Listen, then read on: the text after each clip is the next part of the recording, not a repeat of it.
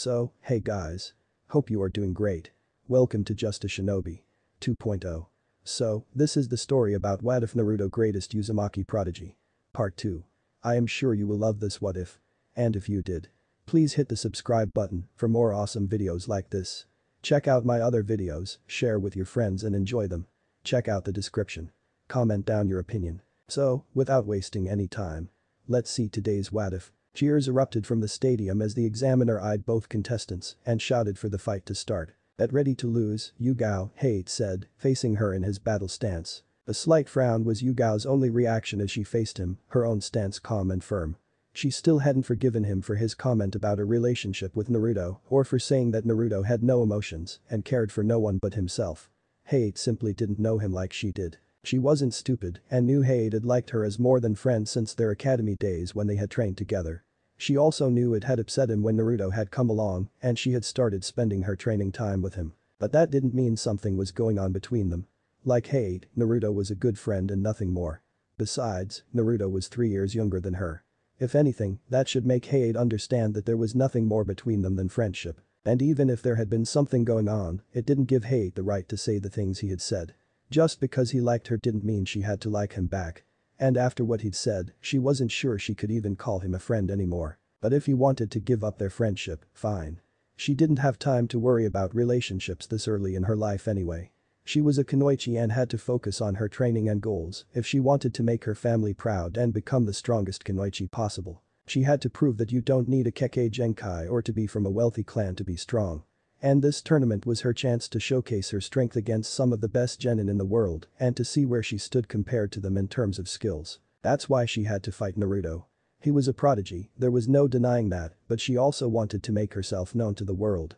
People only saw her and Hana as teammates of the child prodigy, and that annoyed her. She wasn't jealous of him, but she wanted to stand with him as an equal, not as second or third best.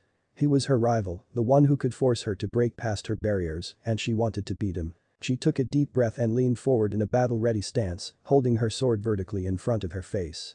She had to be smart. Hate was strong, and she couldn't afford to make any careless mistakes.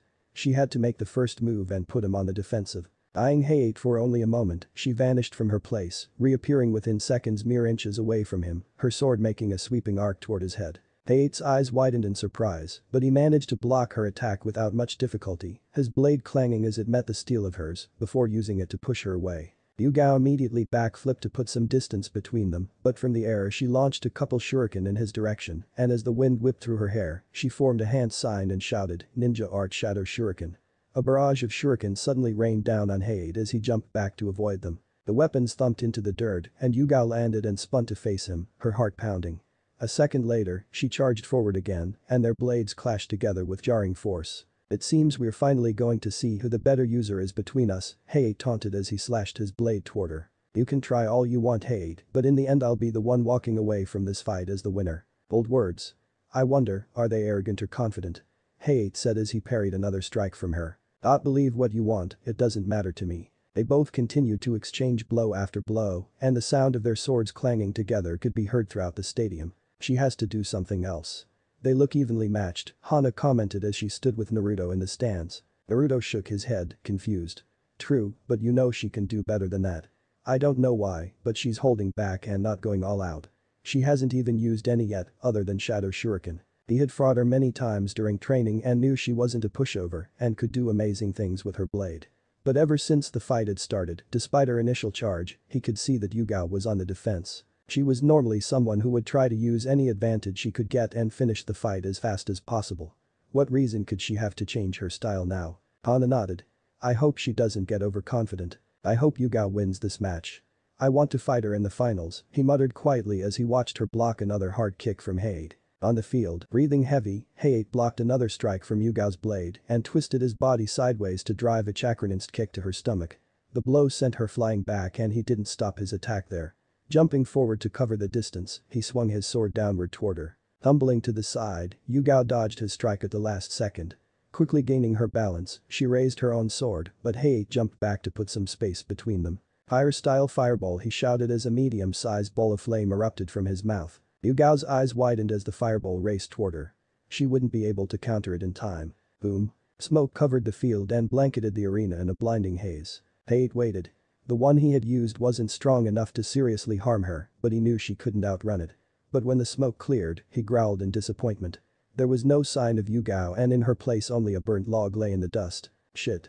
She used a kawarimi at the last second, he mumbled as he looked around the field for any sign of her.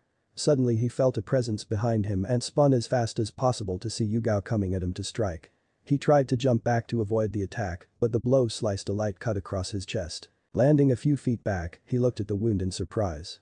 It wasn't deep, but blood trickled down the front of his vest. "Still think of me as someone weak," Yugao said with a smirk. "You've gotten stronger since the last time we fought, but I never thought of you as someone weak," Hate said, holding her gaze. "I'm still standing though and the fight isn't over yet. It's just a matter of time," Yugao countered, and before the last word was out of her mouth, she channeled chakra to her feet and sprinted forward, swiping her blade left and right in a blinding barrage of swings as she advanced on him. Hate leapt back in retreat. He suddenly couldn't keep up with her speed, but knew very well that she couldn't drag this attack out long. If she did, the chakra drain would be the end of her. He needed to conserve his own energy. No one knew how much time they'd get to rest after the match, and Naruto would come in fresh to the final fight, already putting his opponent at a disadvantage. Sparks flew from their swords as their steel made contact. Yugao was aiming for his vital spots as much as possible, and her flexibility was definitely an advantage. Hayate was nimble too, but it was all he could do to maneuver away from her unexpected speed. Cuts and bruises covered both of their bodies, and Hayate was sure Yugao was tiring. On her next swing, he seized the advantage and lunged. Their blades clashed in a grinding of steel, sliding till they locked at the hilts in a stalemate. Inches from each other, he felt her breath on his face as her chest heaved with the effort to gain the dominance. Tightening his grip, Hayate used his superior strength to shove her back. The force bent Yugao's arm and forced her to drop her sword. Seizing the position, he followed with a hard kick to her abdomen, sending her reeling. Almost instantly, Yugao bounded to her feet and her lips twisted upwards into a small smile. With a sudden sprint, she formed hand seals and shouted, "Water-style water missile." Water streamed from her mouth, and Hayate barely dodged the attack before Yugao charged at him again, even faster. Pain suddenly exploded across his wrist as her foot connected in a kick to the bone, and his sword flew from his grip. He tried a roundhouse kick to her side, but she grabbed his foot and delivered a swift knee to his stomach. The blow knocked the wind out of him, and he gasped for breath as he tried to reach for his sword. How did she get so fast? It doesn't seem possible, he thought. He was having trouble following her movements. He tried to kick her sideways, but to his surprise, she blocked with little effort. She then countered with her own roundhouse kick to his stomach, and he was launched backwards, slamming hard against the wall. Sliding down, Hayate clenched his gut and collapsed to his knees. "What did you do, Tomi?" he asked, spitting blood. But it wasn't Yugao who had been faster than normal, he realized. He had somehow become slower as the fight had progressed. He'd read her movements but had been unable to counter in time. It was like his body had stopped responding to his mind. He finally noticed. As I said before, it was just a matter of time. Yugao considered his condition and relaxed her stance. "My sword's coated with poison. All I needed was that single cut and the poison did the rest." He stared at her in shock. "Don't worry, it won't kill you. But your body will be useless for the next 2 or 3 hours. Damn you, Yugao." Hayate grunted in pain, more and more unable to move his body. "The only chance you had to defeat me was before the poison could spread through your body. But even if by some miracle you had succeeded in defeating me, you would have been useless in a fight against Naruto in the final." Yugao then looked at the examiner to announce the winner. The examiner jumped between them, seeming impressed, before turning to Yugao and shouting, "Winner Yugao Yuzuki." The grin appeared on Yugao's face, and the stadium burst into loud applause. Hokage's stand. As the preparation for the final match was underway, the Hokage discussed the performance of the young contestants with his advisors and clan heads. The younger generation has shown quite a lot of promise.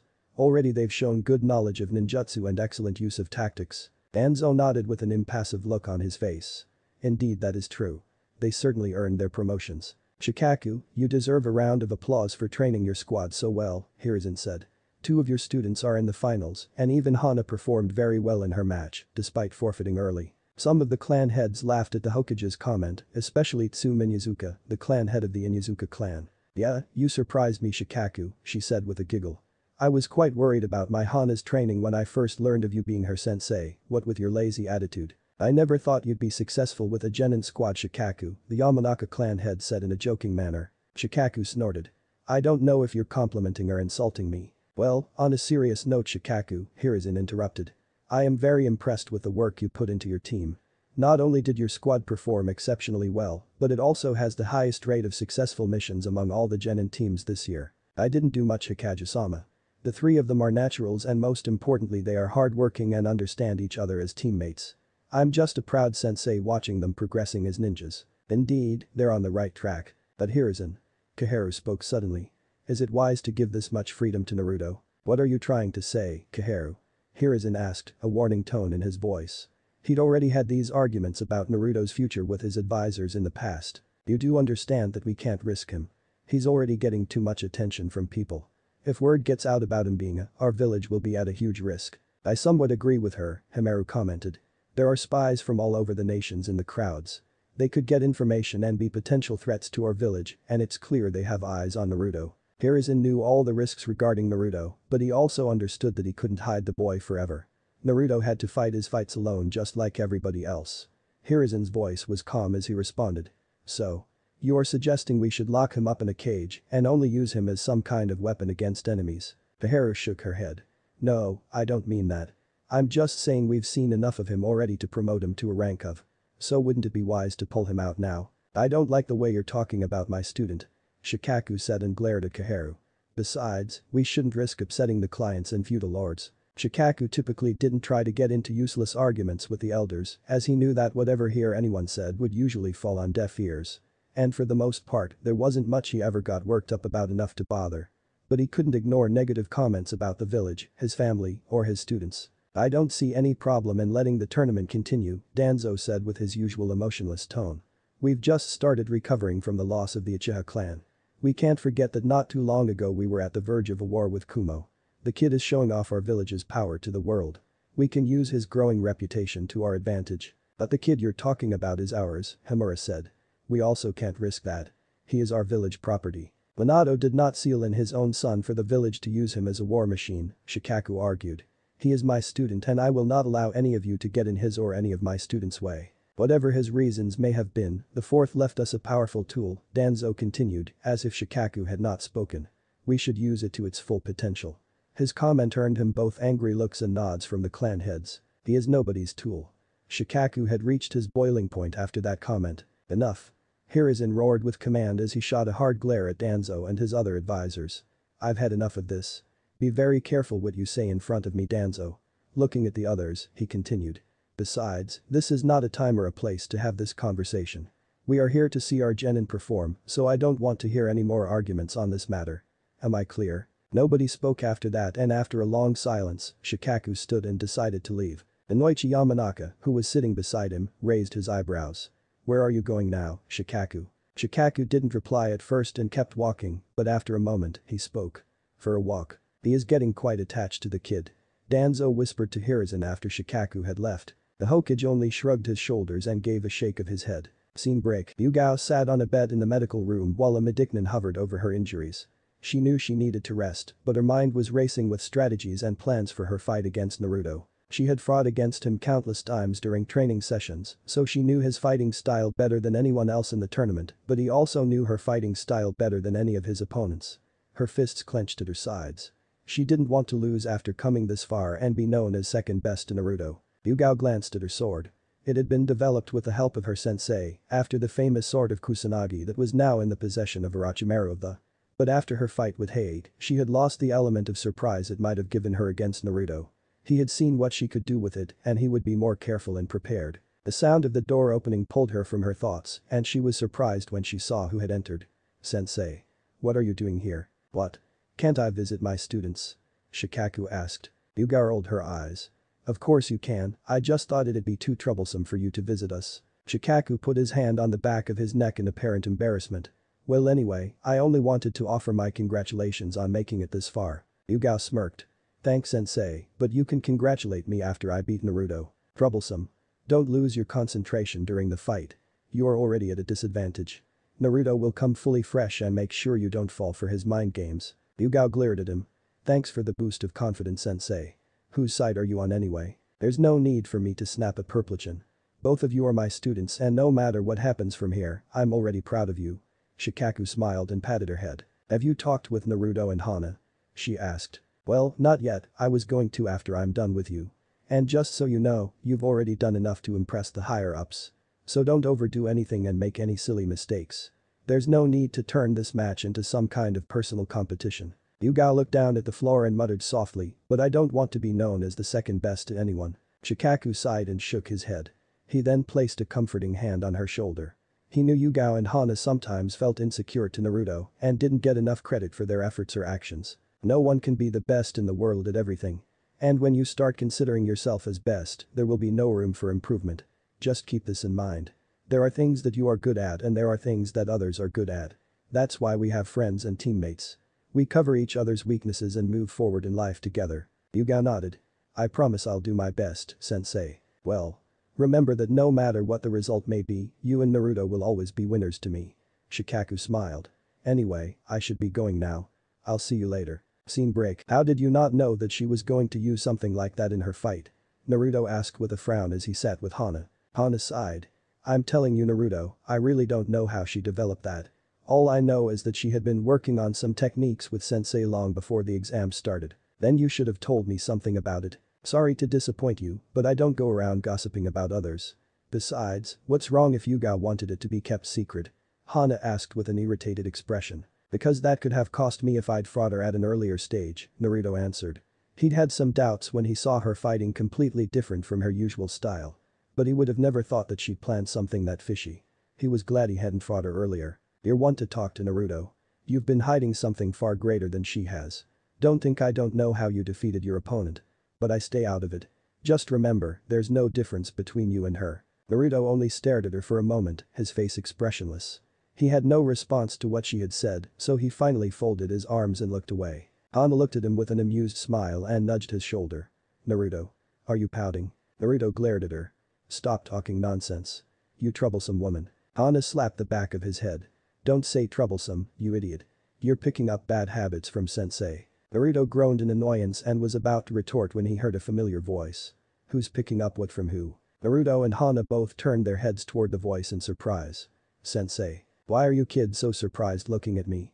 Shikaku asked with his usual lazy expression. Shouldn't you be with the rest of the clan heads, sensei? Hana asked. Shikaku responded with a shrug. Thought it would be good to check on your breasts. Have you visited Yugao? Hana asked and Shikaku nodded in reply. Then. Can I go and visit her sensei? Hana spoke hopefully. Well if you want to, you can go meet her. Hana grinned and turned to face Naruto. I'll see you later Naruto.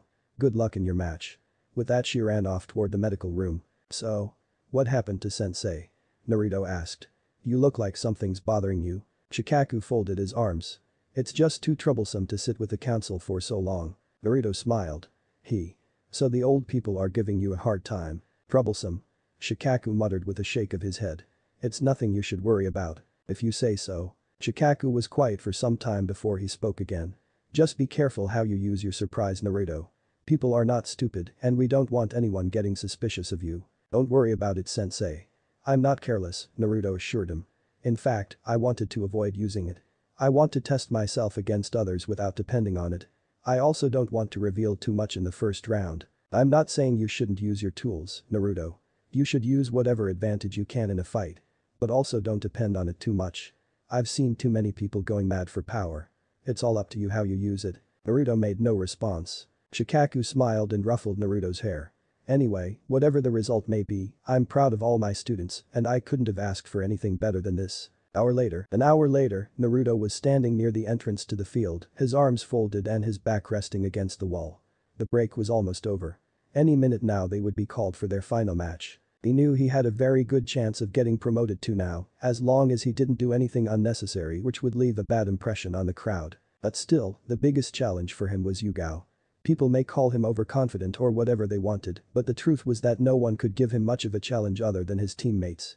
It wouldn't be easy to go up against her. Any mistake on his part could cause his defeat. Naruto was just glad he hadn't ended up against his teammates in early rounds. That would have been very troublesome for him. He heard footsteps coming towards him and glanced to his side to see Yugao approaching. There was no trace of nervousness on her face. Instead, her eyes were alight with excitement. Took you long enough. Hope you're not afraid, Yugao. Yugao smirked. Trying to make me nervous. Naruto-kun won't work Naruto-kun. Good to know. I'd be disappointed if you broke down so easily. Well I hope your punches are as good as your threats Naruto-kun. Yugao stated without dropping her smirk. Naruto couldn't stop a smile forming on his face. Good luck idiot. After being called out by the proctor, Naruto and Yugao faced each other as the crowd roared in excitement. The examiner looked at both, gave them the signal to get ready, and then spoke loudly. The final match of this year's exam is between Naruto Uzumaki and Yugao Yuzuki. Begin. Naruto and Yugao immediately took their stances and eyed each other. Each waited for the other to make the first move. Not going to make a move, Yugao. Finally realizing you won't be able to beat me? Naruto grinned. He knew he could usually get her riled up and he figured he'd try to put it to use on the battlefield. Naruto won't work, Naruto, you can try all you want. You're just worried I'll bruise that pretty face of yours. Yugao had that constant smirk on her face, but he knew she was scanning for any openings in his defense. Naruto tilted his head to the side. Oh. So. My face is pretty now, huh? Shut up, idiot. Yugao said with a stutter and a blush adorning her face. As always, you only hear what you want to hear. Get ready to lose, Naruto. Ha ha ha ha. Naruto laughed. Go ahead and try Purpligen, you won't get the better of me. We'll see about that shortly. Yugao muttered and suddenly rushed toward Naruto with impressive speed, slashing her blade as she neared. Naruto blocked her first attack and kicked her back to get some distance between them. I'm no fool, Yugao. Letting you in close wouldn't be good as long as you're using that sword of yours. Then try to keep me away. Yugao chuckled and rushed back in. Naruto ducked out of the way, allowing his muscles to relax and his body to warm up. As he continued to block and dodge more of her attacks, he grunted in annoyance. He had to be careful that she didn't cut anything. Even one scratch would make him lose the fight. That sword of yours is really annoying. Yugao grinned and made another strike at him. I made this especially for you, so I'm glad you're enjoying yourself. Naruto jumped back to gain a distance between them and immediately began tossing out kunai. Yugao dodged them easily. Don't tell me this is your best, Naruto. How many times have I told you to never underestimate an opponent? Naruto waved through a series of hand signs. Lightning-style four-pillar prison. Electricity shot out of the four kunai that sailed near her, trapping her in the middle. Yugao yelled in pain as electric currents shot through her body. Within seconds, she fell to the ground, smoke rising from the burn marks on her body. But a moment later, Naruto's eyes widened when Yugao's body exploded in a puff of smoke. When did she switch herself with a shadow clone? Naruto searched the field with his eyes, but saw no trace of Yugao. She had to be beneath him. Not a second too soon, he jumped high as a hand broke through the ground with a kunai aimed at his neck. Shit. Was all Naruto could think when again he saw the hand explode in smoke. Before he could change his trajectory, Yugao appeared above him and delivered a bone-crushing kick to his back that knocked his sword from his hand and sent him rocketing toward the ground. Yugao landed a little distance from him. You forgot, always pay close attention to your surroundings. Naruto grunted in pain and stood back up as he rolled his neck and wiped the blood trailing from his lips. Don't get ahead of yourself. His sword lay off to the side and tried to reach for it. He knew engaging her in close combat without it would be suicidal. Yugao noticed and sprinted toward him before he could get to it. Moon cutter. She shouted and slashed her sword diagonally as an invisible force shot toward Naruto. He jumped aside just in time thanks to his Sharingan. That idiot. Named a technique after her own name. His eyes widened at the massive diagonal slash on the wall. And she almost cut me in half. Don't tell me you're scared of Naruto-kun. Yugao charged him again, thrusting her sword forward. A loud clang echoed through the stadium as both ninja passed each other and Naruto blocked her attack with a kunai. They separated for a moment before meeting with another slash. Yugao stabbed futilely at Naruto as he sidestepped up a sword, kicked her in the face, and backflipped as she skipped away. She charged back at him with a cry, repeatedly thrusting her sword and creating multiple destructive waves that sailed towards him. This is going nowhere and she is avoiding eye contact. Naruto muttered to himself. Each strike from Yugao narrowly missed him as it destroyed the ground at his feet. He flipped through hand signs and put his fingers to his mouth. Fire-style fireball. But Yugao had read his attack and quickly released a storage scroll attached to her waist. As the scroll flew open she shouted, "Release." As large wave of water flew from the scroll and collided with the fireball with a deafening boom. The crowd cheered and smoke filled the arena, blocking Naruto's view of the spectators. Again a loud clang echoed through the stadium. A moment later, when the smoke cleared, both genin could be seen matching blow after blow. Naruto tightened his grip on the kunai. I need to make this count, I only have one chance. He blocked another strike as sparks flew from the steel and they both struggled against each other. Then Naruto closed his eyes in concentration and channeled wind chakra to his kunai. A moment later, Yugao gasped when her sword was sliced in two. Jumping back in shock, she looked at her broken sword and noticed a faint blue glow emanating from Naruto's kunai. You used wind chakra in your kunai to make it sharper. She narrowed her eyes. You never succeeded in doing that before. I still can't use it properly, Naruto replied with a faint smirk. That's why I kept applying small amounts of wind chakra into it from the start of the fight. Yugao suddenly disappeared, putting Naruto on guard before she reappeared in front of him with a kick launched toward his head. He immediately thrust his right arm out to block it and his field of view shook with the impact. Before he could withdraw, she grabbed his right wrist and delivered a sharp elbow to his forearm, making him grunt in pain and drop his kunai. She then delivered a punch to his stomach and finished with another punch to his face, sending him backwards. He recovered by backflipping onto his feet, only to see his teammate quickly weaving signs. Water-style great cannonball, Yugao shouted, and launched a giant blast of water, spitting it as strong steam from her mouth. Naruto stared at the steam of water streaking towards him, a smile pulling up his lips at the corner. She's pissed. No way. Yugao cried out as the attack ripped Naruto into a myriad of crows that attacked her all at once. As she struggled to mount a counterattack, the real Naruto ran behind her and raised a kunai to her throat. Yield. You used a substitution at the last moment. Yugao muttered. Naruto narrowed his eyes as she continued with a smirk. I think I should thank you for showing me this. Naruto's eyes widened and he tried to jump back in time as Yugao's body started glowing and she whispered. Great clone explosion. Her clone ripped apart and sent Naruto crashing into the wall behind him. Damn it, Yugao. Naruto said as he got up and saw Yugao coming out from behind the tree where she had been hiding. She looked exhausted. Naruto was bleeding from various parts and breathing heavily while most of Yugao's previous injuries had reopened. Meanwhile, the crowd was going crazy and cheering loudly at their performances. Come on Naruto, let's settle this now, Yugao stated firmly. At that, both genin jumped into their stances and rushed toward each other. Meeting fist for fist and kick for kick, they met in a frenzied taijutsu battle. With chakra extending through their strikes, small shockwaves of force reverberated through their muscles and out into the arena. At once, they both pulled back chakra-infused fists and both connected with each other's cheeks. Both splattered onto the ground. Each struggling to their feet, Yugao gripped a set of kunai from her holster and launched them at Naruto, who shifted his body and let the kunai fly past. As soon as they had left her hands though, she had placed ninja wire into her mouth and pulled back on it. The wire surrounded and bound Naruto. In desperation, Naruto launched a single kunai. She avoided it and let it pass her. Just as the kunai passed though, Naruto disappeared and appeared beside her and muttered. I'm sorry. Yugao's eyes widened. Wow. She couldn't complete what she was trying to say as Naruto thrust his arm forward and shouted. Rasengan. A blue swirling ball of chakra impacted her stomach and sent her thrashing into the ground as she cried out in pain. The crowd went silent. Yugao laid out on the ground motionless. The only sign that she remained conscious were the tears coming from her eyes. Naruto fell to his knees from the chakra exhaustion.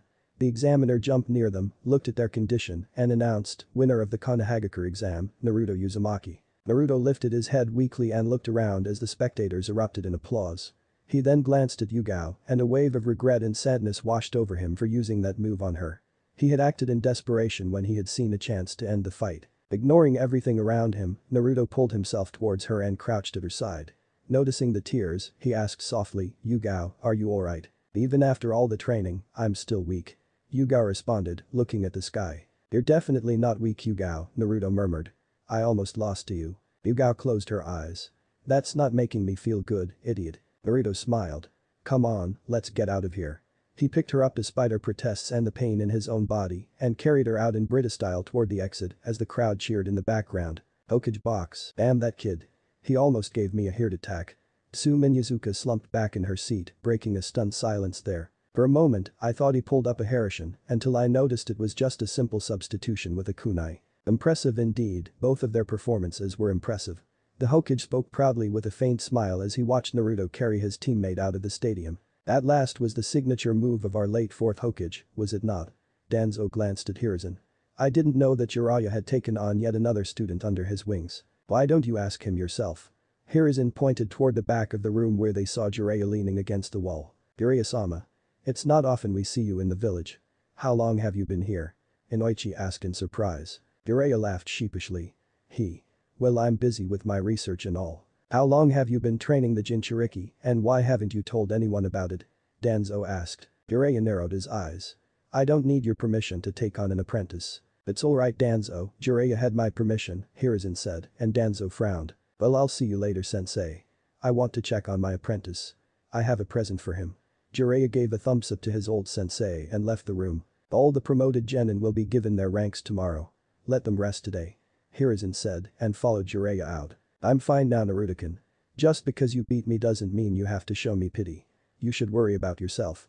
After all, I did quite a number on you. It was a few hours after the exam and Naruto, in a chair by Yugao's bedside, with his own injuries covered in bandages, sighed. "I'm not showing you pity," he said in his usual calm manner. "I don't have anything to do at the moment and the medical staff won't allow me to leave the hospital yet. So, you thought you could spend alone time with me, where no one can disturb us?" Yugao teased. She laughed wholeheartedly upon noticing the blush creeping up Naruto's face. "I'm flattered by Naruto-kun." Naruto scoffed, but when he saw Yugao's laugh turn to a grimace as she tried to hide the discomfort from her injuries, his face became downcast. She was in this condition because of him. "Does it still hurt?" he asked softly. Yugao sighed in annoyance. "Don't look at me like that. I told you, Naruto-kun, I'm absolutely fine." "I'm sorry," Naruto muttered. "What?" Yugao asked, confused. "I said, I'm sorry. I shouldn't have used Rasengan on you. I promised Jiraiya-sensei that I would never use it against a comrade, but my mind went blank when I saw the chance to end the match and just moved on my instincts." Yugao shook her head. "It doesn't matter how you defeated me. What matters is that I'm still weak even after all the training I've been through. I seriously thought I had a good chance to defeat you this time, but it turns out I'm nowhere near you." "You're definitely not weak, Yugao," Naruto insisted. "The result of our match could have gone either way. You seriously kicked my ass this time and besides, I'm still nowhere near you." He meant what he said. Yugao was definitely not the worst opponent he could have asked for. Yugao suddenly snapped her head up and glared at him. "Speaking of, you broke my sword, you dunce. Do you even have any idea how much time I spent repairing and caring for it?" Naruto gulped under her glare, feeling suddenly hot. After really experiencing what she could do in a fight, he didn't want to get her mad. "Don't worry, Yugao, I'll get you a new one, alright." Yugao shrugged and sighed as she leaned back and closed her eyes. "I'm so tired." Naruto released the breath he'd been holding and for the first time, really looked at her. She did look exhausted. But covered in bruises and mud, her purple hair falling tangled around her face, she was still the prettiest girl he'd ever seen. The thought surprised him and he felt the heat rise to his cheeks. Of course, he'd never tell her that. She'd never let him live it down. Thankfully, though, Yugao still lay with her eyes closed and his momentary embarrassment had gone unnoticed. Looking at her, he saw that the bruises on her face were already turning a livid blue against her pale skin and he felt terrible all over again. But as he was about to ask if there was anything he could get her, he noticed that her breathing had evened out and realized she had fallen asleep. The lock of her hair had fallen across her eyes and without thinking, Naruto reached out to gently push it away from her face. But just as his fingers touched her forehead, she jolted awake. Naruto snatched his hand back, blushing furiously. "What were you doing?" She looked flustered and Naruto noticed the flush on her cheeks too. "Was I asleep?" "Oh, yeah, and you had something on your face," he stammered. Yugao blinked and reached up to her face self-consciously. "I did. It's gone now, don't worry about it," Naruto said, trying to hide his embarrassment with an annoyed tone of voice. But she must have noticed how uncomfortable he looked because her face spread into a gentle smile as she blushed even deeper. "Thanks, Naruto-kun." "Yeah, sure," he said, surprised to find his heart beating faster than normal. "Anyway, I should probably let you get some sleep." Just then, there was a sound at the doorway and both of their heads snapped toward it.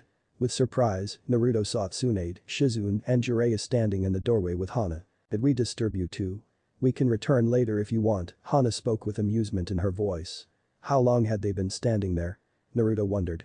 Had they seen what he'd done? But Naruto ignored his teammate's comment as if nothing were wrong and tried to forget the unfamiliar feelings he'd had only moments before. With confusion, he said, "Abasan, Shizune, what are you doing here?" Tsunade narrowed her eyes. She looked suspicious, but he couldn't think of anything he'd done that would have made her look like that. Jiraiya, on the other hand, was wearing the biggest grin Naruto had ever seen and was shooting him a thumbs up. He also looked about ready to cry with pride. Naruto could only hope it was because of the tournament results and not because of what he might have seen between Yugao and him. "What were you two doing?" "You both look like we walked in on something," Hana said with a playful look. "Shut up," Yugao hissed with a light blush still adorning her face. "He was just helping me." "Helping her with what, Naruto-kun?"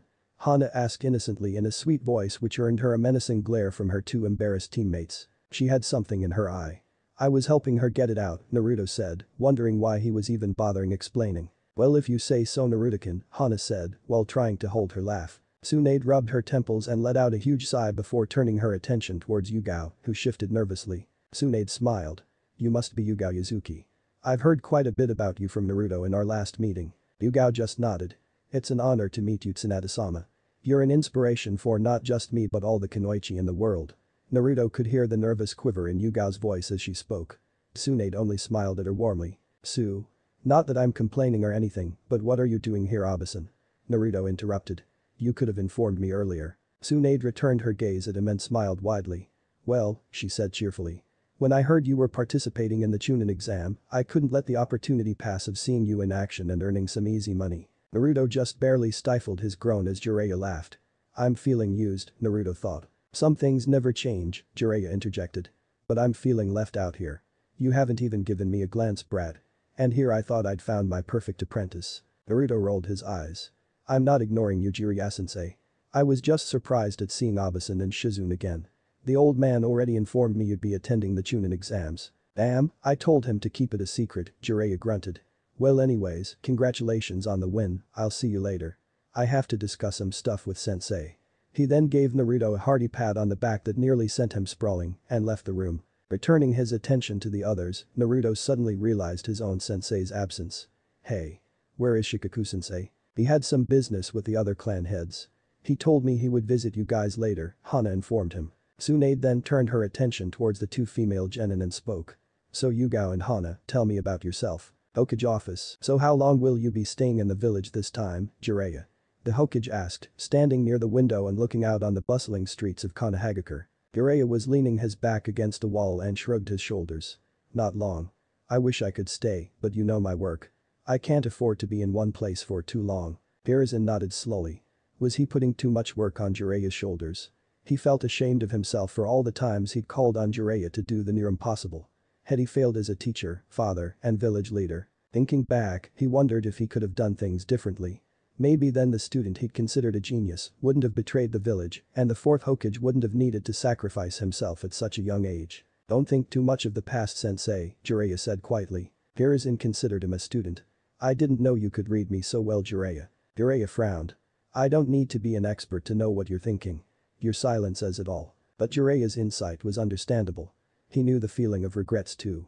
He knew what it felt like to want so badly to change things that can't be changed. Hiruzen didn't say anything in response and just shook his head, shaking the thoughts out of his mind. There was no point in dwelling in the past. Perhaps I can give this hat to you and finally retire in peace. As you know, I'm not getting any younger as time passes. Not interested. Try someone else, old man, Jiraiya grunted in response. Well, I tried, Hiruzen muttered with a deadpan look before he spoke. By the way, where is Tsunade and why didn't you inform me earlier that she'd be coming back? Don't get your hopes up, sensei, she's not going to stay. She just wanted to meet Naruto and surprise him. She asked me to stay quiet about it. Well, at least she could have given me a visit first, Hiruzen said with a heavy sigh. But he wasn't surprised in the slightest. They weren't exactly on good terms at the moment. So what do you want to discuss with me? He then asked, changing the subject. It had to be important for you to personally make this visit to me. Remember when I told you of a group that calls themselves the Akatsuki? The same group our old friend has joined. Jiraiya asked, his face getting serious. Orochimaru. You got something on him? Anything regarding his psychotic student could not be ignored. Jiraiya let out another sigh. Apparently he deserted the group a while back for some unknown reason. But what I do know is that he had done something to piss off the leader. I'm still trying to discover what that was. Anything else on him? Not yet. The bastard went into hiding and I need some time to locate him again. Jiraiya knew they would need to deal with his ex-teammate as soon as possible before he became a major problem for the village. Hiruzen nodded at him grimly. It's all because of his weakness that Orochimaru left the village. It was only his weakness that had kept him from ending Orochimaru sooner. Keep your sources on lookout, Jiraiya. We can't afford to let him do as he pleases and cause any more problems. Jiraiya frowned but nodded nonetheless. I wish things had never come to this. I still remember trying to talk sense with him on the day he went rogue. Funny how time changes. What about the Akatsuki, did you get any more information on them? Hiruzen asked. He knew the group posed a threat to the great nations, but his biggest concern was that no one yet knew their motivations or goals. But he couldn't afford to contact Itachi for any information in fear of his cover being blown. The only information they had was that the group consisted of high-rank missing ninja from multiple hidden villages and that they were working as a mercenary group. Their main objective is still unknown. But recently they've been taking some missions from smaller villages and even that old Godanoki is using them to get his high-rank missions done for Iwagakure, Jiraiya stated. This is troubling Jiraiya. They can pose serious trouble in the coming future. Jiraiya nodded. Don't worry. I'll try to get as much information as possible on them. But at the moment my main focus will be on locating Orochimaru again. Hiruzen looked at Jiraiya for a moment. For the time you'll remain in the village, you'll be spending your time training Naruto, I take it. Well, of course, Jiraiya started with a wide grin. Hiruzen shook his head with a small smile on his face. That kid is really something else. But sometimes I really worry about him. Throwing himself in training and doing missions while closing his heart to others would never do him good. He wished Naruto would talk a little more about his feelings with others. Well, at least there's been a lot of improvement in his behavior since the last time I met him, Jiraiya said. Hiruzen nodded. That was right after the events with Itachi and Shisui where he completely distanced himself from others. He still doesn't trust everyone but at least he is open with his teammates. I've seen some changes in him since he met you and Tsunade as well. Hiruzen said with a small smile. What worries me the most is that Danzo is showing a lot more interest in him day by day. He sighed. Danzo may show interest in him, but Naruto is a mature kid, sensei. He knows what's good and bad for him, and Danzo knows that. Hiruzen let out a long sigh. That may be true. But we can't underestimate Danzo. I'll have to figure something out to deal with him. Well, don't worry about it too much, sensei, I'll warn Naruto, Jiraiya said and walked up to the window. One more thing I wanted to ask though. Is there something going on between Naruto and that purple-haired girl in his squad?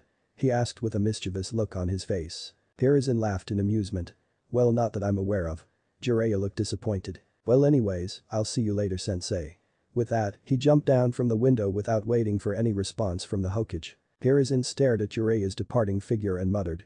I hope I don't get any complaints from the bathhouse. Time skip 1 year. Naruto coolly observed the bustling life within the village around him as he walked on the busy streets of Konoha. Yugao walked alongside him laughing and chatting. He is now 11 years old, a few months away from 12. It's been almost over a year since he became friends with his two teammates. He has been doing missions with his teammates as well as partnering with other ninjas after his promotion, which earned him the respect of his fellow ninjas because of his performance on each mission. Everything has been going great so far. He is learning new skills in his free time while enjoying his life as a ninja. Jiraiya left a month after the exams, but in that time he taught him some useful skills. After some time, his Abasan also left the village, saying that she couldn't stay and mentioning something about people coming after her for overdue debts. Concerned about Naruto never taking days off, his sensei ordered him to take a long break for a week. The Hokage had backed the order and told him to take a rest from the constant training. Given that Naruto had no idea what to do with his time other than missions and training, he couldn't stop feeling like he had suddenly been set adrift in a calm sea. He tried to sleep all day, but his body, used to missions, woke him up before the crows started cawing in the morning. Having no other choice, he was forced to kill time playing with the 5-year-old grandson of the Hokage, Konohamaru. Naruto loved spending time with him and had really gotten close to the kid to the point where Konohamaru followed Naruto everywhere, calling him his big brother. He was beyond delighted to have Naruto there spending time with him, given that Naruto was normally always away on missions. His time with Konohamaru also brought up his own memories of his time with Itachi and Shisui. But one thing Naruto knew was that he was not going to leave Konohamaru the way they had left him. He was spending his vacation watching over Konohamaru when Yugao came and dragged him out for a walk. Hey, are you even listening to me? An annoyed Yugao broke him out of his thoughts. Naruto blinked before turning toward her and meeting her eyes. You should watch where you're going, you know, Naruto remarked. Her voice had a little bounce in it. You want to take a break over there? She pointed towards his favorite ramen restaurant, Ichiraku Ramen, ahead of them. Naruto being Naruto could not resist the temptation of ramen. He considered it the food of the gods, after all, and they both headed over to the stand. 2 miso ramen please. Yugao called out and sat down on a stool in front of the shop. Naruto sat beside her quietly, humming. Naruto heard a familiar voice from inside the shop. Oh, if it ain't little Naruto-kun. Naruto smiled and waved at the girl in front. Good to see you again. I thought you forgot about us, Naruto-kun. You hardly come here for ramen anymore. Naruto smiled apologetically. Sorry, I've been busy with missions and all lately. Yugao smiled as she watched Naruto interacting with the shopgirl. So? Is this your girlfriend? Asked with eyes glittering as her father set 2 bowls of ramen in front of the couple. Friend, Naruto grunted in response. Oh, I bet she's all disappointed now. Teased and Yugao looked about ready to protest in surprise when laughed and turned her eyes back to Naruto. So how's life treating you? Well, can't complain since the missions are more challenging. Yugao sat quietly fuming, her face turned to her food as she slowly ate her ramen. Nodded. Well, enjoy your ramen you too.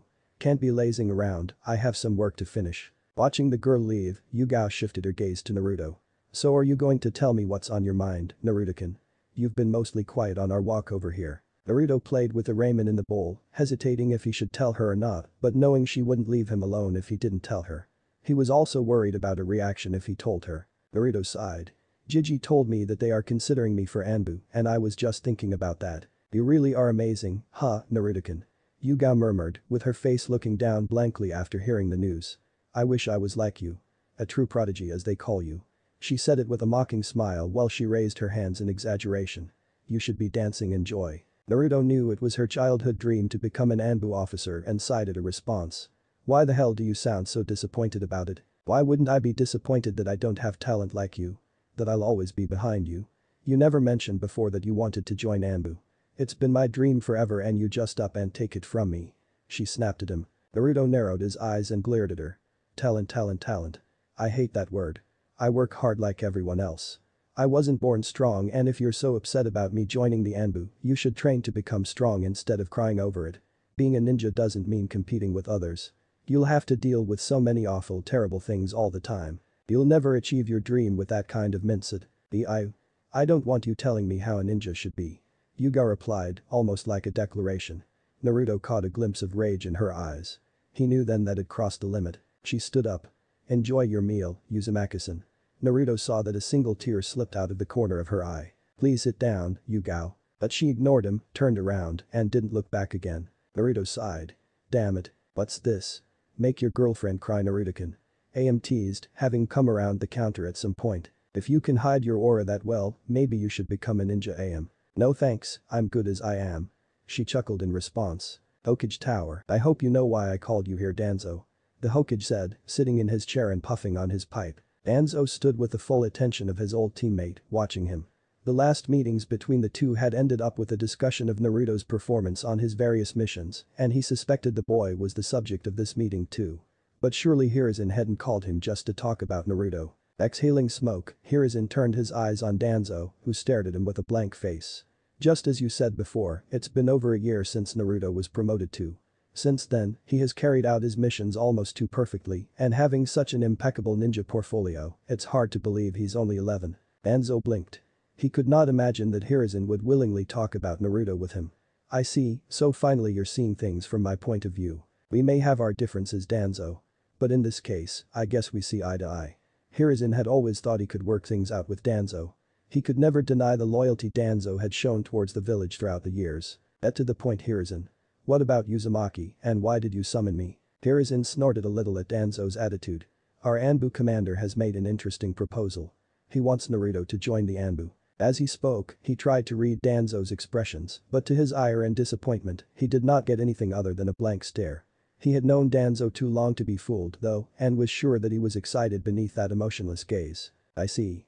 Danzo said. According to him, Naruto won't be able to use his abilities to his fullest capabilities in the regular Konoha forces and Jonin units. He thinks Naruto possesses unparalleled talents as a ninja, and he mentions that it's our duty to guide him to a place where he can fully use that talent. So he came to me about the possibility of the boy joining the Anbu. Hiruzen never broke his eye contact, even for a second. He kept staring in the blank darkness of Danzo's eyes to get anything out of him. Homura and Koharu are totally opposed. They say it's dangerous to have a Jinchuriki in the Anbu. Hiruzen took a second puff of his pipe. Maybe you could stop smoking while we are discussing important business, at least, Hiruzen. Danzo frowned as Hiruzen packed tobacco into his pipe for the third time. Hiruzen shrugged his shoulders slightly in dissatisfaction before setting the pipe down on the desk.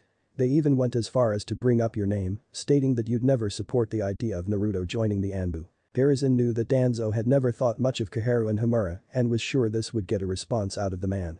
He had mentioned before his opinion that they had managed to live through many of their tribulations through luck alone. But he only remained silent. I see, so you're also an Oppo. Hiruzen began. And you just let him in, then? Danzo interrupted. Hiruzen's eyes widened in suspicion. Naturally, he also thought Danzo would be opposed, but Danzo was not opposed in the slightest. Quite the contrary, in fact. The Anbu commander's proposal was a godsend for Danzo. Right from the start, he had planned for Naruto to join the Anbu since his root program had been officially banned and it would be suspicious if Naruto was to suddenly disappear for a period of time for his training. Naruto Uzumaki was an essential figure for the future of the village. So much so that Danzo hoped he could become Hokage in the future. Just like his father Minato Namikaze, Naruto wouldn't hesitate to take the hard decisions. He was a perfect candidate for the future Hokage. I know you have quite an impression of him, but I thought you would have disapproved of putting him in the Anbu. Hiruzen didn't even try to hide a dangerous look in his eyes, his suspicion obvious. Danzo remained calm under the Hokage's gaze. Naruto is the sort of ninja you see maybe once every 100 years. We cannot afford to not take advantage of everything he has to offer to the village. That answer is. Very you. The third Hokage nodded deeply, as if trying to convince himself of something. I'm not 100% sure of letting him join the Anbu this early, but since Naruto has shown his interest, I've decided to assign him to Team Ro under Haddock, Kakashi. Kakashi will take care of him and teach him the inner workings of the Anbu. Danzo was just grateful that the Hokage had approved of Naruto's early entry into the Anbu, whatever his reasons may be. Of course, Naruto is still so young. I'm not sure he should join just yet. Before the official assignment, therefore, we need to see if he's really ready for the Anbu. A mission to join the Anbu, huh? Danzo stated, giving Hiruzen a knowing look. Precisely. Would you leave that to me? Danzo asked. He had the perfect mission for Naruto. Somewhere in the village, so I assume you also agreed to join the Anbu. Affirmative, Naruto responded expressionlessly to Danzo's question. They were in the headquarters of the covert organization Danzo ran separately from the Hokage's Anbu. The Foundation. The organization Danzo ruled over was at least in name, affiliated with the Anbu, but it had a different command structure. The Foundation was an elite unit that recruited the finest within the village when they were still children and trained them to work in the shadows. Even though the Hokage had officially disbanded the organization after the Uchiha clan massacre, Danzo had reinstated it. It now worked to maintain the peace within the darkness of the village. Naruto himself had only learned all this after Danzo summoned him here. The majority of people in the village weren't even aware of the existence of the Foundation. For the citizens of Konoha, Danzo was just an administrative official who managed the surface of the Anbu. Danzo's eyes narrowed to thin lines on his face, and they focused on Naruto. His gaze seemed to catch every breath, every tremor of every hair. It was so sharp that it reminded Naruto why he was so afraid of the man in front of him. Naruto almost felt like he was on the battlefield with an enemy, but he was not going to back down and give Danzo the satisfaction of seeing him afraid. There's resistance from above at having a Jinchuriki in the Anbu. Their opinion doesn't matter to me. Naruto wanted to say but he stayed silent. The Anbu were an elite squad that only accepted select ninjas from the village. If he distinguished himself there, he would be a lot closer to his dream of becoming the Hokage. He also needed to get close to Danzo as much as he could to know what exactly had happened on the night of the Uchiha massacre. He could not trust Itachi blindly. No matter what Itachi had said, Naruto knew that he couldn't wipe out an elite clan single-handedly in one night. There had to be something Itachi was hiding from him, and who better than the man who had assigned the mission to Itachi to gather the information from. That is what the Hokage had ordered him to investigate. Hidden secrets of Danzo and his foundation. Also according to some rumors, the Uchiha clan had something to do with the Kyuubi attack and he wanted to know exactly what had happened that night. He had the feeling that the Kyuubi attack and the Uchiha massacre were connected somehow. An achievement is required to show us whether or not you are suitable for the Anbu, stated Danzo. Do you mean a mission? Precisely. Danzo didn't move a muscle. Naruto had also not budged. He felt like if he so much as twitched in front of him, Danzo would see right through his facade. A silent battle was unfolding between the two men. I have been put in charge of giving you that mission. Danzo's taking the helm must indicate that it would be a dark and grim mission. Naruto had long been prepared for such a mission eventually and simply stared at Danzo. Danzo came straight to the matter. There is a man in the Anbu, age 34. Naruto waited for the man to continue. After a period of silence, Danzo started speaking again. Many have seen great talent in him from the time he was a child. This man came up the ranks through Genin without incident and joined the Anbu at the same time he was promoted to, but he cut himself off for a second. Recently, we learned that he has been leaking some sensitive information to Kumagakure. The traitor. Naruto thought to himself. So the one to take care of him is me? He asked. I'm not finished, Danzo stated coldly. Those who belong to the Anbu do their utmost to keep the people of the village from learning of their close relationships. On the surface, this man lives an average life as a. He has a wife and 2 children, ages 3 and 1. What is Danzo trying to plant inside me? Naruto asked himself. Was he trying to test the boy somehow by telling him that he had to kill someone with a family? But if Danzo thought that Naruto would be carried away by emotion and hesitate to fulfill his mission, Danzo was seriously mistaken. Other than the fact that he was linked to Kumagakure, this man is a capable ninja, trusted by the Hokage himself. Danzo spat the words in disgust. But if we permit a traitor, the village will never be strong. I understand, Naruto said, with a hint of irritation at Danzo's manner of speaking. And then, as soon as the words were out, he regretted it. For someone as insightful as you, this tale must sound like quite a roundabout. Not at all, Naruto said. But it is all for the singular purpose of having you know this man. Naruto swallowed the question of why he had to know the man. Till this man, Danzo instructed with a tone of finality in his voice. Understood, Naruto replied, immediately. Family or not. Gifted ninja or not. A traitor was a traitor. This was his mission. Danzo stood up. It is likely obvious at this point, but I am convinced that the place you belong is the Anbu. You are permitted one comrade on this mission. I have already chosen a capable partner for you. He will guide you if needed. Naruto had no problem with that, as long as his partner didn't slow him down. Danzo went around the desk in front of him and approached Naruto. Peace is actually a troublesome beast. He looked down and locked his eyes on Naruto's. It is hard to produce and maintaining it is next to impossible. Naruto felt like Danzo was a tiny bit pleased with himself. People eat food. While one person is finishing that day's supper, another is suffering somewhere with nothing to eat. When one person gets something, someone somewhere else loses something.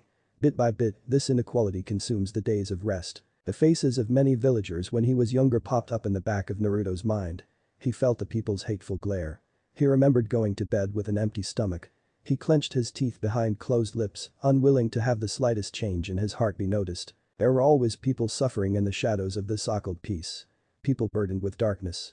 Don't you think we should actually hold in contempt those who forget this fact, who simply gorge themselves on peace? Naruto didn't understand what Danzo meant by all of this. What did he want to accomplish with this? Naruto silently continued to listen. Previously, I said you were the bearer of bad luck. Naruto remembered his first conversation with the man. Those words still bothered him. It plagued his mind even now. Your life will be forever shadowed by the chaos. That's why you need to become strong enough to cut out the roots of that chaos that binds themselves on you. Danzo said. And you're saying that the place where I can obtain that strength is the Anbu? Danzo nodded. They say a wise man only needs words, but you only need one word. No. You only need the first letter, but that cleverness will make you suffer. I'll suffer. Stop trying to hide your true self in front of me, Danzo interrupted. The desire for acceptance and love of a family is making you suffer. How can you? This raven bird mask of yours says a lot about who you are, Naruto Uzumaki. Danzo pointed at the newly obtained mask hanging by Naruto's waist. These birds as dark as the night itself have been known as the harbingers of death and grief, and even the collective noun for the raven is unkindness. But it is also true that they are smart birds, they can imitate the human voice, and are extremely adaptable. You're comparing me to a bird? Naruto questioned. You are one of those people who keeps their dark side hidden. You are good at observing people from a distance and understanding their thoughts. You can clearly see the darkness that hides in other people's hearts. Just like the raven, you adapt, shift and change according to the situation. You are persistent towards achieving your goals. Danzo spoke with so much conviction that Naruto almost thought everything he was saying was true. The one who can bring about true peace is the one who has the deepest darkness inside him. I believe you can become that person. At the end of that meeting, Naruto understood one thing. And that was that Danzo was a very dangerous man who would do anything to achieve his goal. Naruto walked up to the path that led to the Hokage monument. It was already the dead of night, but he needed some time to relax in peace and collect his thoughts after his meeting with the leader of the foundation, and nothing was better than his father's stone head to keep him comforted for the night. The first thing Naruto noticed upon reaching his destination was a purple-haired figure sitting alone, gazing over the nighttime view of the village. What is she doing up here? Naruto stood silently wondering if he should join her, remembering their meeting earlier. But she must have noticed his presence by now. He hesitated for a moment before he walked up to her and quietly settled down beside her. No one said a word, and Naruto kept looking at her from the corner of his eye. She had tied her hair in a high ponytail. She did not even acknowledge his presence. After a long moment of silence, Naruto said. Nice night, huh, Purplichin? So? Anything interesting so far? Idiot, he wanted to hit himself by now. Your annoying presence. Naruto laughed nervously. You're so funny, Yugao. Yugao looked at him blankly. Well, not so funny right now apparently. He thought to himself. Listen Yugao, I'm sorry. I shouldn't have said those things. It was out of place. Yugao did not reply. Really, she didn't even know if she was upset with him or herself. She had been disappointed when she learned he was going to join the Anbu after she'd been working so hard to try to achieve it herself. But after the initial shock, it didn't bother her much anymore because she knew if not today, then tomorrow, or even a year from now, she would achieve her dream of being an Anbu. What bothered her was that uneasy feeling she had whenever she was with him. It was like he was trying to distance himself from her and the others. She feared that Naruto would become that same cold person he'd been during the academy. She hated Naruto. Lost in her thoughts, she was caught completely off guard when Naruto reached his hand up to the ribbon holding her hair. Before she could react, he had grabbed it off, letting her hair flow down. She looked at him in surprise. I like your hair this way. Naruto smiled lightly. I am not here to please you, and don't touch me. She snatched the ribbon from his hand and tied her hair up again. Why are you even here, Yugao? Naruto asked, noticing her red eyes for the first time. Had she been crying? Why does it matter to you? Yugao muttered and felt her tears coming back at full force. She didn't want him to see her in this state. She looked down at the large stone head of the fourth and poured her heart out with her words. Do wish you were here to beat some sense into your stupid son. He's always mean to me and doesn't listen to a thing I say and always troubles me. I hate him. He is nothing but a jerk. She sniffed as tears continued to flow. Naruto sat there silently watching her and felt like scum. He had never wanted to make her cry. Not knowing what else to do and not wanting her to cry, he quickly brought her close to him in a hug. She tensed initially in surprise, but then wrapped her arms around his neck and buried her face in his chest. I am scared of Naruto. Unable to do anything else, Naruto simply waited for her to calm down. I feel like you're getting further and further away from everyone. From me. We're still young, Naruto, but you're moving so fast that no one will be able to reach you and you'll be alone all by yourself with no one beside you again. Is this what Danzo had meant when he'd said to kill his emotions? Did they really cause weakness? But how could bonds with other people be broken? He liked the feeling of having someone to lean on. Someone who cared about him. Just like this current feeling. He didn't want to lose this feeling. He tightened his arms around her and whispered in her ear soothingly. I'm not going anywhere without you, Yugao. I'll always be here with you. Danzo was wrong. Emotions didn't make him weak. They made him strong and more importantly, they made him human. Minutes passed and Naruto and Yugao lost track of the time they were in each other's arms. After a while, they laid down on the heads still holding each other. Yugao rested her head on his chest listening to his steady heartbeat. Naruto gazed up at the black, star-riddled sky and spoke softly. Do you know why I like watching the sky, especially at night? You never told me. Yugao looked up at the sky as well, mesmerized at the dazzling stars. There was a brief silence before Naruto started talking. I always used to cry, thinking about my family before going to sleep. I always felt sad seeing other parents spending their time with their kids. I was desperate to find any clue which could connect me to my family. I met Gigi in the forest outside the village for the first time. I was eating some fish when he came and asked me if I could share some with him.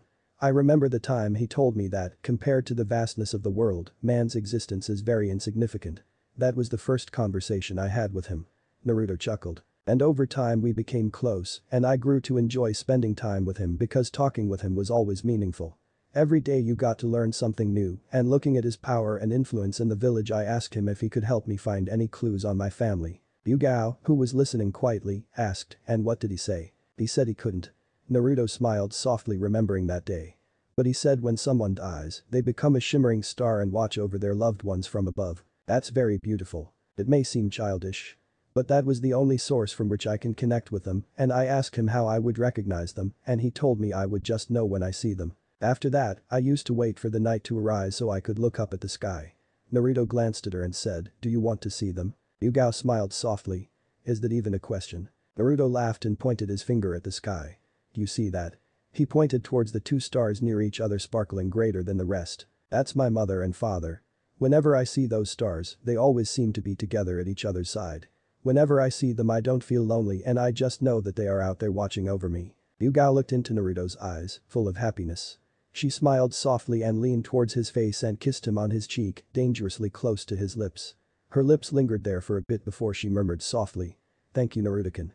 And then she rested her head back on his chest while she closed her eyes and wrapped her arms around his waist. Naruto was blushing crimson red from the feeling of her lips on his cheek as he spoke after a moment of silence. Hey Yugao. A small smile formed on Naruto's face. Nothing. He closed his eyes as well while wrapping his arms around Yugao's frame. What a day it was. I never thought Danzo would choose you to be my partner for the mission, Naruto said. Clad in Konoha's Anbu gear, the man standing before Naruto rubbed a hand through his spiky silver hair. A mask covered the lower part of his face, and his headband was slouched down over his left eye, but his right eye creased as he smiled. The Hokage gave him no choice. Naruto smiled back. It's good to see you after so long, Kakashi. Naruto had first met the famous Kakashi of the Sharingan before the exam, when Shikaku had asked him to train Naruto in his lightning element. At that time, he had quickly made Naruto feel comfortable, and learning that he had once been on the Genin squad under Minato had only made Naruto like him even more. So, an assassination mission, huh?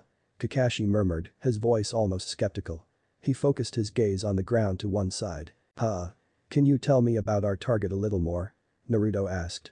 Kakashi probably thought he was too young for the Anbu too, and Naruto felt even more determined to prove himself. Garurum Yukai, he's a pretty decent ninja, Kakashi noted. I've worked with him on a few missions. I still can't believe he's secretly connected with Kumagakure. What intel do we have on him? Let's see. His family is distantly related to the Hyuga clan, but they branched off several generations earlier, so they don't have the Byakugan. He's also sharp.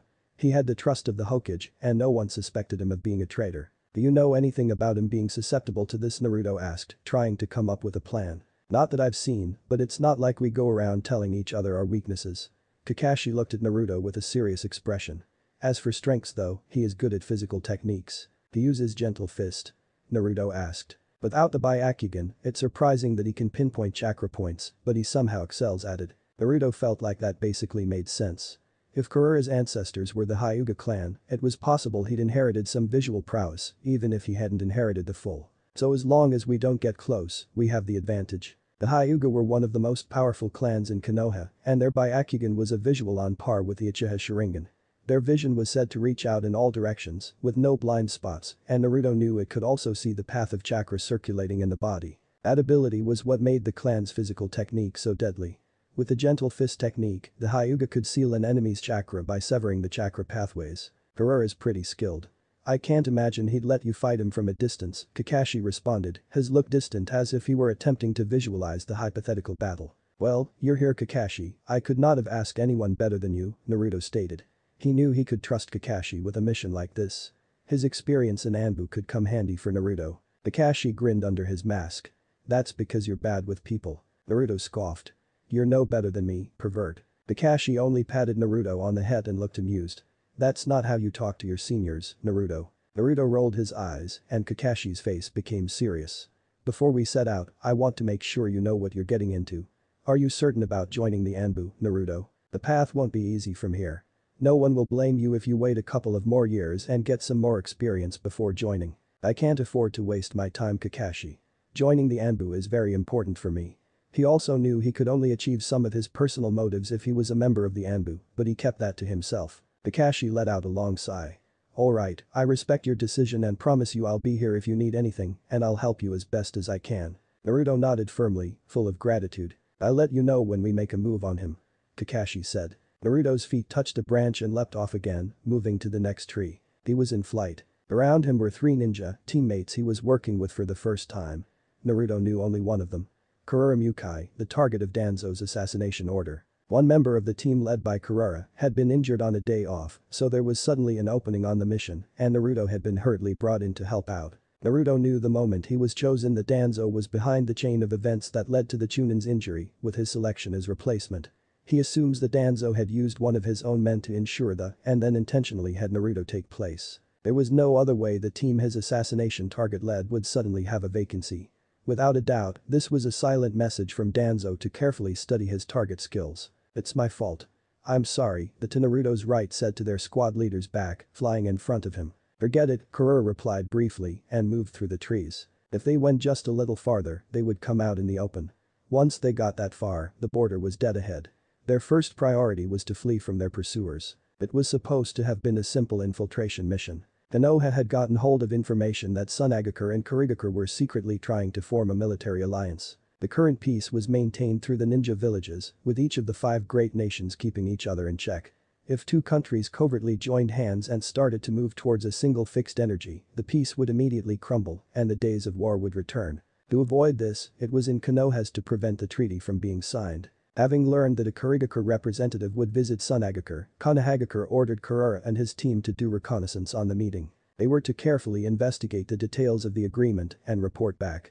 That was the whole mission. As long as the enemy didn't notice them, it was in no way difficult. Or at least, it shouldn't have been. Naruto and others had snuck into the residence of the 4th Kazekage and watched over the meeting from the shadows. It ended with Sana and Kiri basically comparing their positions and making small moves towards each other, and Naruto's team had moved to leave Tsunagakure. But an unforeseen situation had occurred. One of the on their team had been caught in a trap designed for intruders, and without a look back, the 4 started running. And now they were trying to escape their pursuers. The border's up ahead, Kurura noted. Now that they know Konoha knows about the secret agreement, the 2 countries can't move forward with things carelessly. The fact that we were found out is good for that, at least. He remarked to those who had been fretting the whole time about being caught in the trap. They came out onto the plains and dropped from the trees to the ground. If they just kept running all the way to the border, they would definitely figure something out. But Kurura suddenly stopped, causing the others to halt too. Naruto looked at the team leader. Kurura was staring at the woods they had just slipped out of. He put a hand in his pocket, pulled out a cigarette and lit it up. "What are you doing?" Naruto said. He was perplexed at their leader's sudden actions, and judging from the expressions on the others' faces, they were too. Ignoring Naruto, Kurara pulled a golden bottle from the back pocket of his trousers and brought it to his mouth. The sweet scent carried to Naruto by the wind revealed that the bottle contained sake. "Team leader, well, you just watch there," Kurara said without looking back at Naruto as the wind carried away the smoke. "We've already found out. They're not going to let us get home unscathed. And," he looked at Naruto over his shoulder, "we do happen to have the supposed prodigy of Konoha with us.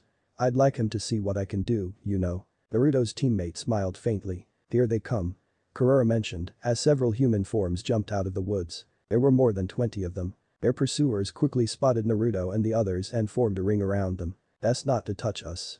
Kurara let the ashes drop on the ground from his cigarette and gulped back some sake. "So you give up and resign yourself, then?" one of their pursuers said.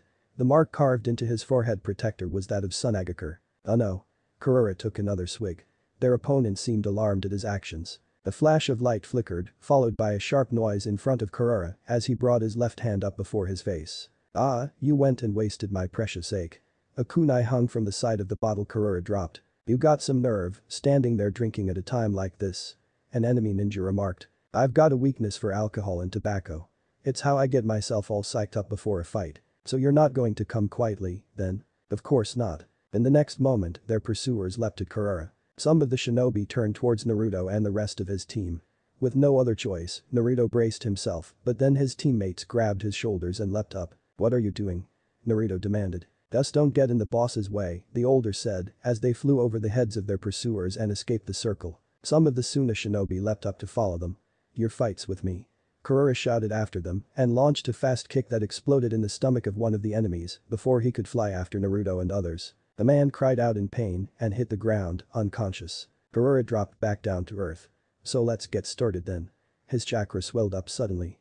His eyes' pupils disappeared and veins popped out around them. Byakugan. They only passed down through the Hyuga clan. Kakashi had said it was unthinkable that anybody in Kurara's family would have the Byakugan, given that their family had split off however many years ago from the main Hyuga clan. But that impossible was happening at that moment before Naruto's very eyes. "Don't usually show this off, but today's special," Kurara said to their opponents. "Get him." The Suna shinobi shouted and their pursuers closed in on Kurara with their weapons. Naruto watched it all play out. Kurara dodged the deadly attacks of his enemies and launched his own attacks to hit exactly in the key spots of defenseless enemies. There was nothing wasteful about his movements. His physique was so skilled that Naruto could do nothing but watch admiringly. One person, one blow. Once Kurara had struck 20 or so times, only the enemy leader remained standing. "Just you now," he said menacingly. The enemy held his long katana tightly in his hand. "So, what? You wanna go?" Kurara pulled a cigarette out of his pocket and lit it. "I can't let you go home without a scratch, now can I?" The Suna shinobi let out a loud battle cry and closed the distance between them. The blade came down from high, aiming to split Kurara's skull. At the last second, Kurara shifted a bit to the right and dodged it. A sideways slashing attack cut through where he had stood and Naruto caught the small glimpse of Kurara's Byakugan and felt his chakra rising. "What the?" the enemy shinobi muttered. "You just don't get it, huh?" Kurara said, cigarette dangling from his lips. His left hand was slightly raised, the enemy's katana pinched neatly between his thumb and index finger. The vein popped up on the enemy's face because the blade did not move an inch, whether he pushed or pulled it. "I'm not gonna take you down with one blow," Kurara said, letting go of the katana. Suddenly released from this restraint, the enemy crumbled and Kurara brought his right foot down. 8 trigrams, 2 palms. Kurara placed his palm on the man's stomach and launched 2 blows in succession. 8 trigrams, 4 palms. The man opened his eyes wide in fear and pain. 8 trigrams, 8 palms. 8 blows, blood shot out of the enemy's mouth. 8 trigrams, 16 palms. Kurara's palms hit the enemy 16 times, from his face to his legs. The ninja flew back from the impact of the last hit and there was no consciousness left in his eyes. More than 20 Tsunagakure shinobi were sprawled out on the ground around Kurara. As he walked towards Naruto, his eyes reverted back and regained their light once more. The main family and the branch families might be separated in theory, but you can't separate the blood. If the element's in there, it'll show up on the surface like this. Don't run around telling people. He rested a hand on Naruto's head and the boy shook his head to shake it off. Thinking Naruto was annoyed at being treated like a child, Kurara smiled apologetically and walked over to their teammates. "Now, let's get home already. We wasted enough time. That was an awesome boss. Right?" Kurara shrugged. Come on, let's move. The conversation between Karura and the others didn't reach Naruto's ears. He also wasn't the least bit angry at being treated like a child. He didn't have the mental energy to spare thinking about something so trivial. Kakashi and I are going to kill this man by ourselves.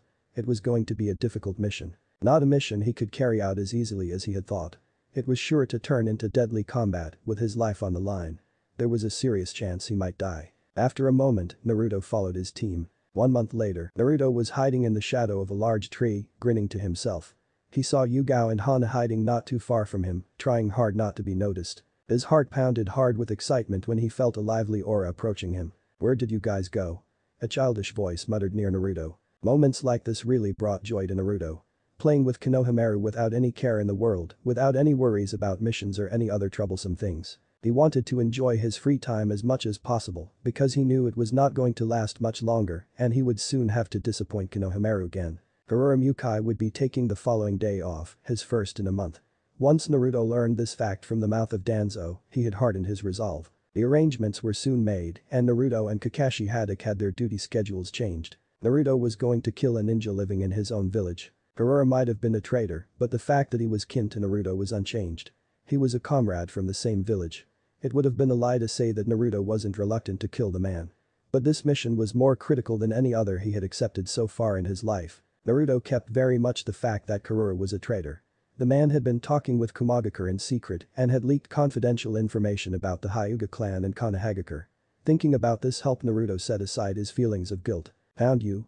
Konohamaru cried out, shooting a finger out at Naruto, his eyes glittering with happiness. That means we won, came the cheerful voice of Hana as she came out of her hiding place grinning from ear to ear, with Yugao following behind. Soon Naruto's surprised look turned into a little smirk. Well. Not quite, idiots. And then he disappeared in a puff of smoke. Shadow clone. The real Naruto was standing on the tree branch above. Hahaha. Naruto unconsciously erupted in laughter upon seeing the wild look on Konohamaru's and his two teammates' faces. He then dropped down from the branch to stand in front of the little kid, whose mouth still hung open. No fair using clones, the little kid huffed in annoyance. Using chakra was not allowed, idiot, did you forget or what? Yugao growled at him. Naruto rubbed the back of his neck sheepishly. Sorry. I don't want to play this stupid game anyway. Konohamaru said with hopeful eyes. Come on Narutoni, teach me cool. No learning anytime soon Kono, you are not old enough, Yugao stated firmly and sent a small glare towards Naruto. But then how am I gonna become strong like Narutoni and defeat the old man Hokage? Naruto shifted his gaze to his left when he felt a small flicker of chakra coming from behind the woods. His attention turned towards Yugao and Hana, noticing their look, they must have felt it by now. That must be Kakashi's signal, calling for him. Now that he knew their mission would be tomorrow, he must want to go over the details for the final time, just in case they didn't get time tomorrow. He sent his teammates an apologetic look and crouched down towards Konohamaru, who looked at him confusingly. Maybe some other time Kono, I need to get going now. But you said you were going to play with me today. He sounded hurt. Naruto thought for a moment and then grinned. How about I show you a cool technique? That's more like it. Konohamaru shouted in excitement. Naruto stood up and looked around. Since this area was his old training field where he used to do the target practice, he already had the necessary targets. Nodding, Naruto grabbed his kunai. Noticing what he was about to do, Yugao and Hana quickly took Konohamaru to hide behind a tree to avoid danger. Once he had wedged one in between all his fingers, he had exactly 8 in his hands. 8 iron claws sticking out from loose fists. Naruto stood at the center of the field and lowered his face, focusing his mind just a little. He then poured the chakra he'd built into his eyes. Sharingan. He saw small circular objects. 8 of them. Naruto let out a small breath and then kicked lightly at the ground and launched himself into the air. With his body upside down, he stabilized his posture and increased his control over the kunai. He closed his eyes and imagined the 8 targets in his mind. There were 2 that he couldn't reach from this position. Those 2 were going to be the most trouble. First, he threw the 4 kunai in his left hand in a single motion. All perfectly pierced the easiest 4 targets. Next, he flung the 2 kunai between the thumb and middle finger of his right hand. These also dug into their intended targets without difficulty. To left. Naruto's body was still in the air. Not even a second had passed since he leapt up from the ground. He switched the kunai held between his middle finger and ring finger to his left hand. Now he had 1 kunai in each hand. He waved both arms and threw the kunai at the same time. The trajectories of the 2 kunai overlapped. They collided in midair with a sharp clang and then bounced off each other to fly off in unexpected directions. And he landed. As he stood up slowly, he saw Konohamaru and his teammates pop their heads out, looking dumbfounded at Naruto's skill. Wow. You even nailed that target in the blind spot behind the rock, Hana stated as they came out from behind the tree. That was so cool. Come teach me. Teach me. Teach me. Konohamaru shouted, clutching kunai in both hands. Yugao put a hand on his shoulder and spoke softly. Naruto needs to go Kono, but don't worry, me and Hana will play with you for a while. Konohamaru's face turned towards Naruto with a displeased look. You always do this. He glared at him in protest. I've got an important mission tomorrow. I have to get ready. Naruto nodded at Hana and Yugao and turned to leave. He'd already made Kakashi wait long enough. Konohamaru only turned his face and pouted. Wherever you're going, come back safe, alright, Yugao said with a concerned look in her eyes. Naruto smiled at her. I will. Hana smirked. Yugao sighed. Something on your mind, Hana? Hana shrugged her shoulders and shook her head. Why, I'm not surprised. A teasing smile still on her face. Nothing at all, Yugao. Next day, 3 ninjas stood looking at each other, surrounded by more than 10 Kumagakure shinobi sprawled out on the ground, unconscious. They had all been defeated by Naruto and Kakashi alone. Surrender quietly, Kurura Mukai, Kakashi said from beside Naruto. The Kamishite marks of the Sharingan in his left eye blazed. The Hokage is lenient on those who turn themselves in. He probably won't kill you. Kurura let an ironic smile slip across his face. Kakashi of the Sharingan. I'm quite honored that Konoha sent you after me. He stopped and blew cigarette smoke out into the air. But seriously, why does a kid like him? He pointed towards Naruto. He then sneered. You know what I've done. So you should know whether or not I'd be allowed to turn myself in. With a flick of his thumb, ashes fell from his cigarette. That I would get for my assassins the 2 prodigies of Konoha at the height of their popularity is truly the greatest honor. His chakra suddenly increased dramatically as he glared at them. He dropped his hips low and readied himself with his palms at chest height in the manner particular to gentle fist. Why would a ninja be as good as you as a spy? Naruto spat out the feeling in his heart. When you get old, things happen. You can't understand what those things are until you get some years on you. Even if I did tell you, you'd only get half of it. Did you think of what will happen to your family after you die? Naruto asked. I won't be dying here. Countless lines raced out from his eyes. Byakugan. Naruto shouted, but Kakashi was already flying backwards to get some distance from their opponent. I can't go easy on you. Kurura's voice reached Naruto's ears. At once, the distance between them closed. With incredible speed, his right and left palms flew towards Naruto's throat and solar plexus simultaneously. In the next second, Kurura's hand stabbed into Naruto's stomach, reaching for his solar plexus, bending his index and middle fingers inside Naruto's body. Ha! Kurura spat out a breath that was a battle cry, and his hand yanked out Naruto's intestines. Instantly, Naruto standing there with his guts ripped out transformed into overwhelming numbers of crows and flew upward. But rather than try to avoid the beaks attacking him, Kurura endured it with an elegant turn of his head, as though nothing was happening. Kakashi was creeping up behind him. Fire-style Great Fireball Jutsu. Kakashi quickly wove the signs, and a ball of fire large enough to swallow Kurura shot out of his mouth. Direct hit. No. Only a burned log in his place. Kakashi's face darkened. Naruto knew that even if his partner did have above-average physical, Kurura was a user of gentle fist, a technique far beyond the level of physical, and Kakashi couldn't afford to waste his chakra. Naruto watched from a distance on high as the battle unfolded. They were near Kumagakure's border, fighting in an area surrounded by mountains. Not a single blade of grass grew on the rocky cliffs, and there were a number of places for a lone person to hide. Naruto slipped behind a convenient rock and watched over the other 2 as they fought. It had only been his shadow clone up against Kurura. Naruto hadn't moved from this place since the fight started. Their opponent was a user of gentle fist. It was too difficult to strike the killing blow in close combat. Kakashi had taken on dangerous close-range combat in an attempt to get Kurura in alignment with Naruto's optical axis. That was their plan, and Naruto was waiting for that moment. If he could just activate the visuals of the Sharingan, they could make this work. But the problem was how to do it. Kurura was fighting with his gaze down, avoiding Kakashi's Sharingan. He clearly knew what the Sharingan was and that it could cast if he looked at it. Just barely dodging Kurura's left thrust, Kakashi threw his torso back. Given the perfect opportunity, Kurura advanced on him. Kakashi leapt backward, as if in flight. In that instant, Kurura's face was turned towards the rock Naruto was hiding behind. But their optical axes still had not intersected. Kurura turned his gaze towards Kakashi as he landed and then instantly averted his eyes. But Kakashi's Sharingan was just a decoy. The place towards which Kurura had turned his face was in the exact direction of the rock concealing Naruto. Naruto's gaze, his mind sharply focused on his enemy, and Kurura's gaze intersected. Or they should have. When they were a hair's breadth apart, Kurura kicked suddenly at the ground and flew upward. When he landed, he kicked at another rock and bounded into the sky again. Naruto's hiding spot had been discovered. Kurara had somehow noticed Naruto's presence with the power of the. Perhaps to draw Naruto into a fight, Kurara was leaping straight towards the rock where Naruto was hiding.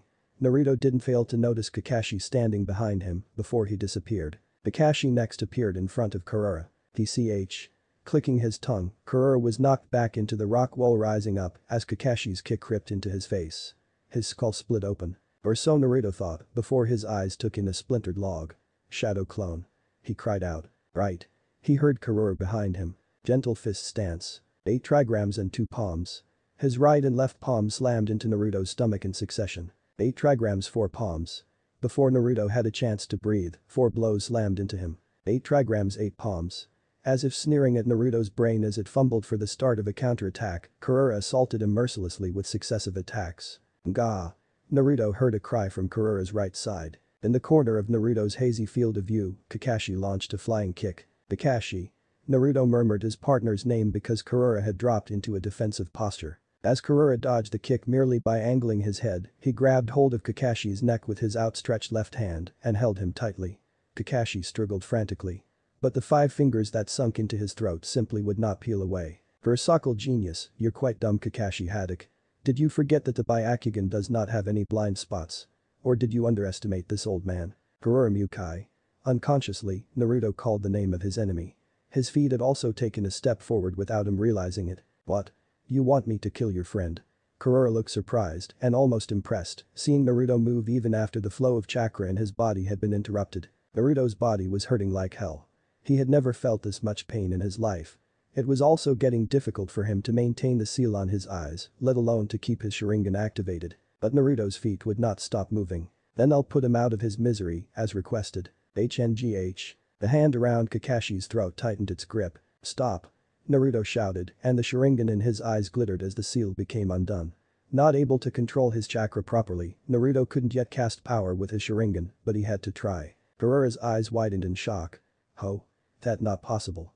Then he hardened his glare when he felt a foreign chakra trying to enter his mind. There's no way that sort of is going to work on me. But that little distraction was all Kakashi needed as he puffed up in smoke, making Kurara's eyes widen again. In the next second, the ground below him burst open as the real Kakashi jumped out with a stream of blue lightning enveloping his right arm, sounding like 1,000 birds chirping. Chidori. Kakashi shouted and thrust his arm forward, piercing Kurara's chest. The croc. Kurara struggled to speak, blood spurting out of his mouth. Kakashi slowly pulled his arm out and let him drop to the ground. Any last words you want to say? Kakashi asked, crouching down near the fallen ninja. Who would have thought a brat like you was hiding something like a Sharingan from the world? I guess Evrian has their secrets. He spoke as Naruto crouched down near him. Naruto kept quiet. So this is where we're at. I did what I did on my own. My family had nothing to do with it. So the crime of treason was yours alone? Kakashi said. Totally selfish, but, well. With a trembling hand, Kurara groped for something in his pocket. Naruto pushed aside the dying man's fingers and pulled out the object he was fumbling for. He grabbed a cigarette from the package and put it between the man's lips. Light. This time Kakashi pulled the lighter from Kurara's pocket and held the flame to the end of the cigarette. Kurara took a long drag. This is how a ninja dies, you know. I'll be waiting for you over there. Kurara's hand dropped, the cigarette still between his fingers, and he stopped moving. It's over. Kakashi said, his voice suddenly shaking with exhaustion. Naruto nodded. That you used. It's called Chidori or lightning blade. It's an assassination technique. I developed it by mistake. By mistake? Naruto asked in confusion. You don't develop such a lethal technique by mistake. Kakashi gave his traditional eye smile. Maybe I'll tell you some other time. A week later, here's your equipment. Thank you very much, Naruto said, gazing at the Anbu in front of him. He was in the headquarters of Anbu for the first time as a member. Naruto took the equipment and uniform and left to change. This was the path he had chosen for himself. From now on, he would fight from the shadows. His first steps towards reaching his dream. He thought of Itachi, and the last meeting Naruto had with him was after the Uchiha massacre. He still remembered Itachi's final words. Become a true ninja. Just as you told me, Itachi, I'm going to walk in the shadows just like you, like a true ninja, and protect the Hidden Leaf Village till my last breath. Naruto put on his raven mask. And I will find the truth that you're hiding from me. The team leader is Kakashi Haddock. Danzo said, gaze trained on the paper before him as Naruto stood at attention. They were in Danzo's room of the house given to the Foundation. Yes, Naruto replied, and glanced again at the boy in the white tiger mask standing beside Danzo. He had been curious this whole time. The boy looked only 3 or 4 years older than him. He is an excellent ninja. Danzo said, still talking about Kakashi. Naruto knew how capable and strong Kakashi was. After all, he had seen firsthand what he could do. He has a darkness inside. This is the most important element for the Anbu. Darkness? Does Kakashi have darkness inside? And does Danzo think the same about me? Naruto wondered. Rest assured. You have plenty of darkness, Danzo said, almost as if he had seen right through Naruto. Having come into contact with Danzo many times now, Naruto wasn't surprised. Danzo then dropped the paper and put a hand on the shoulder of the boy beside him.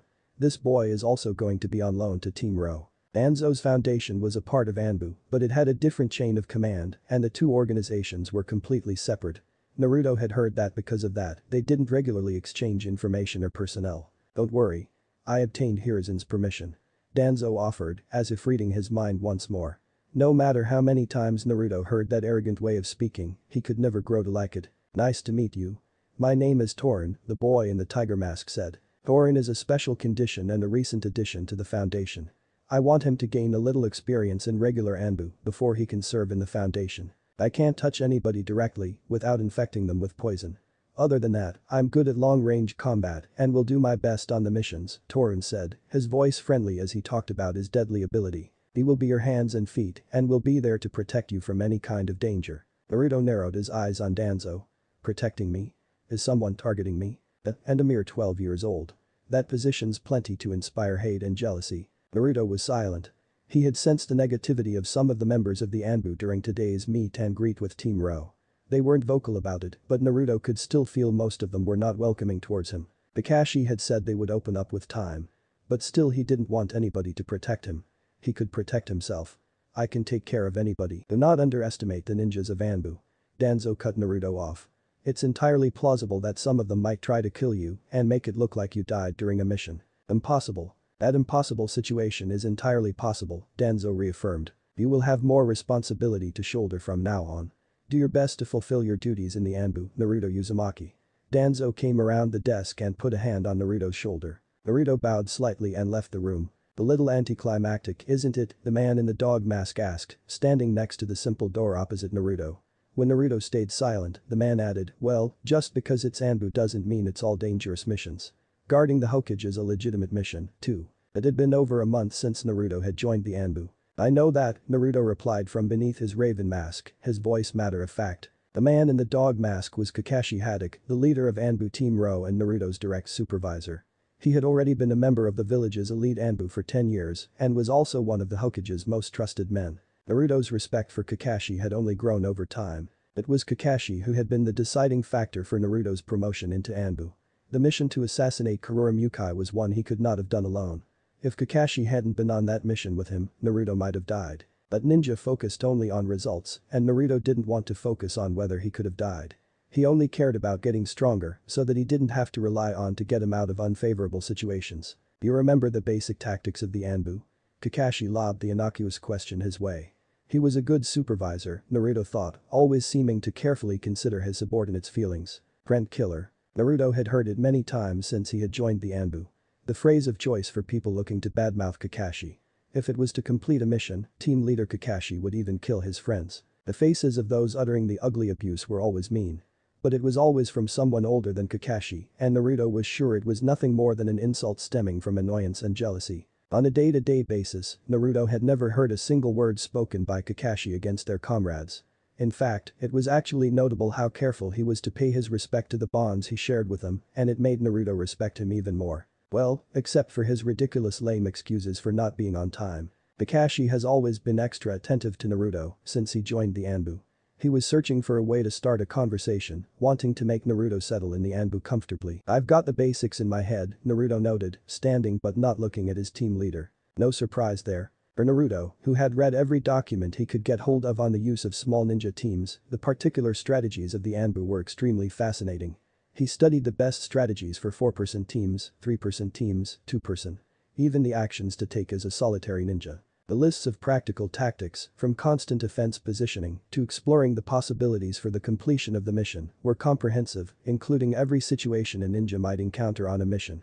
Everything from feints and disturbances to defensive formations and cooperation had been honed and specialized to crush the enemy and execute the mission. Spurred on by his intellectual curiosity, Naruto had devoured the thick Anbu tactical book in a single night. There's clearly a reason why they called you a prodigy when you came to the academy, Kakashi said. Humming from the youngest graduate ever, that's a big compliment, Naruto stated, with a hidden smile behind his mask. When I graduated, it was in the middle of the Great War and they needed ninjas. The situation's different now. Now that Kakashi mentioned it, the current system at the academy was even different from how it had been when Naruto graduated. The Great War and the Kyuubi attack aftereffects had still lingered when he had graduated. Because of that, once his actual abilities were recognized, he had been skipped ahead, leading to his early graduation. But now, the Hokage was determined that ninjas should be carefully cultivated over a number of years and it was no longer possible to graduate early. No matter how talented an individual was now, he or she couldn't become a ninja until they were 13 years old. It's only in my head. Once I actually try keeping up with my comrades, it won't be able to say that I studied anything. You'll be fine, Kakashi said, almost as though he had seen it already. In his voice, Naruto heard no excessive expectation or irresponsibility from carelessness or pride. Kakashi's voice was completely casual, which was exactly why it was mysteriously persuasive. And I'm hoping the Anbu will become a place of pride for you. Thank you. The supervisor I can count on. There was something about Kakashi that made Naruto think that. Sweat formed on Naruto's forehead and his eyes narrowed in concentration. He was in a troubling situation. In front of him sat Shikaku with the same expression, a wooden game board placed between them with various wooden pieces in play. Shogi, they were sitting in the backyard of Shikaku's house under a clear blue sky, and Naruto took a deep breath through his nose as he moved a single piece forward to take one of the opposing pieces out. He had developed a habit of playing this game whenever he got the chance. It was good for his mind and for coming up with new strategies. And it was quite relaxing too. About 2 months had passed since Naruto joined the Anbu, but his regular days had continued unchanged. His main duties were guarding the Hokage's office and practicing with his comrades, and he still hadn't been given any new missions that would expose his life to danger. You couldn't exactly say the village was at peace if we were out on assassinations and dangerous missions all the time. The fact that we've got nothing to do is proof of peace, Kakashi had said, and laughed easily. Bame. Shikaku started with a smirk as he took out Naruto's king piece with a flourish. Again. Naruto couldn't quite keep the annoyance from his voice as he started placing the pieces back in their places. What's the overall score so far? 617. Naruto responded and moved a single piece forward, starting a new game. They had been playing for quite a while now, and even those 6 wins felt like a victory to Naruto. Beating Shikaku at shogi was no easy feat. How's everything in the Anbu? Shikaku asked as he concentrated on his next move. Have you noticed any kind of resentment? Not all, but most of the Anbu members were prejudiced against him and still didn't think well of him. In fact, some of his comrades in Anbu had even made a show of their displeasure. But he couldn't say without reservations that this was simply because he was a Jinchuriki. And at 12 years of age, Naruto's youth was another source of irritation. It's a fact that some of the Anbu are wary of me and some don't think well of me, Naruto began, while trying to counter his sensei's shogi strategy. But, that being said, I don't feel any active hatred. Although Danzo said that their jealousy could come together and be twisted into a bigger emotion. Hate. As Shikaku listened, his right eyebrow twisted upwards. And what do you think of all that? Nothing, Naruto responded, simply looking at his sensei. If I start paying attention to them, I'll lose track of my goals. I just try to be as professional as possible with them. Besides, Kakashi said to give them some time and their thoughts will change. Shikaku nodded, then a moment later he spoke. I do know that Anbu is a great opportunity for you to gain experiences. So keep polishing your skills. His face then took on a more serious expression. How far have you gotten with Danzo? That man doesn't trust me. I have a feeling he knows my intentions. It had been over a month since he'd had any contact with Danzo, but the fact that a member of the Foundation had been placed in the same team with Naruto was proof of Danzo's distrust. Naruto was in the Anbu, which was under the direct control of the Hokage with no connection with the Foundation. In terms of work, Danzo and Naruto basically had nothing to do with each other. But Naruto had been tasked by the Hokage to gather whatever intel he could on the secret organization and its leader. Given the interest in him that Danzo had shown, Naruto had originally thought it would be easy to get close to him and get that information, but it was like the man had disappeared in the last month. Don't let your guard down around him, Naruto. Naruto nodded but stayed silent. It's not like I need to be told that. So? What about you, Gao? Shikaku then asked, changing the subject with a small smirk. For a moment, Naruto was completely caught off guard and his eyes widened. What do you mean? It's usually hard to figure out what you're thinking, but I guess this at least was pretty easy, Shikaku said, a playful smile spreading across his face. Take a look in the mirror. Naruto averted his eyes. I don't have an opinion of her. She's just a friend. And yet the moment I said the name Yugao you looked like you had a pretty strong opinion." Naruto kept his face low, not meeting his sensei's gaze. He didn't understand why Shikaku was having this conversation with him. There was no doubt that Yugao was one of the few friends he had and one of the most important people in his life. That he couldn't deny. She had come into his life when things were dark and he'd be forever grateful for her support and kindness. Yugao was like a light in his life, in fact. But did he have feelings for her more than friendship? After all, Hana was also a very close friend. But when pressed by Shikaku like this, he knew the feelings he had for Hana and Yugao were totally different. He just wasn't sure. In short, he really didn't know either. "Why are we even having this conversation?" he asked. "It's not like it matters." Even if he had romantic feelings, he would bury them. Yugao could find a much better and smarter guy than him. One who could give her the love and respect she deserved. But the thought of her with someone else also made his heart sink. Damn his sensei for forcing him to think about this. "This is important, Naruto. I'm not blind and can see clearly how close you two are getting. And I don't want you to do something stupid which you'll regret later," Shikaku stated genuinely. "You were both my students and all I want is what's best for you two. I said it earlier, I don't have time to worry about this sort of thing. And as well as I know Yugao, she'll say the same. She has her own problems to worry about." Naruto knew his response was a little forceful, but he really didn't want to continue the conversation. "As your sensei, it's my responsibility to guide you, Naruto." Shikaku raised an eyebrow as Naruto stood up and started putting his sandals on. "The game's still not over." "I don't feel like playing anymore," Naruto said. "I'll catch up with you later. I have to prepare for a mission tomorrow." Shikaku let out a long sigh and shook his head. "That kid. Seriously. So?" He left. Shikaku turned his head to the source of the voice and saw his wife standing near the back door. "I told you earlier, you should have let me talk to him about this matter. Troublesome. TCHH. You better stop thinking that word if you don't want to sleep outside tonight. So this is how it's going to be, huh?" Kakashi muttered and jumped. Naruto's team leader, the lower half of his face covered by a black mask, was already gone. Naruto jumped off the cliff after him. The dead bodies of their comrades lay in the valley below, killed by ninjas from the Land of Frost. The two lands had been on the verge of forming an alliance when it happened. The alliance was to be made official 10 days later, and they had been in the middle of a mission to exchange letters stating the final terms when the Land of Frost had suddenly bared its teeth. The enemy had been uninterested in an alliance from the start. There were 4 Konoha ninjas against 10. Outnumbered. In the blink of an eye, the Konoha shinobi tasked with the duty of exchanging letters had been killed. The mission Naruto and his team had been given was to exterminate the enemy if the negotiations broke down. But the team wasn't to move in unless the situation was clear, and as a result, their initial response had been delayed, leading to the annihilation of their allies. The moment the Frost ninjas had appeared a suspiciously large force, it had felt very much like a breakdown in the process. If the Anbu had leapt out at that point in time, their comrades might not have died, Naruto thought. However, even if Naruto had been leading the team, he couldn't have moved until all 4 were wiped out. Ahead of him, Kakashi landed in the midst of the enemy, his right hand simultaneously plunging through the heart of one of them, a stream of blue lightning enveloping his arm. Chidori. Kakashi's best technique. By the time his team leader was pulling his arm out, Naruto had landed dead center among the enemy. There were 2 other Anbu with him. One was Torin, and the other was a ninja called Tenzo. He was a little younger than Kakashi, but his career in the Anbu had already been fairly long. "Konoha Anbu." An enemy ninja shouted. In the next instant, a thick tree branch tangled around the man's throat and tightened like a snake. Unable to push back against the incredible force of it, the man's life was choked out of him, long tongue lolling from his mouth. It was Tenzo's. He was able to use wood style, and in jutsu only the first Hokage, Hashirama Senju, had been able to use before. "Konoha never had any intention of making an alliance with us, one of the enemies said to Kakashi. "You came at us first," Kakashi growled, and his Chidori in the man's stomach prevented any further argument. Naruto heard a shriek from behind him.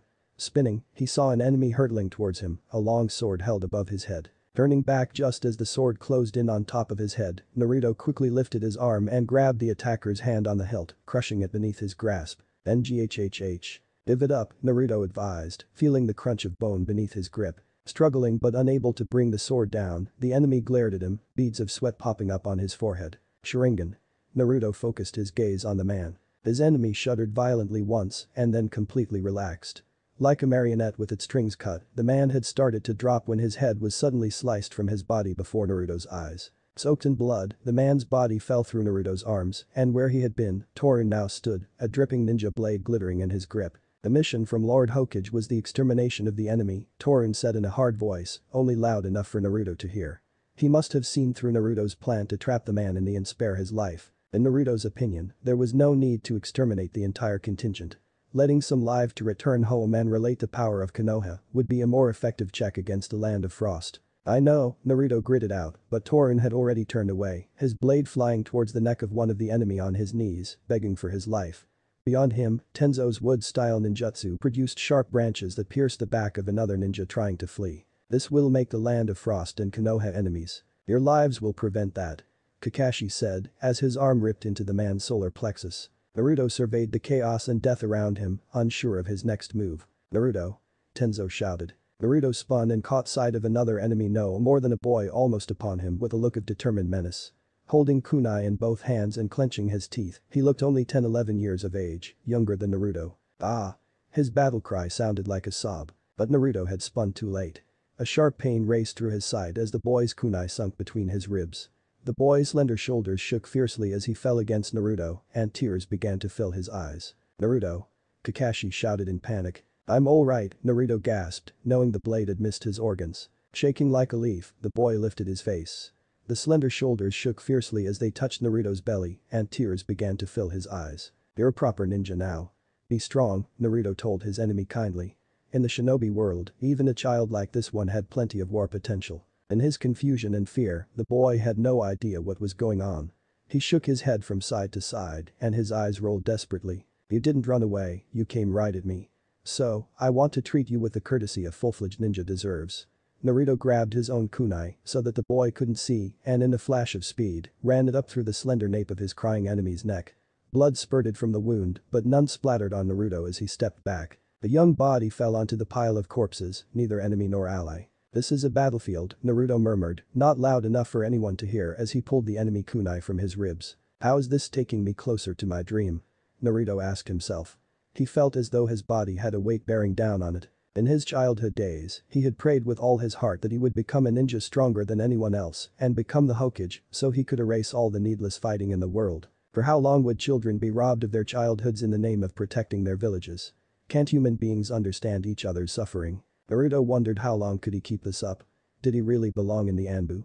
If this is how it is, I want to walk away from everything, from the village, Anbu, and be free from all these burdens. But he knew that would never be allowed. It wasn't that he was scared. It wasn't that he was sad. He had killed people before. But an emotion he couldn't put into words surged within him. He didn't understand why, but he felt a tightness in his chest. The boy's eyes, devoid of light, stared back at the troubled Naruto. For the first time in his life Naruto was questioning his dream. For the first time he was doubting himself. Time skip, ha! Expelling a breath full of ambition, Naruto looked at his cheerful friend and felt refreshed in both mind and body as he stood there drenched in sweat. It had been a year since he had joined the Anbu, but he still liked to spend his free time with his old teammates whenever he could. Now 13 years old, Naruto finally stood at the same height as Yugao. He didn't have to worry about people teasing him for his height anymore. Yugao smiled. Yeah, training with you forces me to really put my back into it. They had been sparring seriously for 3 hours or so, as a way for them to vent their stress with their assignments. They had already gone 15 rounds, with breaks of about 3 minutes after each one, resulting in 5 wins for Yugao and 10 for Naruto. The only rule was no Sharingan for him. Everything else was fair game. The shuriken they flung at each other clashed in the air and flew off in an unexpected direction. Neither Naruto nor Yugao watched to see where they went. They were already leaping at each other and closing the distance between themselves. Hi. Ha. Their fighting cries blended together. Their bodies collided in midair, tangled together, and crashed to the ground. Yugao got to her feet and in position first and launched a kick at Naruto, who was propped up on one knee. Naruto immediately thrust his right arm out to block it. His field of vision shook with the impact of the kick and he saw Yugao quickly weaving signs. She took a deep breath and shouted, "Water release steam technique." Then a stream of boiling steam spewed from her mouth. Naruto started at the steam streaking towards him and a small smile pulled his lips at the corners. You let your guard down again, Yugao. As the steam of boiling water hit Naruto, the clone instantly disappeared in a puff of smoke. Damn his clones. Yugao gritted her teeth when the real Naruto appeared behind her with a kunai at her throat and bent her knees with his leg. So. I win, huh, Naruto stated with a smirk. Yugao couldn't stop a small smile forming on her face. I won't repeat my mistakes, baby. Naruto blinked his eyes in confusion and tensed when the Yugao in front of him dissolved in a puddle of water. Naruto relaxed his stance when he heard laughter from the side and saw Yugao standing there pointing a finger at him. He folded his arms. I take it as a draw. In the end, the result was 11 wins for Yugao, 23 for Naruto, and 1 draw. You've gotten stronger since the last time we sparred with each other, Naruto said gently. He was lying with Yugao in the shade of a tree with his head resting on her lap as she gently ran her fingers through his hair. She smiled. How are your missions going? He asked. They're nothing like your Anbu missions, just decent enough, not too hard, not too easy. Naruto nodded silently. A small blush appeared on her cheeks when she looked at him. She understood her feelings and wasn't afraid to show them, unlike Naruto who tried his best to hide his own feelings but still failed miserably. She could read his eyes like an open book, no matter how hard he tried to hide things from her. She couldn't even remember when she had fallen for her former teammate and best friend. Maybe it was the time they had slept in each other's arms on top of the Hokage monument, or maybe it was way earlier than that, as early as the first time she'd looked into his mesmerizing blue eyes. There were so many moments, but what mattered was that she loved him now, with all her heart. Yugao. Yugao. She snapped out of her thoughts when she heard Naruto's voice. Huh? She blushed again, this time from the embarrassment. What happened? Naruto asked, sitting up straight, looking at her in concern. Sorry, Naruto-kun, just lost in thoughts. You sure? Yugao nodded with a small smile. Then suddenly a glint appeared in her eyes and she leaned forward and whispered. I have a surprise for you tomorrow. A surprise? Naruto asked in confusion. What is it? Yugao shook her head playfully. Then it wouldn't be a surprise. But I can't wait to see your reaction tomorrow. Naruto rubbed a bridge of his nose in annoyance. Troublesome woman. She only giggled. So? How's everything at home? Naruto asked. Just as he asked the question, Yugao's bright expression sobered. Same as always. Not good, huh? Naruto's eyes softened. Yugao's father was a former Anbu member and during one of his missions, he had been injured critically and lost a leg. He'd fallen ill because of that injury and was currently bedridden. Yugao lived with his mother and father and was the family breadwinner. He's gotten a lot weaker lately. He's even stopped recognizing me. I'm sorry Yugao. It's alright. Yugao tried to give him her best smile. Everybody dies someday. I'm ready for it. Faced with Yugao's sad resolve, Naruto didn't know how to respond, he just pulled her into his arms and caressed her hair softly. No matter what happens, Yugao, I'll protect you. I'll always be there for you. That's a promise of a lifetime. Yugao tightened her hold on him, her cheeks flushing, holding him back. But I don't need you to protect me, Naru. I just want you to be with me forever. Naruto pulled away slightly and gave her a teasing smile. Yugao, you sound like you're in love with me. And? What if I am? She said, her voice a challenge. Naruto leaned forward, his teasing words not fully masking his sudden nervousness. Are you sure about that? Yugao's heart was beating, but she tilted her head and leaned forward to meet him. With their noses almost touching and their lips inches apart, Naruto's eyes widened. She could feel his breath on her face. So what are you going to do now, Naru? She murmured. Don't know, Naruto whispered, a blush on his face.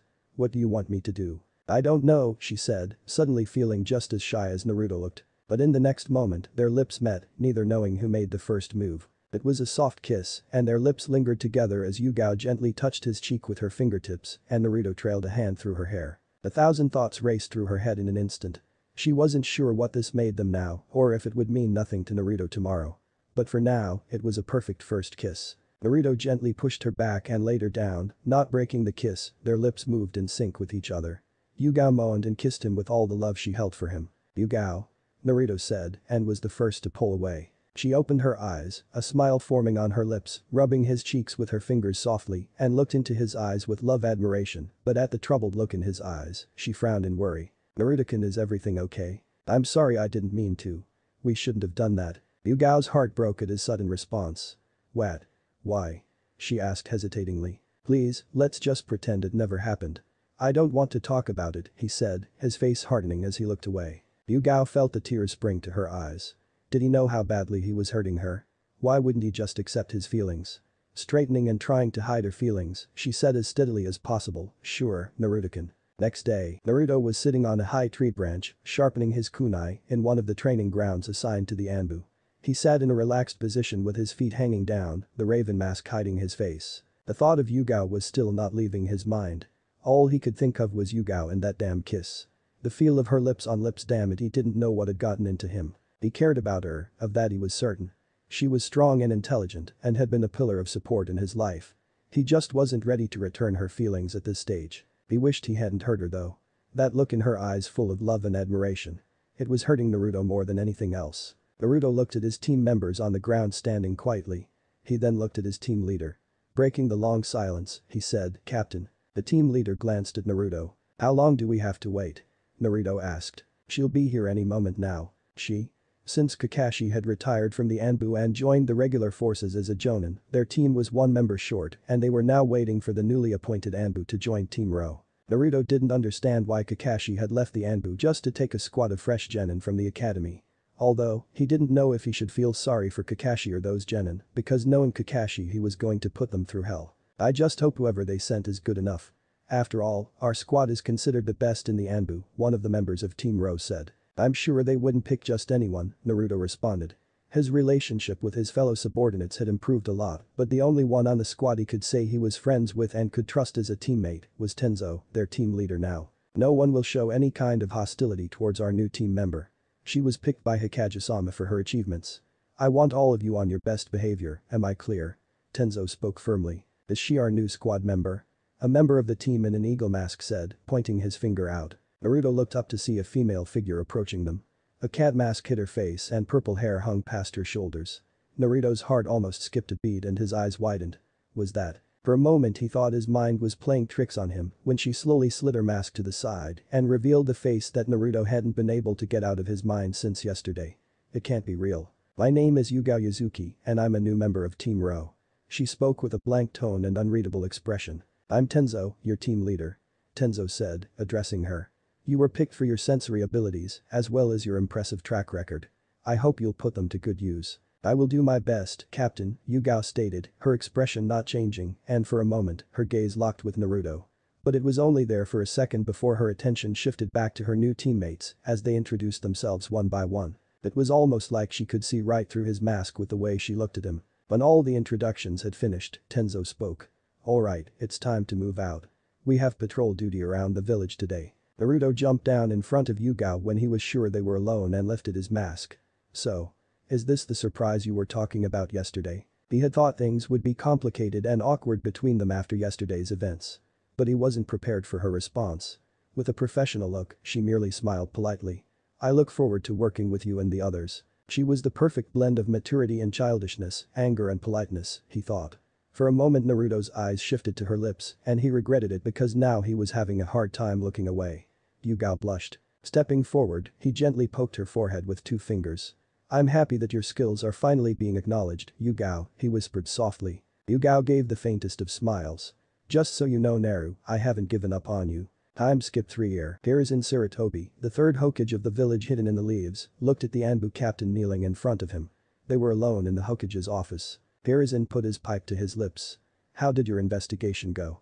he said, exhaling smoke. "We noticed a lot of movement near our borders with the sudden appearance of this newfound sound village," the Anbu reported.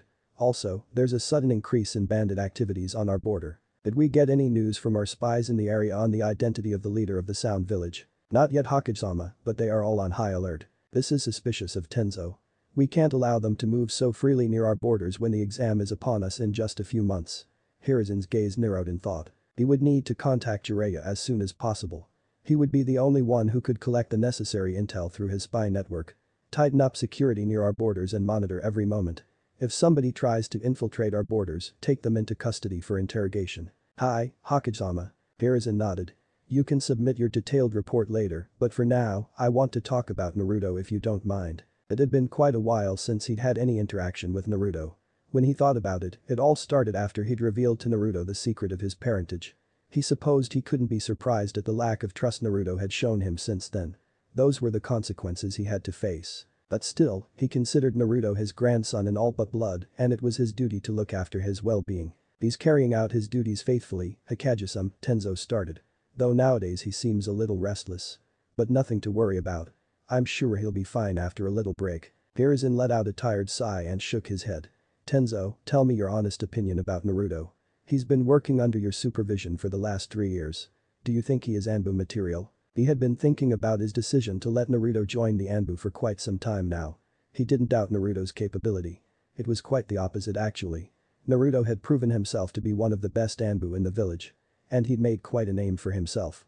All his subordinates admired and respected him. But still, Hiruzen couldn't shake the feeling that letting Naruto join the Anbu had been a mistake. As I told you Hikage-sama, Naruto always carries out his duties faithfully and never lets his emotions get in his way during the mission. He never disobeys an order from his superior. A perfect candidate for Anbu if you ask me. Hiruzen stood and walked toward the window to look out over the village.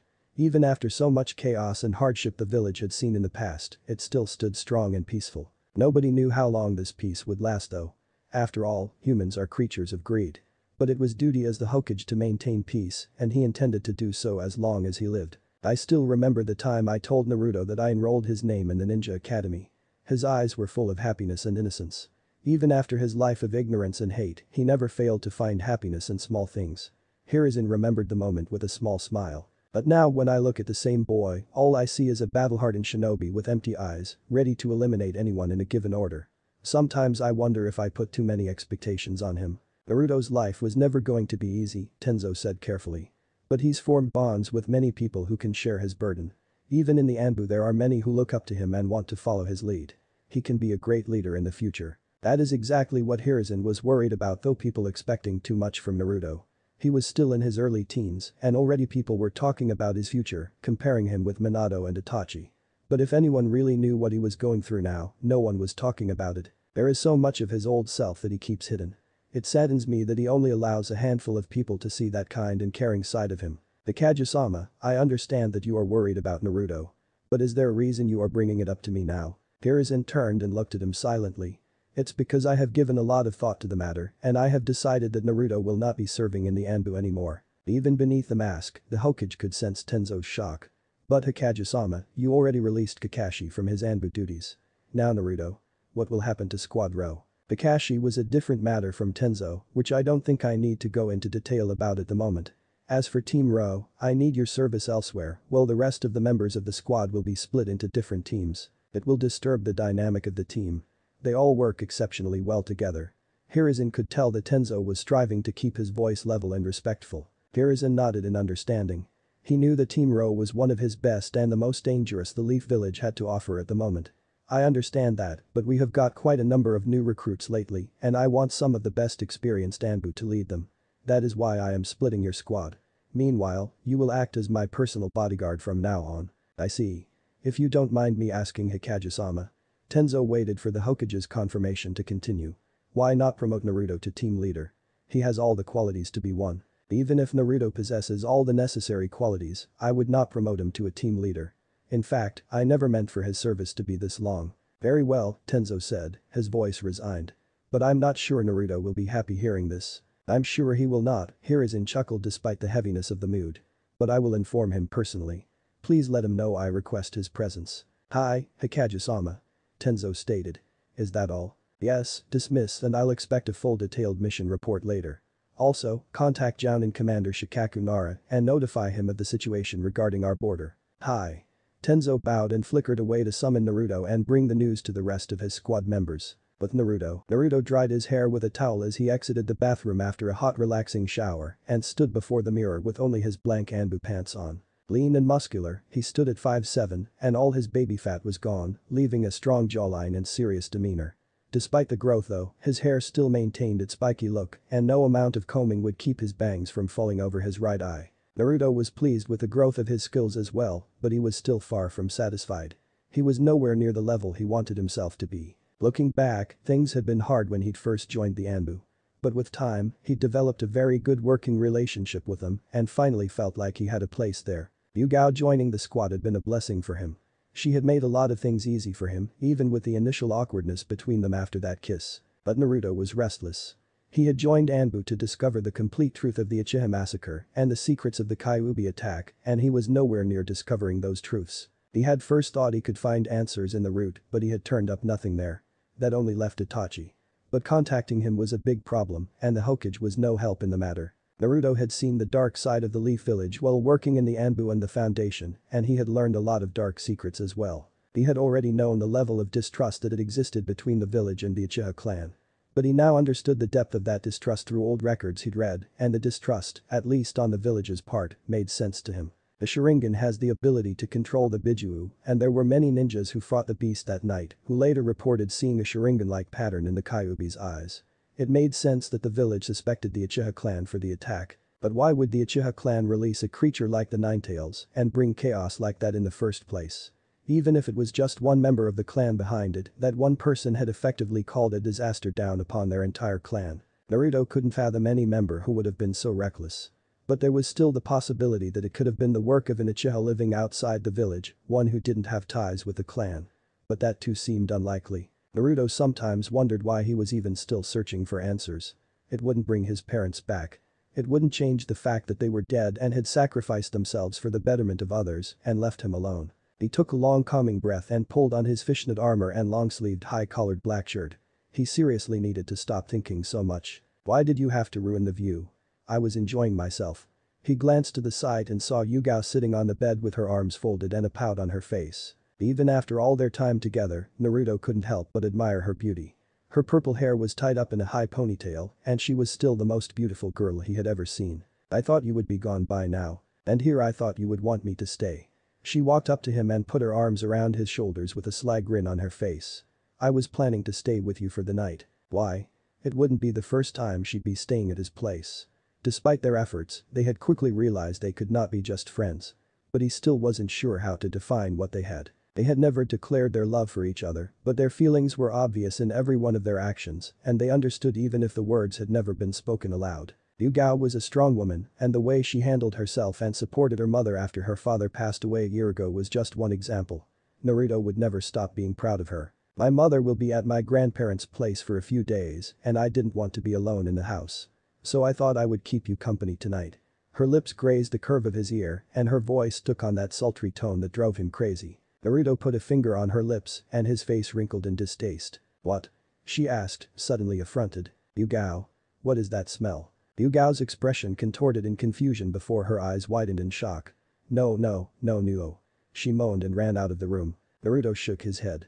Seriously, not again, and quickly went after her. The first thing he noticed when he reached the kitchen was a very pissed off Yugao standing and looking at the plate of burnt rice and fish that she'd apparently been cooking and which was nowhere near edible. Don't you dare say anything, Naruto. I don't want to hear anything right now. She snapped at him with a glare and threw the food in the dustbin. Then stop using my kitchen for your ridiculous recipes. Seriously, you can't just keep wasting food, Yugao. Naruto checked the refrigerator and saw that it was practically empty. There's nothing in here. He sighed at the upset look on her face. She might be the most talented woman he'd ever met, but her skills definitely did not transfer to the kitchen. He didn't mind, but the troublesome woman really didn't know when to give up and admit defeat. But it was something he'd gotten so used to since Yugao had started spending her free time or most of her time at his house. I'm sorry. Yugao murmured in a low voice. I just wanted to make some good food for you. Forget it, I'll go get some ramen for us or if you want we can go out. Yugao shook her head and said. No, that won't be needed. We have some instant ramen cups. Naruto stared at her as she searched for the ramen cups couldn't help the smile that started to quirk the corners of his lips. Her attempts to make food without messing up were really funny sometimes. Naruto grabbed her hand and turned her around to face him. No need for that. Let's go out to dinner. Wherever you want. Yugao looked at him with something like a hopeful surprise. Is it a date? But just when he was about to respond they heard the knock on the door. I'll go see who it is. He blinked in confusion to see his squad leader on the other side. Tenzo. I was not expecting you. Is there an urgent mission? No, we don't have a mission, Naruto. But Hokage-sama has summoned you and the matter is important. At this time? It was dark already and Naruto wondered what could be so important that the Hokage couldn't wait for tomorrow. I'll be there, he responded and before he could say anything else, Tenzo vanished in a swirl of leaves. He shook his head before going back inside to inform Yugao that they would not be having that date after all. That was disappointing. Who was it? She asked. Tenzo.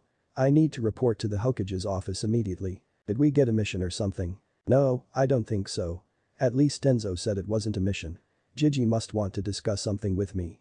He pulled on his open blue jacket over his shirt. He then approached Yugao and gently tapped her forehead. Maybe some other time for that date, he whispered. Yugao smiled, but he could see that she was disappointed too. Don't worry, I'll get some food before you come back, she said softly. That would be fine. But don't try to cook it up by yourself, he joked. Get lost before I kick you out. Naruto laughed at her outburst and left behind a fuming Yugao. Hokage Tower. Naruto arrived at the Hokage's office door before he knocked and waited for permission to enter. Come in. He heard the voice of the Hokage and pushed the door open. Naruto, my boy. I've been waiting for you. A small smile formed on Naruto's face upon seeing the kind expression on the Hokage's face. It had been a while since he'd met the Hokage like this. Recently, it seemed like the only time they spoke was when they were receiving their mission assignments. His mind went to the memories of his early childhood days when he used to spend half a day in this office reading books or listening to old war stories from the Hokage. The drift in their relationship suddenly saddened Naruto. He knew it had begun after he'd learned his parents' identities, but it wasn't like he had been angry or anything like that.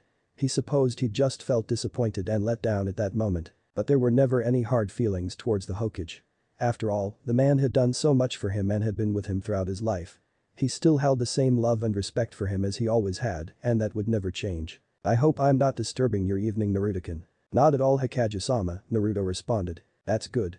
With that, the smile vanished from the Hokage's face. He stared at Naruto for a good couple of seconds before he continued. Well, I don't know how to put this, Naruto, but perhaps bluntly is the best. From now on, you will not be part of the Anbu forces. It took some time for Naruto to register what he'd heard, and when he did, his eyes widened in shock. Naruto was sure he'd been doing all his missions faithfully and had always been on his best behavior. He could have never expected this. After a moment to compose himself, he asked, can I ask the reason for this sudden decision? Have you forgotten our deal with Naruto? Naruto grit his teeth. He had not, but the Anbu has become like family to him. Even still, you have already done enough, Naruto-kun. Because of you, we were able to restrict the movement of Danzo and his foundation. I can't put you at more risk than you're already in. Do you really believe that will stop Danzo from running his root program or coming after me? Naruto frowned. He knew he had already made an enemy for himself in Danzo when he'd exposed the Foundation's secrets to the Hokage. He is not that sort of. He is that of a man. He will never lay a finger on you, Hiruzen asserted, because you are more valuable than his grudge against you, and he also knows the risk of doing anything like that. And what about the Foundation's activities? I want the Foundation to continue as it is. Naruto narrowed his eyes in confusion. The Anbu training division under Danzo's direct control had a vast information network within the village. The philosophy totally differed from what the Leaf Village was known for. So why would the Hokage allow a group like that to continue? Roots keep the giant tree standing strong. Naruto whispered the words he had heard from Danzo many times. Is that why you never disbanded the Foundation fully even after the Uchiha massacre? You have worked for the regular Anbu and the Foundation of Naruto, so I'm sure you know that they are two sides of the same coin. The difference is just that the Foundation has inherited an undiluted version of Danzo's philosophy of protecting the peace with darkness. Even if that is, why can't I continue in the Anbu? I have nothing to do with Danzo and his Foundation, and it's been years since I had any contact with the man. Heaving a great sigh, Hiruzen slowly opened his mouth. You think I don't see, Naruto, the way you've been putting so much pressure on yourself? And for what? Just for the quest of finding some truth. I can't quit now. I need to know what happened the night of the Kyuubi attack.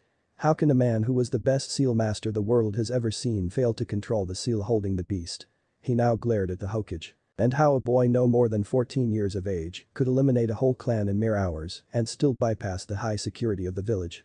Even if he was getting help from you, it's hard to believe. You think there was someone who helped Itachi in his mission and that person could also be responsible for the Kyuubi attack? The Hokage asked calmly. Naruto remained silent, getting lost in his thoughts. Even if someone had helped Itachi, it still didn't make sense. The Sharingan did have the power to control the Bijuu, but as far as he knew, only Madara Uchiha had been able to accomplish that feat in his fight with Hashirama Senju. No Uchiha since had come close to Madara Uchiha's strength. But if someone within the clan did rival that strength, who could it be? The Uchiha clan had lived in the village of Konohagakure since its founding.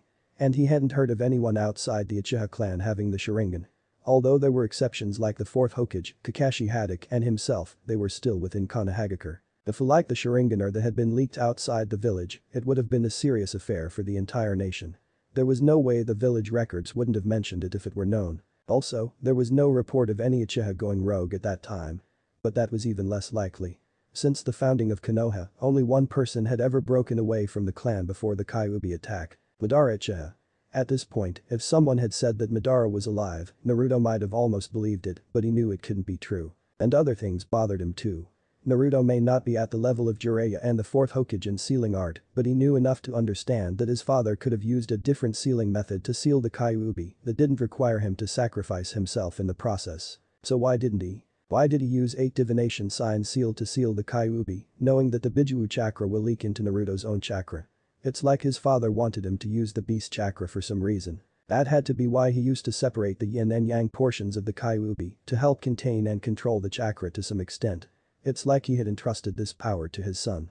Had his father known something that others didn't? Naruto had spent hours and hours searching for clues that could unfold the secrets of the most terrifying night in the history of Konohagakure. He couldn't give up now. He had to make the Hokage understand that. I'm not saying that I am 100% sure of my assumptions. It's only my hunch at the moment, but Itachi is the only one who could help me. That's the problem, Naruto. I can't risk blowing up Itachi's cover just for your hunch. And I don't think you'll find answers there. The only people who would have known the real truth of that night are unfortunately no longer with us. Hiruzen said it so definitively that it angered Naruto. So you want us to do nothing and pretend nothing ever happened? That my parents wasted their lives for nothing? Is that what you want, Hokage-sama? Enough, Naruto.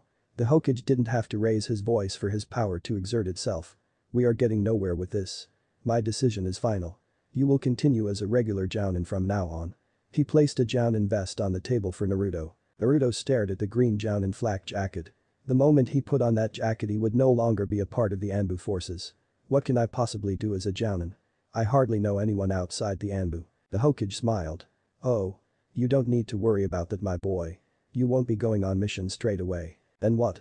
Naruto asked tentatively. The Jounin sensei of Team 10, Asuma Sarutobi, will be away on a mission to the capital for a while, and he requested someone to fill his role and look after his genius's training. So I'm appointing you as the sensei of Team 10 until Asuma returns. Naruto was dumbfounded. This is absolutely ridiculous. His eyes twitched in response. I have never done something like this before. How am I supposed to look after some brats? You'll be fine, Naruto. After all, you had experience with teaching Konohagakure, the Hokage assured confidently. Blue eyes looked at the Hokage without blinking for a second with a look of confusion, anger and frustration. He had been in the Anbu almost since he had started his career as a ninja, and whatever he was today was because of the Anbu. And now he was forced to quit Anbu just to look after kids. How could the Hokage expect him to adjust to the role of sensei so suddenly? Anbu and Jounin were two totally different roles from each other. The Anbu were trained to eliminate any given target without asking any questions. They were expected to be emotionless on the battlefield. They were taught that the mission is above anything, even their lives. How could someone like him lead a team of fresh genin out of the academy? The conflict inside Naruto's mind must have shown in his eyes because Hiruzen's expression softened. I understand. But this is for the best, Naruto. It's time you came into the light. You'll understand it in time. When will I start? Naruto asked with a heavy sigh. Hiruzen gave him a confident smile. Tomorrow morning at 8:00 o'clock you'll find them on training ground 10. He handed a file over to Naruto. This is the file on Team 10 and their mission report so far. Naruto took the file and arched an eyebrow at the identity of the genins. Shikamaru Nara, that sensei's kid, he muttered to himself as he went through the rest of the reports. It seemed they had only completed rank missions so far. So, it's the new generation of Inoshikacho. Naruto glanced up at the Hokage. You sure you want someone with no experience to lead this team? The Inoshikacho trio were not an ordinary team. They were clan heirs and if a wrong decision cost one of them their lives, it would be a huge loss for Konoha. I have full confidence in you, Naruto.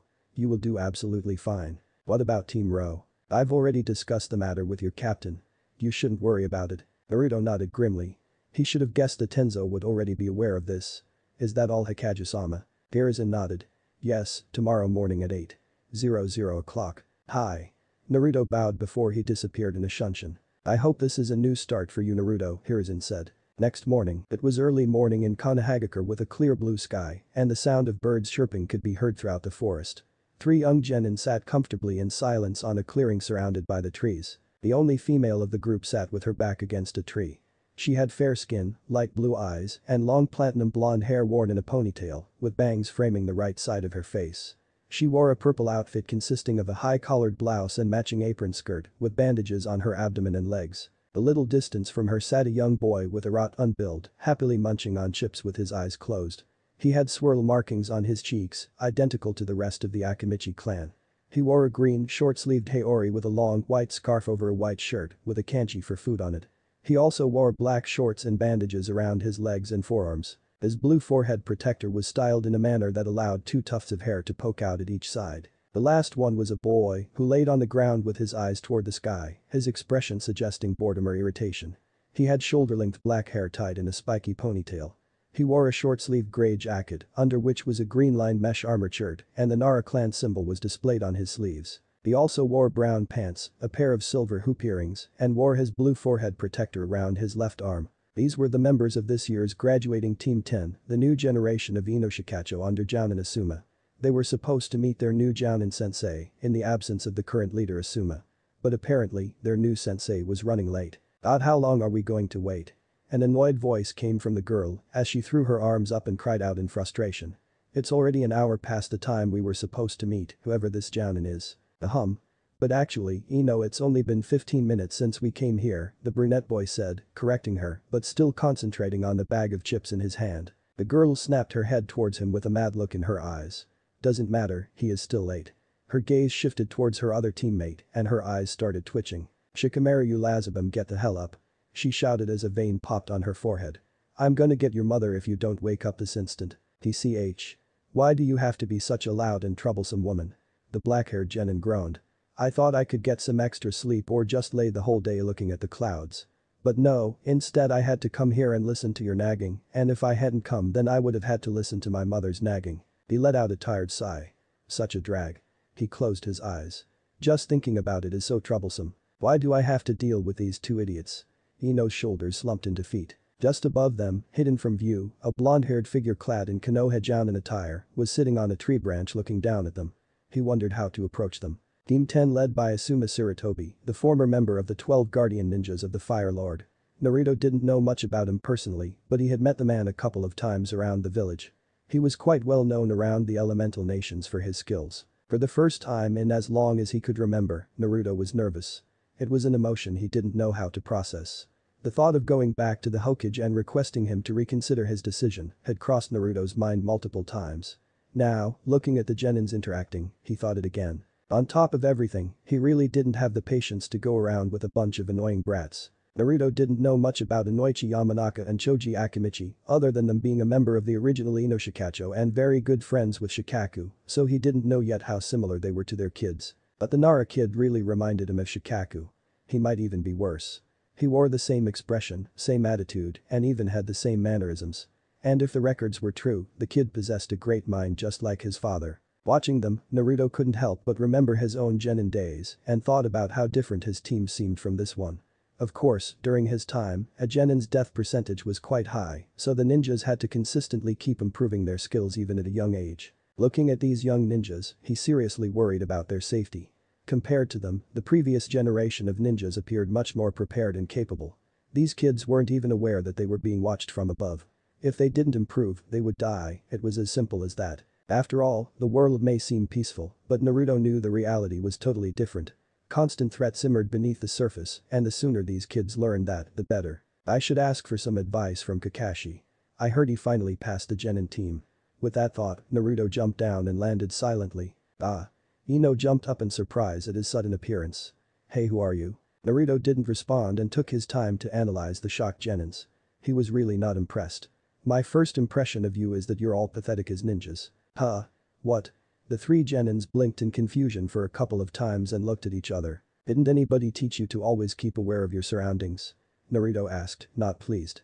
I was sitting just above you on a tree and none of you could sense me. If I had been an enemy, you three would be dead by now. And who are you to lecture us like this? Shikamaru questioned. Naruto then noticed that each of them held a kunai at their back, ready to move. They're at least not as dumb as he had first thought. I will be your new team leader until your sensei Asuma gets back. Let's start our introduction. Why don't you tell me your names, your likes and dislikes, and your dreams for the future? Such a drag. Alright, let's start with the pineapple head one, Naruto began, jerking his gaze toward Shikamaru. Wait. If you were here the whole time then why the heck did you keep us waiting? The girl questioned. Naruto could already feel a headache coming. Can we please get on with it, I don't have the whole day to waste like this. Troublesome.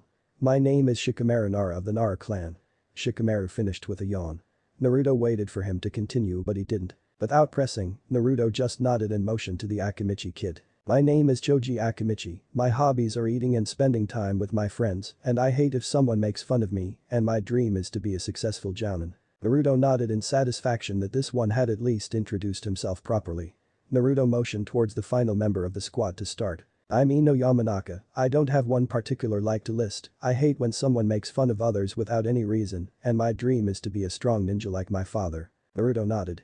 I'm Naruto Uzumaki and you can call me senpai for the time being. My orders are to oversee your training until your sensei returns.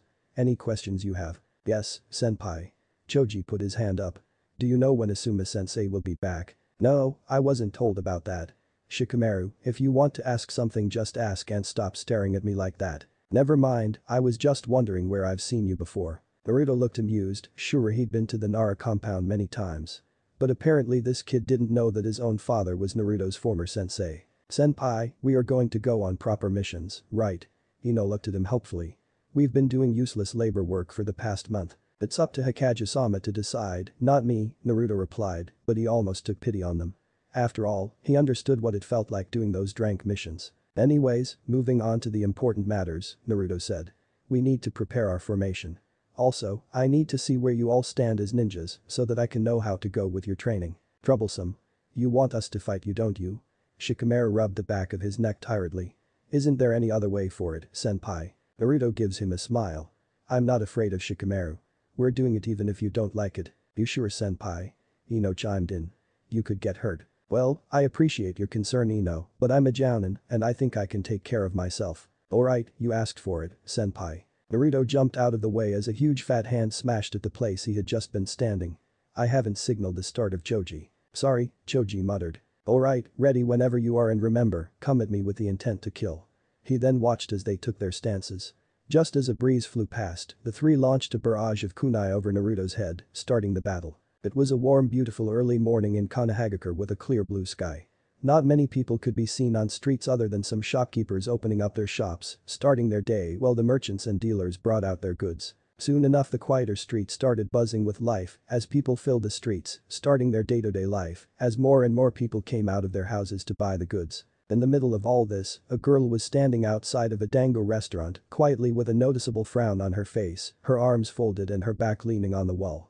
She wore a black tank top under a tan vest, black skin-tight shorts, and a matching pair of black shinobi sandals.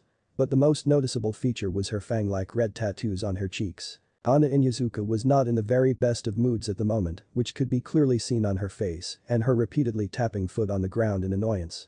She had been standing on the same spot for the past half an hour, waiting for her old friends to show up. They hardly got to spend time together like they used to because of their responsibilities as ninjas, and also with Naruto and Yugao being part of the Anbu forces, it was impossible to see each other like in their genin days.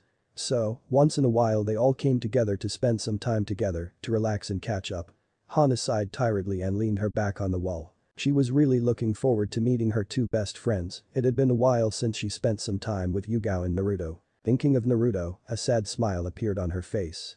She hardly got to see him anymore, with him being always busy with his missions and training, and if she thought about it, it had been almost a month since she last saw him. Hana remembered the time when she used to have a secret crush on him, during the time when they were genins. Which was now funny when she thought about it, but still it was hard not to fall for him. But soon noticing the growing closeness between Naruto and Yugao, she had to let go of her feelings in fear of compromising her friendship with Yugao. Hana doubted that her feelings could ever be compared to Yugao's even in the slightest.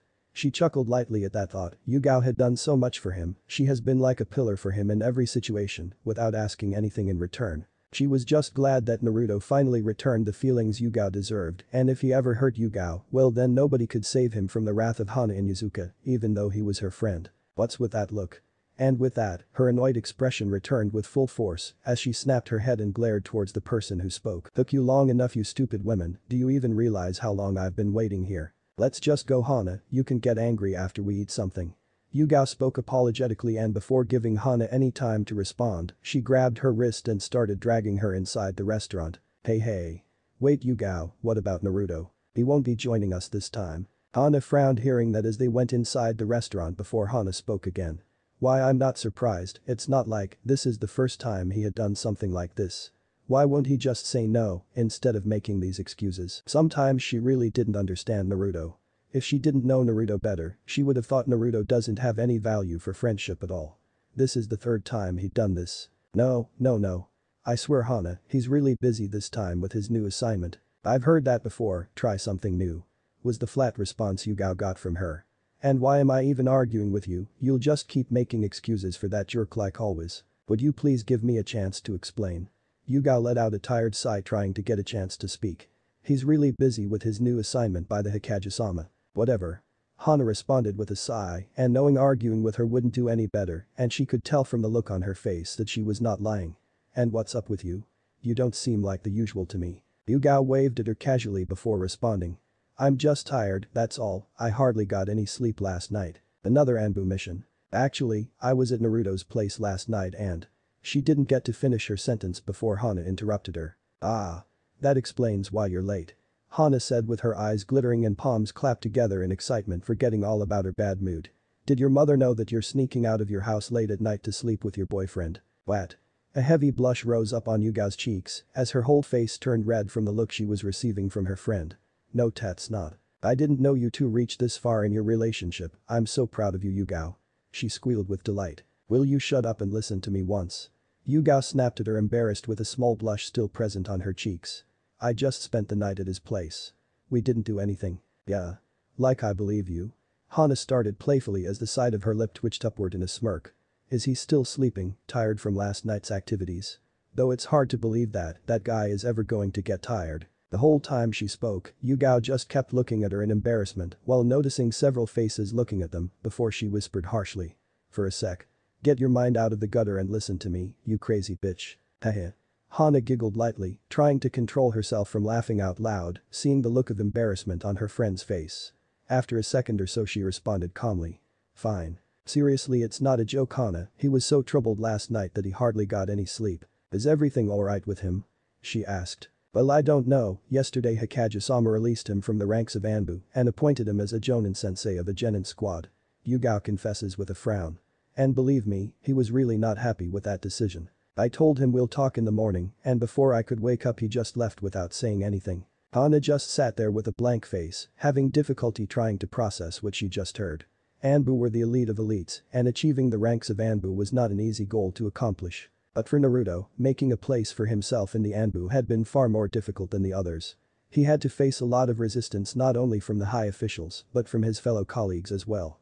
Even she had been quite concerned at the start because of his age when she got to learn Naruto was joining the ranks of Anbu. But he had proved them all wrong and earned their respect with his determination and commitment towards the village. His growing strength and achievements made his name spread like wildfire across the shinobi nations. Now, Naruto's name is considered among top ninjas like Kakashi Haddock and Might Guy. Some even said that he could become a candidate for the title of Hokage in future if he continued to progress like this. She had seen his struggle and hard work from the academy days and how much pride he took being in the Anbu ranks. Because of that, she could understand what Naruto must have been going through. But on the other hand, this also told how much trust the third Hokage had in Naruto to let him lead a squad of genin without any experience. But the question was, did Naruto believe in himself like the Hokage did? Training field. A loud explosion rang out through the field as the smoke covered the area, and a moment later a figure jumped out of it unharmed before landing on the ground safely. Naruto eyed his surroundings carefully for any sign of his opponent.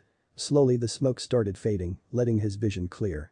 But still no sign of his opponent. The skill level of geniuses coming out of academy has really gone down. It had been an hour since the battle with Team 10 had started, and the only thing Naruto could say he liked about them was their ability to work as a team.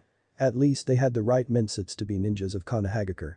But not so much the skills to back that up. This whole time, Naruto had been doing his best to hold himself back and give them every chance to show off their skills. From what Naruto had seen so far, he could say that this team had the potential to be one of the best, if not the best.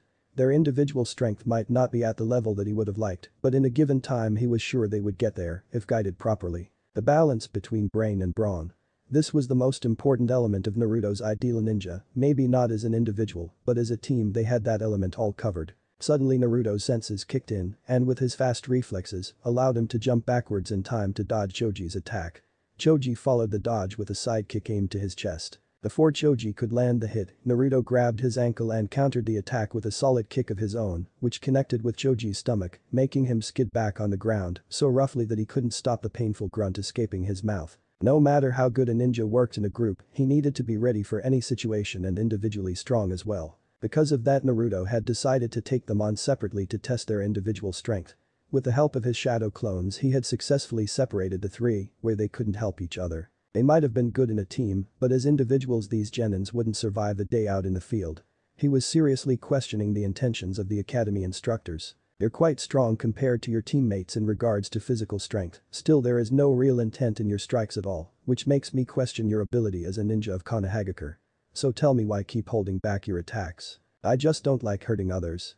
Choji muttered and held his stomach in pain, blood coming out from the corner of his mouth. Naruto just stood there looking at struggling Choji, clearly not amused with his attitude. You can get your teammates killed with that kind of attitude of yours. Is that what you want, huh? No, I will never let my friends get hurt. Just as he finished speaking, they heard a very loud explosion coming from the forest, and a moment later Choji saw a large cloud of smoke where the explosion took place. Are you sure about that? Choji looked at him confusingly before his eyes widened in fear seeing the ice-cold blue eyes and light smirk on Naruto's face, which for some reason sent shivers down his spine. Suddenly everything went quiet around the area. What's going on? Choji looked around in confusion seeing everything still, there was no sound of any battle or birds.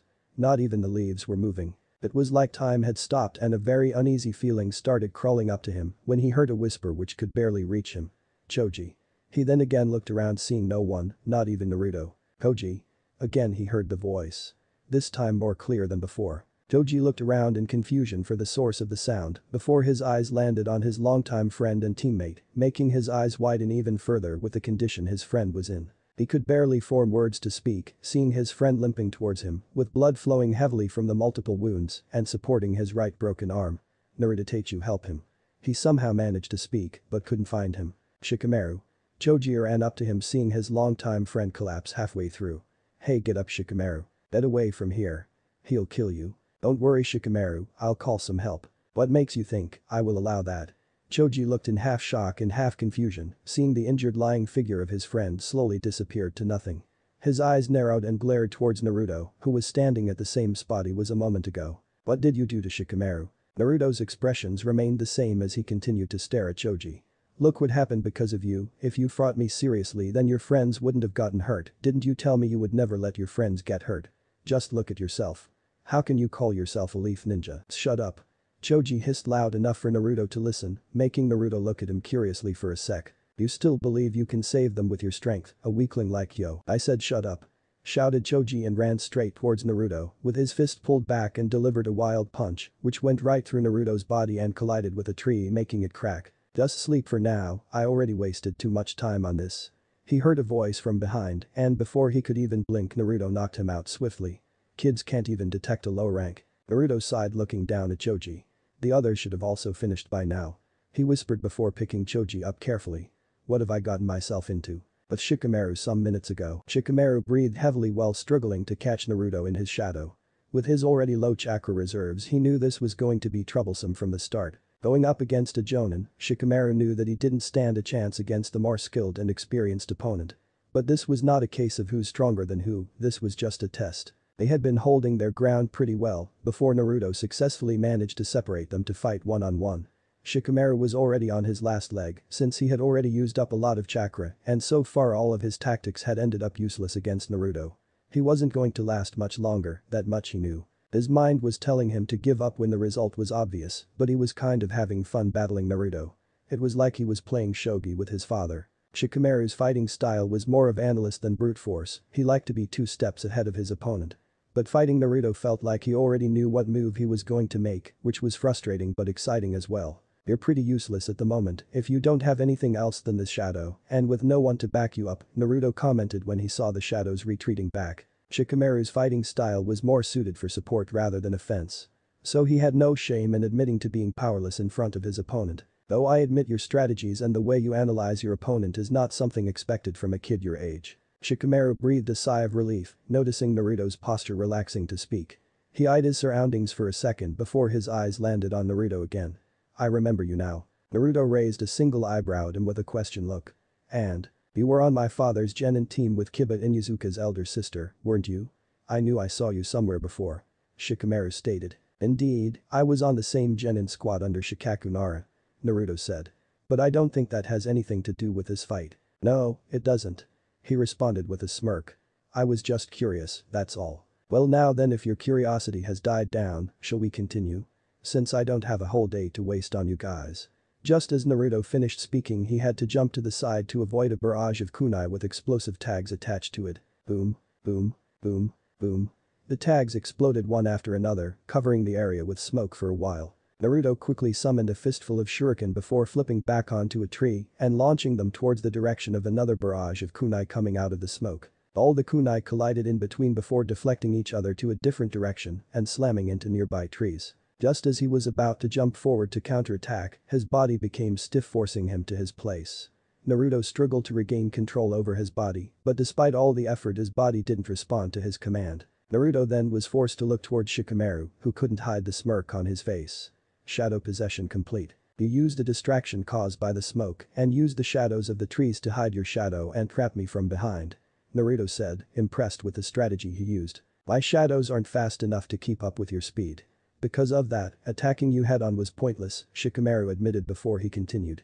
So, I had to get you close enough where I could use the shadows of trees to help extend my range to trap you from behind. Naruto had to admit that he had underestimated the kid. Behind all the acts of laziness, he possessed a very sharp mind which could outsmart anyone. Or maybe it was his lazy attitude which fooled the opponents to underestimate him. Whatever it was, Naruto couldn't deny the fact that the Nara kid was smart. He continued to eye Shikamaru, unable to move his body. So what now? He asked. Just because you trapped me doesn't mean that you won. Shikamaru let out a tired sigh after hearing his comment and muttered. What a drag. He looked at Naruto for a moment and couldn't stop a grin coming on his face and spoke. The fight's finished the moment you get trapped. Before Naruto could respond to his comment, Shikamaru moved his right hand and placed it inside his weapon pouch, action followed by Naruto, but he was on opposite of Shikamaru and took out a single kunai. I wasn't just randomly throwing kunai for you to dodge them. He said while pointing out all the kunai stabbed among the various trees around them. While pushing you back, I was also setting up a trap. Naruto followed his gaze around and saw a very thin wire attached to all the kunai making webs around them. I'm really not surprised. This kid could give some and even level ninja a run for their money. But the swift motion of his arm, Shikamaru cut the wire as Naruto just continued to look on. Seeing that the wires got tangled together closing the web, Shikamaru's eyes got wide in shock as a wire wrapped around his ankle. What? Shikamaru looked on in shock and confusion as the web of wires closing in and trapping him instead, while making his jutsu come undone.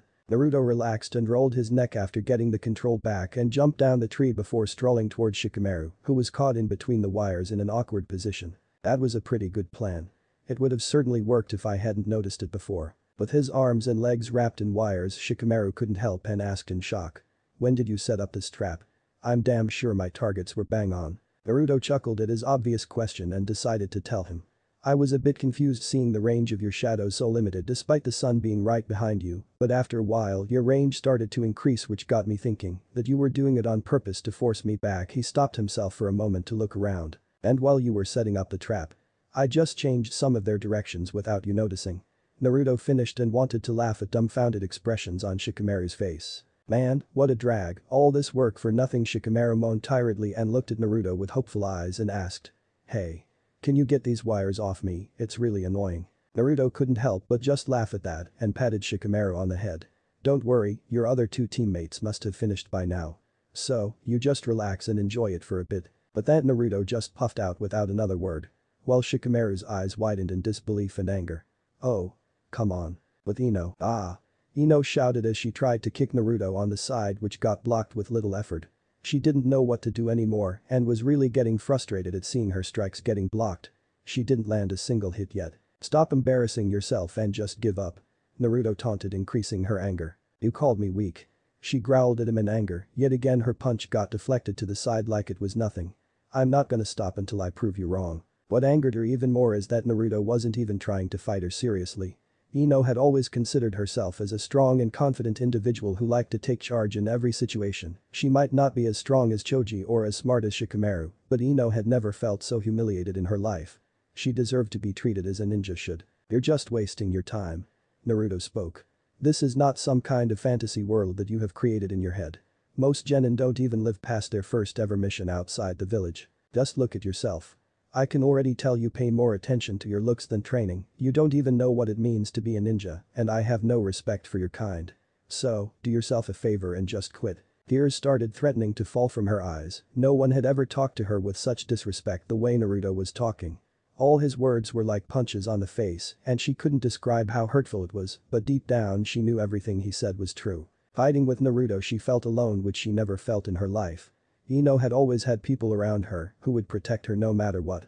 A feeling of bitterness rose within her when thinking of her past. Ino wondered if she could have taken a different approach if she had put more effort into her training rather than trying to impress a boy who wouldn't even glance at her. And for what? Just because of some stupid rivalry with Sakura, just to prove she's better than her. Ino wished she had paid more attention to what her father and teachers were trying to teach her.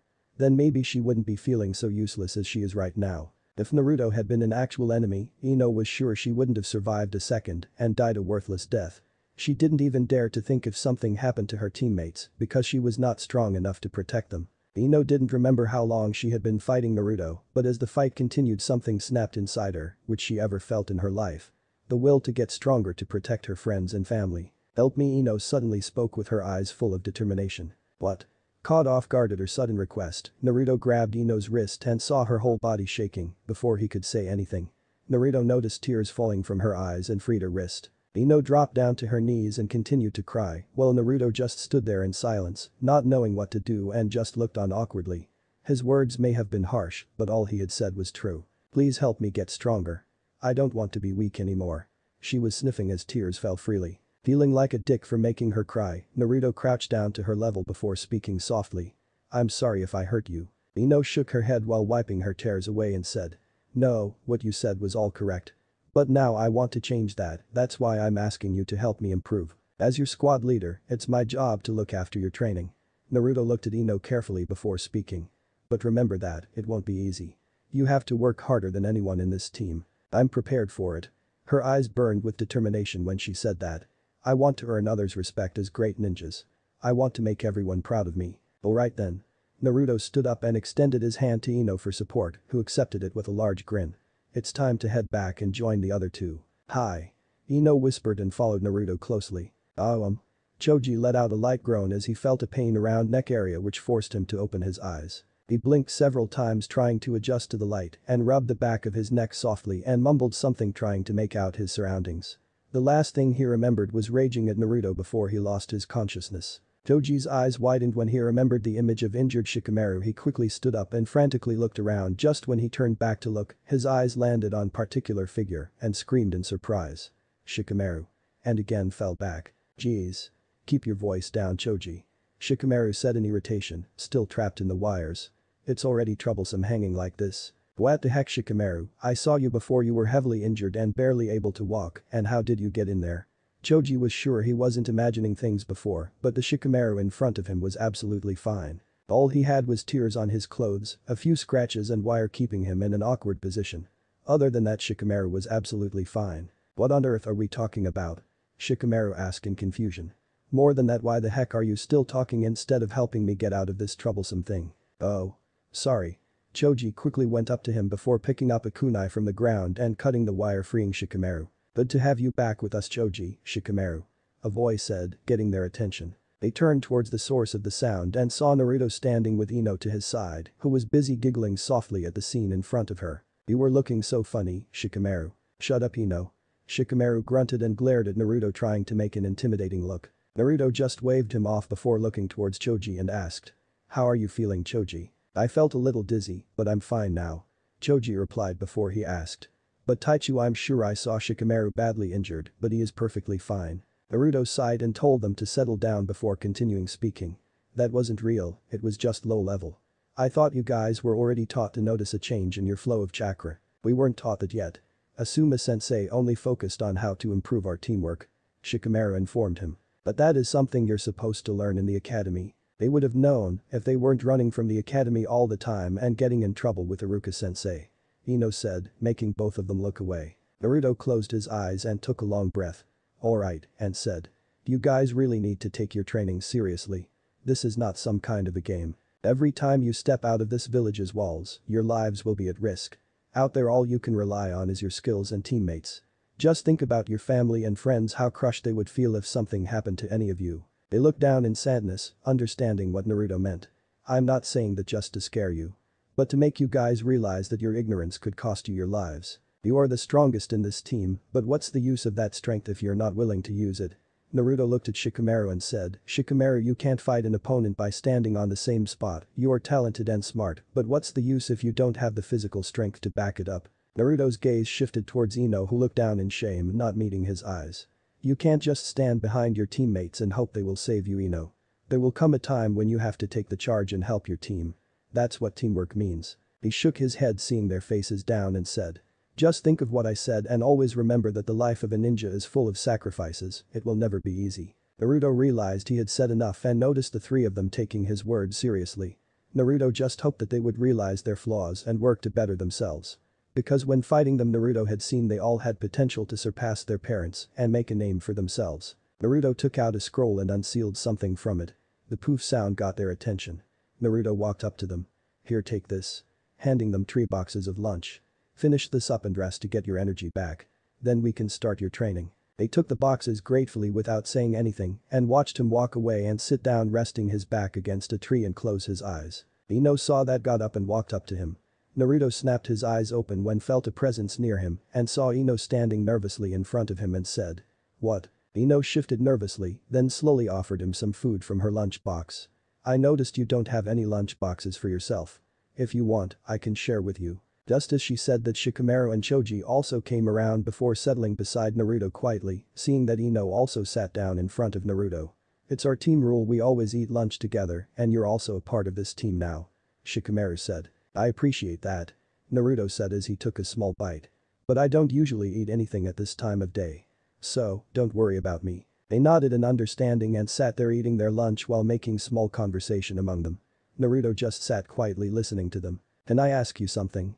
Ino asked Naruto. "Yeah. You don't look much older than us. So how come you are a jonin?" "I'm 16 years old, but age has nothing to do with ranks. In fact, there are ninjas who are younger than you guys but far stronger than me." Naruto started making their eyes widen. "What?" Choji said with his eyes wide. "No way that's possible." "Yeah, it is. That life outside of the village is very different. That's why you have to be prepared before you head out." They sat there and continued to talk and ask Naruto some questions to get to know him to get comfortable with each other.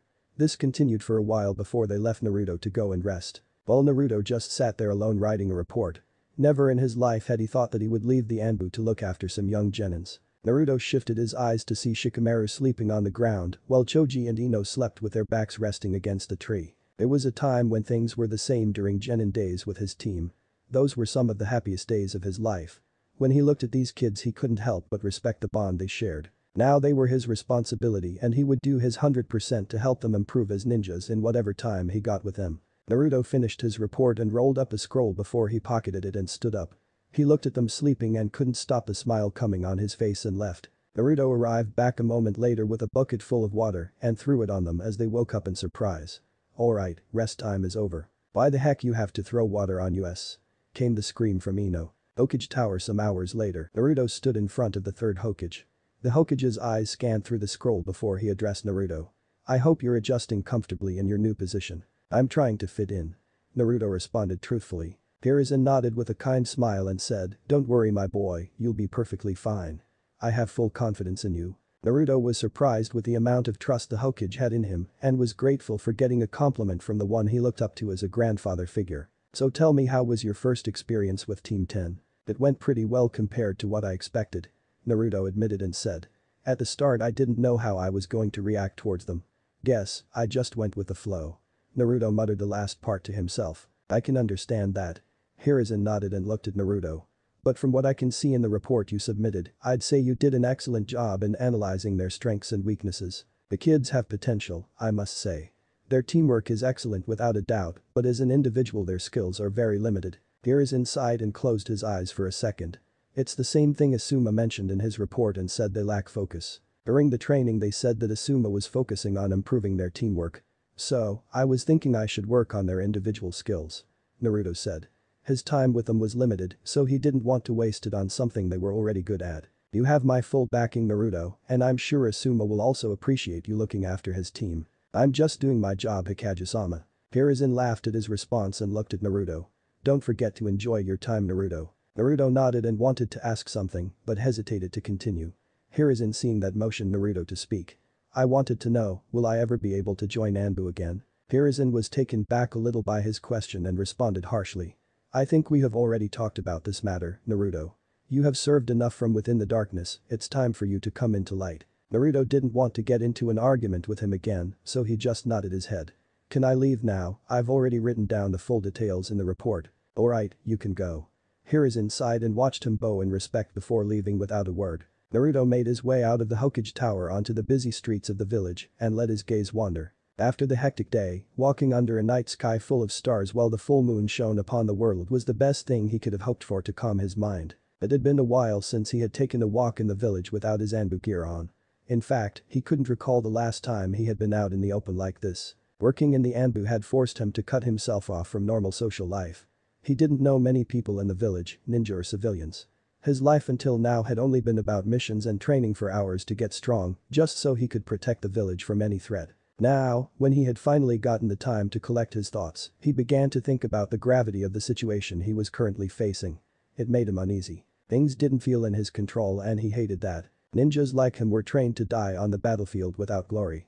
For them, the mission was absolute and all other things came secondary, even their lives. That was the common rule they all lived by. How could someone like him train young genins whose minds were still not developed fully? How dangerous could that be if he failed? He thought of seeking out Kakashi Haddock, his old superior. Kakashi had been in the same situation a few years back and maybe he could help and guide him through the situation. But even Kakashi had first been given a chance to adjust to the life of a jounin. Naruto, on the other hand, had no choice but to follow the Hokage's order with no preparation whatsoever. He continued his slow pace, his thoughts racing ahead while his eyes observed the life around him. He noticed some people looking at him curiously, which he could understand. After all, they had probably never seen Naruto Uzumaki walking the street so casually. But some of the people even nodded and he returned the gesture. It was a new experience for him, seeing the villagers slowly starting to recognize him as more than just a Jinchuriki. He supposed it was all good, but he could also never forget the events of his childhood, where these same people used to mock him and glare at him with hate. When every step of his life he was reminded that he was alone and unwanted in this world. It was painful, but the pain had eased a bit and he knew those experiences had made him stronger mentally. It was those experiences that had helped him succeed as an Anbu.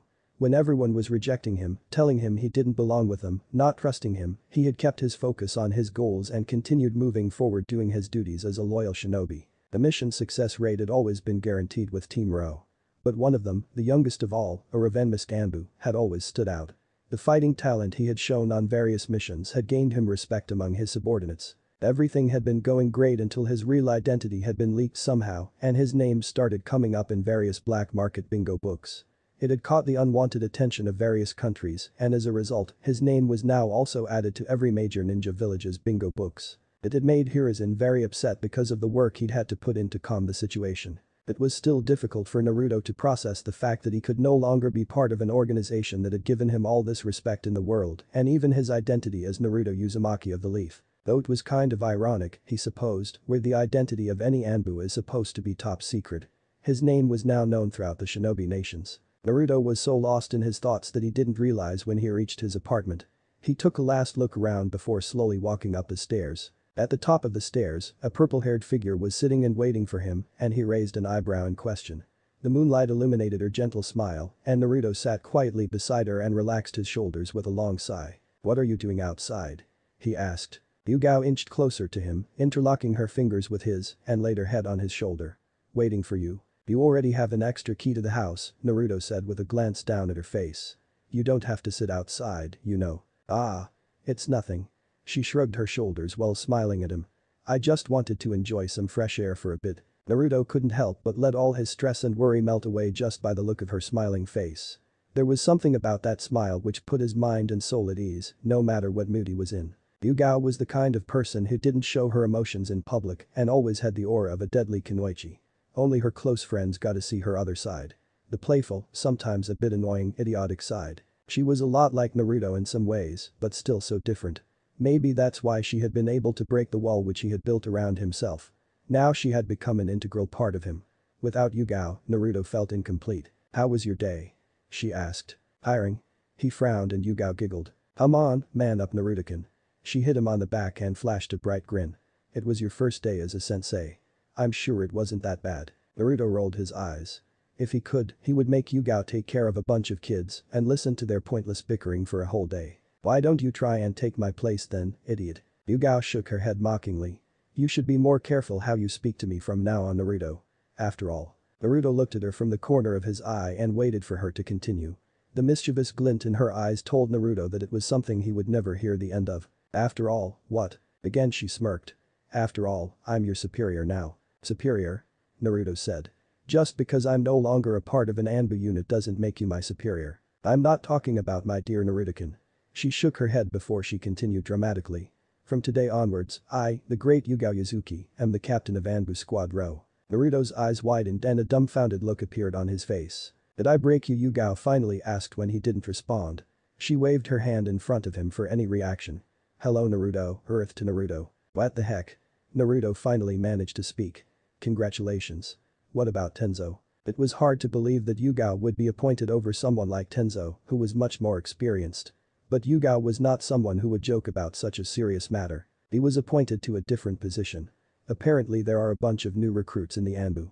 So the Hokage-sama made a lot of rearrangement among the squads. The Anbu played a very crucial role in the safety of the village.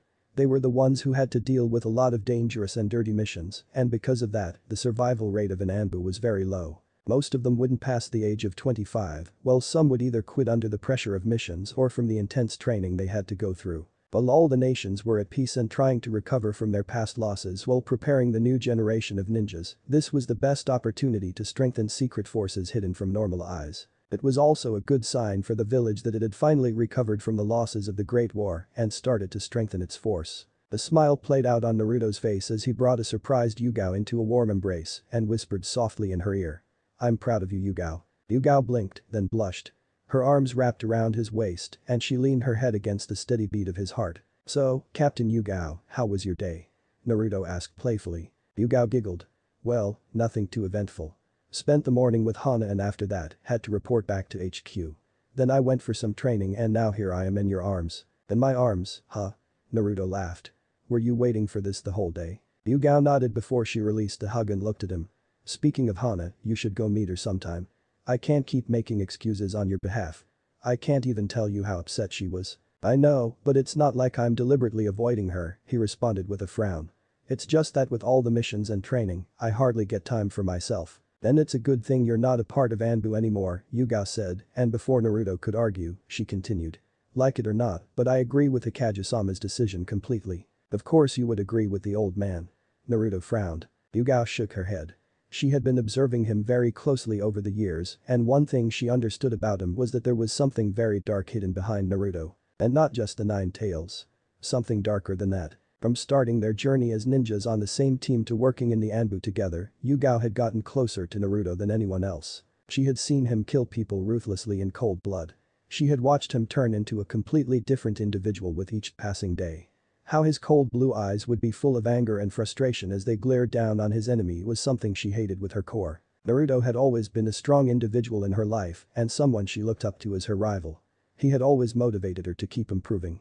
It was still her dream to someday stand next to him as an equal. Not only that, he was the man she had fallen in love with and she couldn't just stand and watch him sink deeper and deeper into his own darkness.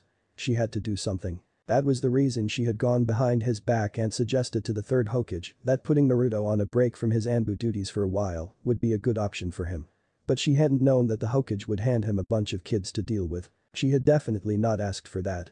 All she had wanted was for him to focus on himself rather than missions for a while. "Are they really that bad?"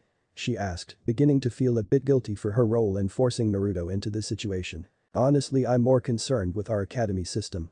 They are just producing numbers while filling up these kids' heads with the idea that they can go on dangerous missions and fight powerful enemies as genin," Naruto said aggressively.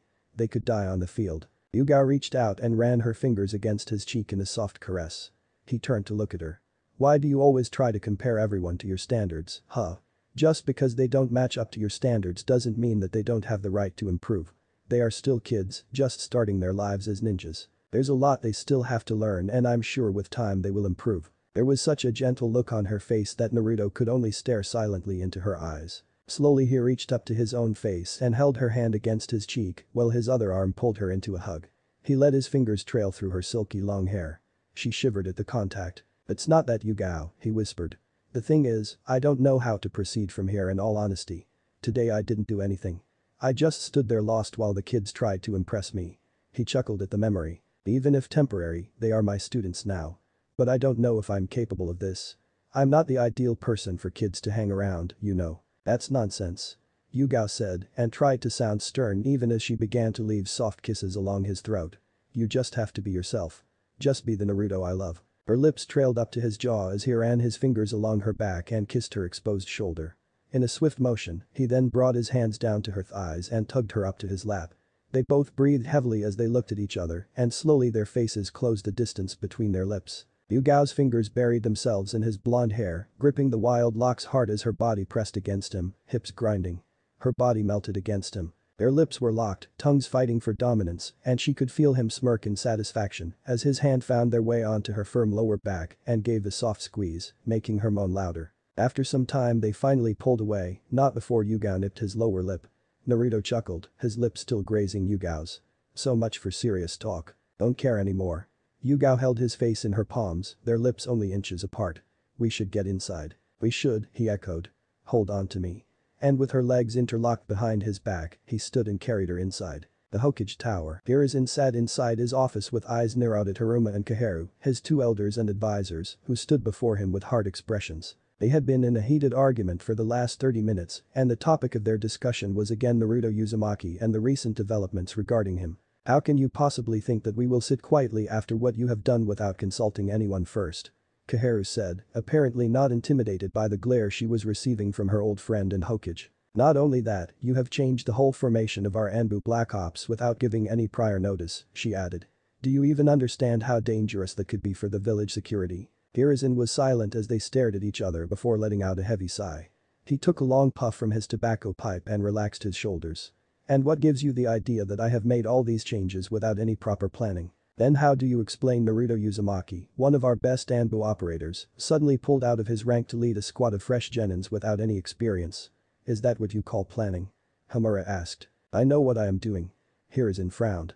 I have given long thought to the matter, and I already made it clear with the Anbu and Jounin commander what my intentions are. Hamura sighed. Listen Hiruzen, we understand that you care deeply for the boy and only have his best interests in mind. But you also have to understand that you can't force your decisions on him. I'm not saying this as a political advisor, but as an old friend. Hiruzen frowned deeply. He may have forced his decision on Naruto this time, but it was important for his development and for the village's future. When Yugao had come to him with a concern regarding Naruto's behavior, it had given him the opportunity to take him out of the Anbu and put him in a healthy environment in hopes for him to understand the value of bonds he had in his life. There was something about Naruto that made Hiruzen believe in a better future for this world, and he believed that Naruto would be the one to lead this generation and bring that much-needed revolution. And one thing he was sure of was that if Naruto were the one, then he wouldn't achieve that by hiding in the shadows. The world would need to know his face and follow his lead. The decision is already made, Hiruzen stated firmly. If memory serves me right, weren't you the ones against the proposal of Naruto joining the Anbu? What has changed now? At Hiruzen's comment both advisors had the decency to look away. That was in the past Hiruzen. Naruto has exceeded our expectations and proved us wrong, and we have nothing but appreciation for his service, Koharu said sincerely, and Hamura nodded. And we have nothing against the boy, Hamura added. We also understand that we have had many differences in the past and you don't trust us after what happened with Danzo. But you also need to know that our job is to look after our village's interests, not just one individual's. Our time has long gone my friends. Hiruzen laughed lightheartedly. Don't you think that it is time for the future leaders to rise up? Both advisors stared back with wide eyes. After a few seconds of complete silence, Koharu spoke. You want Naruto to be. She tried to speak, still looking at him with shock. Hiruzen couldn't stop his laugh. Who knows? He has shown interest in the past and more importantly, he has qualities of a leader. But at this time, he is still young and has much to learn before that can happen. Amura shook his head. I hope you understand what you're doing Hiruzen. And in future, we would really appreciate it if you'd inform us before making such decisions. Hiruzen nodded. I will. They both nodded in response. Very well then. We will be taking our leave now. Have a good night, Hiruzen said, standing as they walked out. With the click of the door, he fell back on the chair and let out a heavy sigh. Finally I can have some peace for the rest of the night, he muttered while enjoying the smoke. Next day, the sun was rising above the horizon as Naruto looked at his genin team with arms folded and his back resting against a tree. His expression was calm while his eyes maintained their usual steel gaze. It was complete silence around them, other than the birds and leaves rustling in the wind. The three genins stood firmly at attention trying to hide their nerves as they waited for their new team leader's order. But it was obvious from their sleepy gazes that they were not used to the early hour. In their last encounter, the way Naruto humiliated them had really affected them deeply and it had ignited the desire for recognition in their hearts. Even Shikamaru, who usually would be making excuses by now, was standing with determination in his eyes and eagerly asked, so, what are we going to do today, Taichu? I'm impressed that you guys came on time, Naruto said. Well, we had to, otherwise you would have made us run non-stop, muttered Ino quietly to herself. But Naruto heard and smirked. Well anyway, said Naruto. Since looking at your pathetic display of skills, we have to start your training from scratch. The three genins looked down in shame. So, we will start with building up your stamina and improving your chakra control. But Taichu, I think we already covered the chakra control exercise in the academy, said Choji, with a curious look on his face. Naruto raised a single eyebrow. Did you know? Well then, why don't you guys show me by climbing that tree over there? The three looked at the tree and then each other, their expressions confused. Without using your hands, Naruto added. They all looked at him like he had grown a second head. I think, I must not have caught what you said, Taichu, said Ino. Because I don't think it's possible to climb a tree with no hands. Naruto walked to the tree and said, just watch. They watched him make a single hand sign before moving forward. Then their eyes bugged out in amazement when he stuck his leg on the tree, then took another step and casually walked all the way up the trunk to the top, like he was walking in a garden with his hands in his pockets. Whoa. The genins' expressions were awestruck as they stared up at Naruto, who was standing upside down from a tree branch with no support of any kind. Still not possible. Well.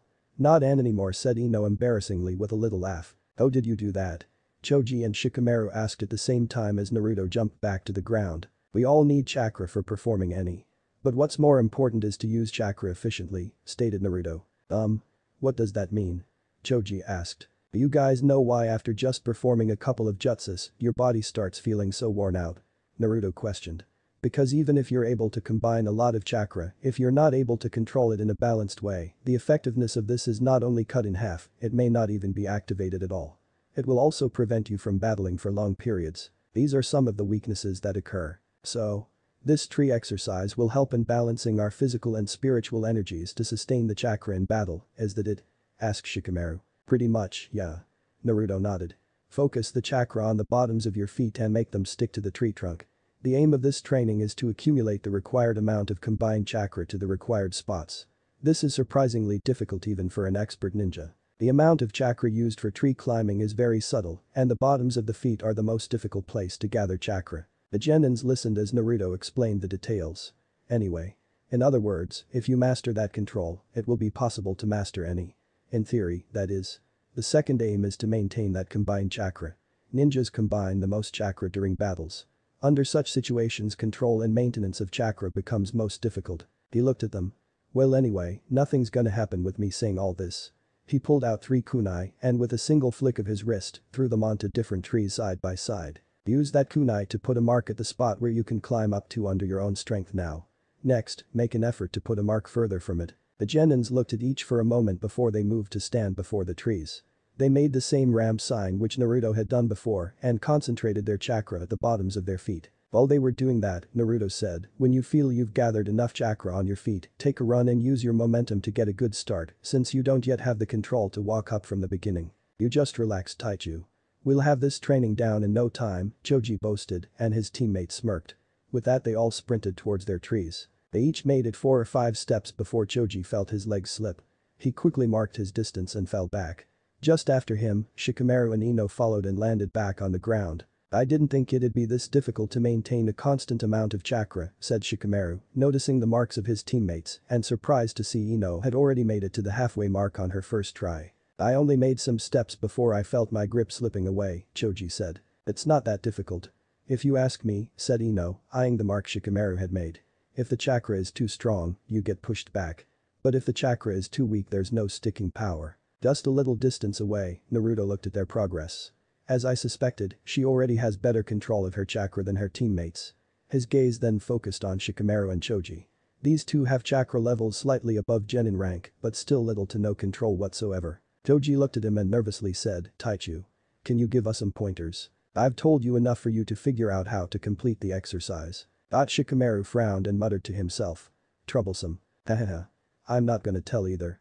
Ino giggled before she readied herself to start again, while Shikamaru and Choji looked on in hopes of getting some idea on how to do it. She started just like before and soon passed her previous mark before she felt her legs slip. She quickly marked her spot before jumping back down. You two idiots want to race to the top. She smirked. The loser has to buy food for the whole team for a week. Shikamaru and Choji's eyes widened for different reasons. Choji was thinking about all the free food he could eat, while Shikamaru was thinking about all the money he could lose, being well acquainted with Choji's appetite. Free food DTT. I'm coming. Screamed Choji with fire in his eyes as he started sprinting towards the tree. You can buy your own food and for me. Shikamaru screamed back at him and started too. Ino laughed and then flashed Naruto a bright smile with both her thumbs up. He shook his head in amusement. Deck. Odd XXXXXX. I can't even move a muscle. Choji groaned while he lay flat on the ground, his chest heaving. At least. We're still alive, said Ino in a hoarse whisper. Can't you guys be quiet for a while? Shikamaru asked as he lay beside the other two, eyes closed. I'm trying to take a nap here. Climbing the tree hadn't been as easy as they thought it would be. Ino had completed the exercise first, while the other two had to put some extra time in to complete it and still wouldn't have managed but for Ino's advice. But they had completed it.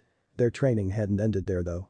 After that, Naruto had forced them to do the same exercise over and over again until they had no energy to move. It was in the early morning they had started their training and now the noon sun was hovering high in the sky. Heh.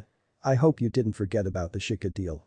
You're still treating us to BBQ today and for the week, said Choji joyfully. At that, Shikamaru's eyes snapped open. Who? He said. If I recall correctly, I definitely wasn't the last one to the top. He wasn't really looking forward to buying meals, especially not for Choji. We all saw Shika, I was there before you. You can even ask Ino. Don't drag me into this, Choji, Ino remarked while she glared up at Naruto sitting high on the tree branch. All I want right now is to kill someone. Count me in. Said Shikamaru. Naruto, meanwhile, looked down on his team's interaction with mild interest. He was impressed with the efforts they had put into today's training. There was definitely a positive change in their attitudes from yesterday too, which was a very good thing, in his opinion. Since his childhood Naruto has always respected people who took themselves seriously and put effort into their work. He had been certain when he'd first met these three that they'd only been playing at being ninja. Now, he could see that they were trying to make a change. They had potential. Completing the tree climbing exercise in just a few hours was no easy feat. Naruto knew he couldn't teach them any elemental, and since they were clan children, he knew they had their own traditions of training. His main focus was to develop a solid base for them in the time he had. Now Naruto noticed their bickering had stopped soon after Ino had started glaring at him and he didn't know whether he should laugh at the expression on her face. He jumped down, landing softly on the ground. Well, how are you guys feeling? Breathing? Was all he received from Ino, who responded through gritted teeth. That's good. What do you want now? Can't you see we're resting after the torture you put us through? Naruto raised an eyebrow at her tone and blinked. He understood the training was rough at the start but wouldn't call it a torture. Instead of responding, he shook his. They'd get used to it. I just want to know if you guys are ready to continue the training. His team's eyes closed and they made no response. Even Ino appeared like she had fallen asleep. Oi. Naruto lightly kicked Shikamaru's leg but still got no response. Get up you all. I know you guys are awake. After a moment, Naruto sighed and folded his arms. Fine, you can take the rest of the day off. Finally, I can have some food, exclaimed Choji. I'm starving. Naruto let out a heavy sigh as they sat up and stretched. Seriously? He muttered. Anyway, be here tomorrow morning at the same time and we'll maintain this routine for now, understood? They all responded with no enthusiasm. Naruto threw a small round packet towards them before turning on his heels. They're food pills, they'll help restore your energy. Then, as he walked away, you guys did well today. After making his way through the busy streets of the village, Naruto reached the front of the hospital building. It was empty and much quieter than usual, and looking around, he noticed only a few people here and there going their way. He stood arguing with himself if he should go inside the building or not. He had never liked the place and had always preferred to keep himself away from the hospital as much as he could. There was just something about it that left a bad taste in his mouth. After a couple of minutes, he decided against entering and quietly stood with his back against the outer wall, his hands in his pockets. He was only there to find her, so there was no need to enter the building anyway. He had waited for around 10 minutes when the person he was looking for exited the main gates. There stood Hana Inyazuka in a white lab coat over her outfit. Hana narrowed her gaze for a second when she spotted Naruto, before she shifted away from him and headed down the road. Doesn't my handsome face even deserve a hello? He called after her as he jogged to catch up. Hana frowned and responded, do I know you Wolverson? Her tone was so flat that for a second Naruto actually believed her. That actually hurt, he muttered, before smiling again. As a gentleman it is my responsibility to ask if I can be of any help to you. Hana folded her arms with a glare. The only help you can give right now is to get the fuck out of my sight. Such anger does not suit you, Naruto said calmly. If you don't mind my lady, maybe you can provide me a helping hand in this one. Hana looked at Naruto skeptically. What kind of friend disappears for almost a month and makes someone else give excuses on his behalf? What do you want? His smile widened. Well you see, I have this friend who is a girl and you know how girls are, haha. He rubbed the back of his neck, suddenly nervous. Of course you would know, you're also a girl after all, and quite beautiful I must say. That to the point already. Ah. I was wondering, maybe. If you could help me. We can go for lunch together, you know, and maybe give me some points so that I can impress her. Naruto leaned towards her. Did I tell you that she looks exactly like you? Hana rolled her eyes, but her hard glare had softened and Naruto could see the hint of a smile at the corners of her lips. Maybe you should go and ask your friend instead of me. I think you're right, I should ask her. He nodded in agreement. Wait. What if she refuses me? She could. Hana said thoughtfully, as if she was thinking hard. What else can you do though? Ah. I know what I'm gonna do. What are you gone? Before she could finish, she found herself lifted up in the air. Eep. What are you doing Naruto? Put me down. Ahahaha. It's a special Naruto ride just for you, my lady. He laughed at her flustered face as he adjusted his hand under her knees to better hold her while she continued to struggle. What the fuck? Put me down you idiot. Oh Kami. This is so embarrassing, she muttered, trying to hide her face in Naruto's chest as she noticed some onlookers giggling in their direction while Naruto continued on the path holding her bridal style. A week later, Shikamaru and Choji walked slowly side by side looking around for anything of interest. They were roaming around the village with no destination in mind as this was their first day off after almost a week of hard training. Shikamaru's face was exhausted while Choji had a look of satisfaction as he munched over a bag of potato chips. Do you want chips Shikamaru? No thanks, muttered Shikamaru, dragging himself along with his friend. If it wasn't you I would be sleeping peacefully at home. Troublesome. But no, you had to go out to buy a bag of snacks. He shrugged. Why did I even agree to come along with you? You came because you wanted to find a place to take a nap without having to listen to your mother shouting for you to get up every 5 minutes. Yawn. What a drag. I would prefer a quiet place for my much-deserved rest after all the hell we've been through this week. Choji nodded and took another bite of chips. Yeah. But have you noticed Ino and how much effort she's putting in her training? Of course. She's much less troublesome and loud during training now, said Shikamaru. What do you think of Naruto so far? Well, he is hard and mean most of the time, but I think he's a good guy deep down. Otherwise, why would he train us in the absence of Asuma-sensei? And more importantly, I do think we've grown closer as a team. Maybe you're right. Shikamaru muttered. But something about that guy doesn't add up. Choji blinked in confusion. What do you mean? Shikamaru sighed before he spoke. He was my father's student a while back, but still we never saw him in the village. As if he just popped up out of nowhere. I asked my father about him and even he didn't say anything. Hey Shikamaru. A surprised Choji got his attention and pointed in front of him. Isn't that into hiding there? Oh don't tell she's stalking Sasuke again. Shikamaru rolled his eyes. Let's go. XXXXXX. Ino had just finished helping her mother in their family flower shop since today was her off day from training. She was going to head back inside after finishing when she saw something that caught her interest. Ino was someone who wouldn't let go of things easily once she had dug deep into the matter and right now she had found something just like that. She might be young, but she wasn't naive enough to miss when a person was trying to deceive someone with their behavior. So when she saw Naruto in such a surprising situation, she couldn't stop herself from going after him. Ino had been maintaining her distance so that he wouldn't notice her presence. But just when she was about to move again, she was startled by a voice. Ino, what are you doing here? Ino's focus had been so honed in on Naruto that she would have shrieked from the sudden appearance of her two idiot friends if she hadn't managed to stop herself just in time. Quickly grabbing their hands she dragged them to the side.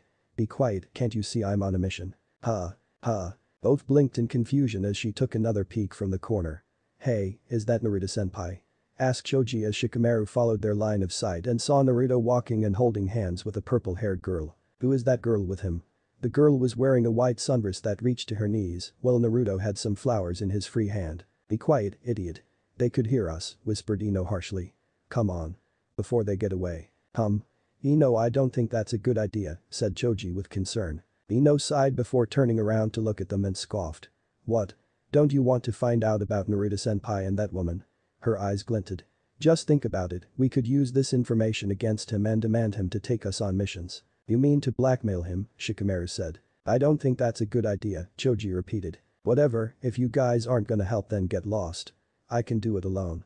Ino huffed. When she turned back, she suddenly straightened and began frantically looking around when she didn't find her target. Where did they go? She ran forward, leaving behind Choji and Shikamaru with blank expressions.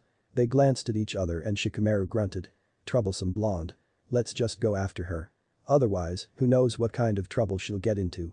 XXXXX. Look there he is.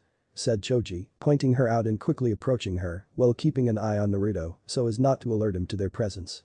They watched him enter the cemetery with the purple-haired girl following closely. But why would he bring a girl to a cemetery on a date? Ino murmured. Shikamaru narrowed his eyes. Why would they go there? I just said that, Shikamaru, grumbled Ino. It was impossible to hear Naruto's conversation from this distance, but from the looks of it, they were having some kind of emotional talk. It's not that, Shikamaru said. In that area, some of our very high-profile ninjas are buried, including our past Hokages. I think we should leave, guys, Choji said.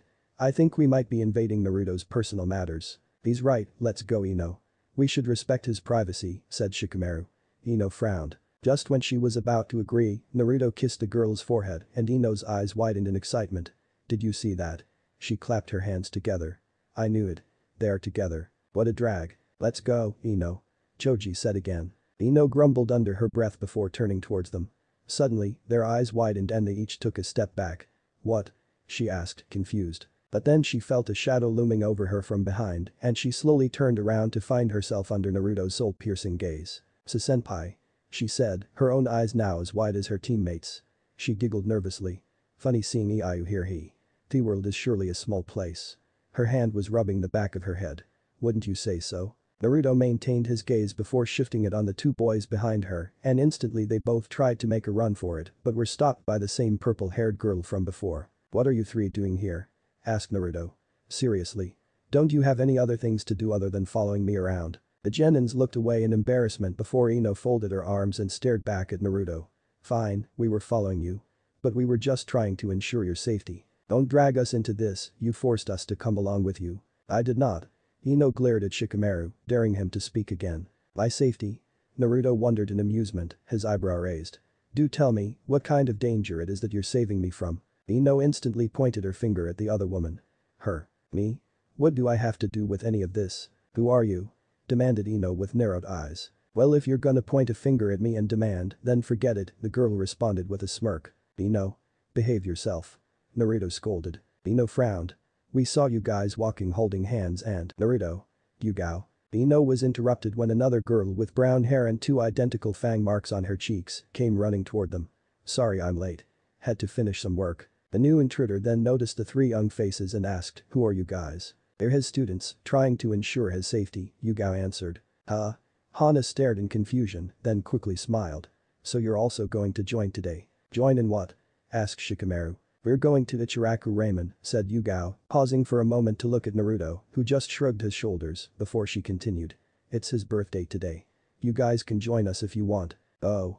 The three genin smiled sheepishly as the realization hit them and they repeated together. Happy birthday, senpai. Thanks, I guess, said Naruto. Now, will you tell me why you guys are following me and Yugao? I saw you exit from my family flower shop with her and I just got curious and followed, well they both joined me on the way. Ino admitted. Naruto shook his head. Excuse me, what are you talking about?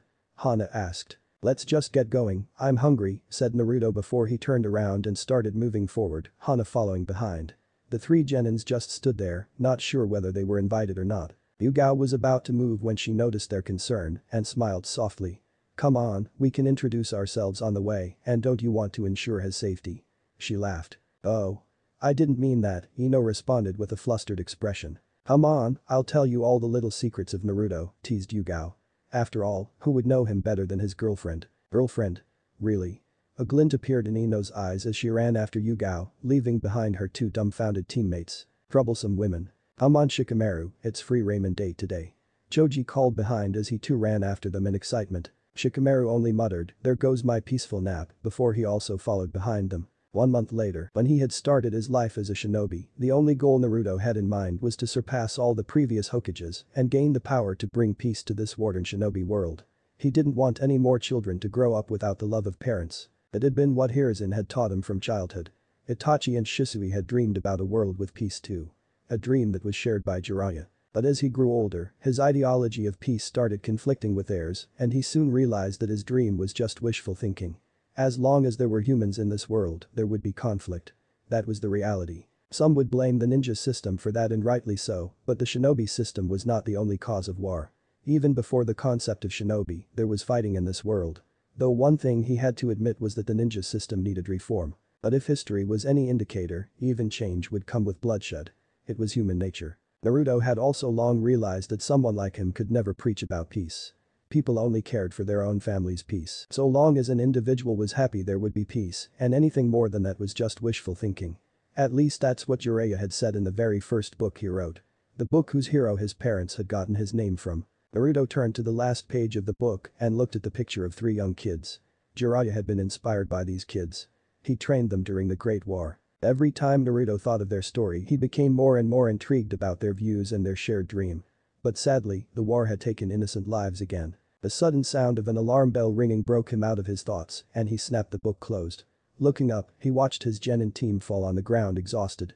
Naruto jumped down from the tree he'd been sitting on and approached them quietly. "Don't tell me you guys are exhausted from that little session," he said. "No big deal Taichu, we're just catching our breath," Choji responded, his chest heaving. "At least tell us for how long we're going to keep on doing these drills."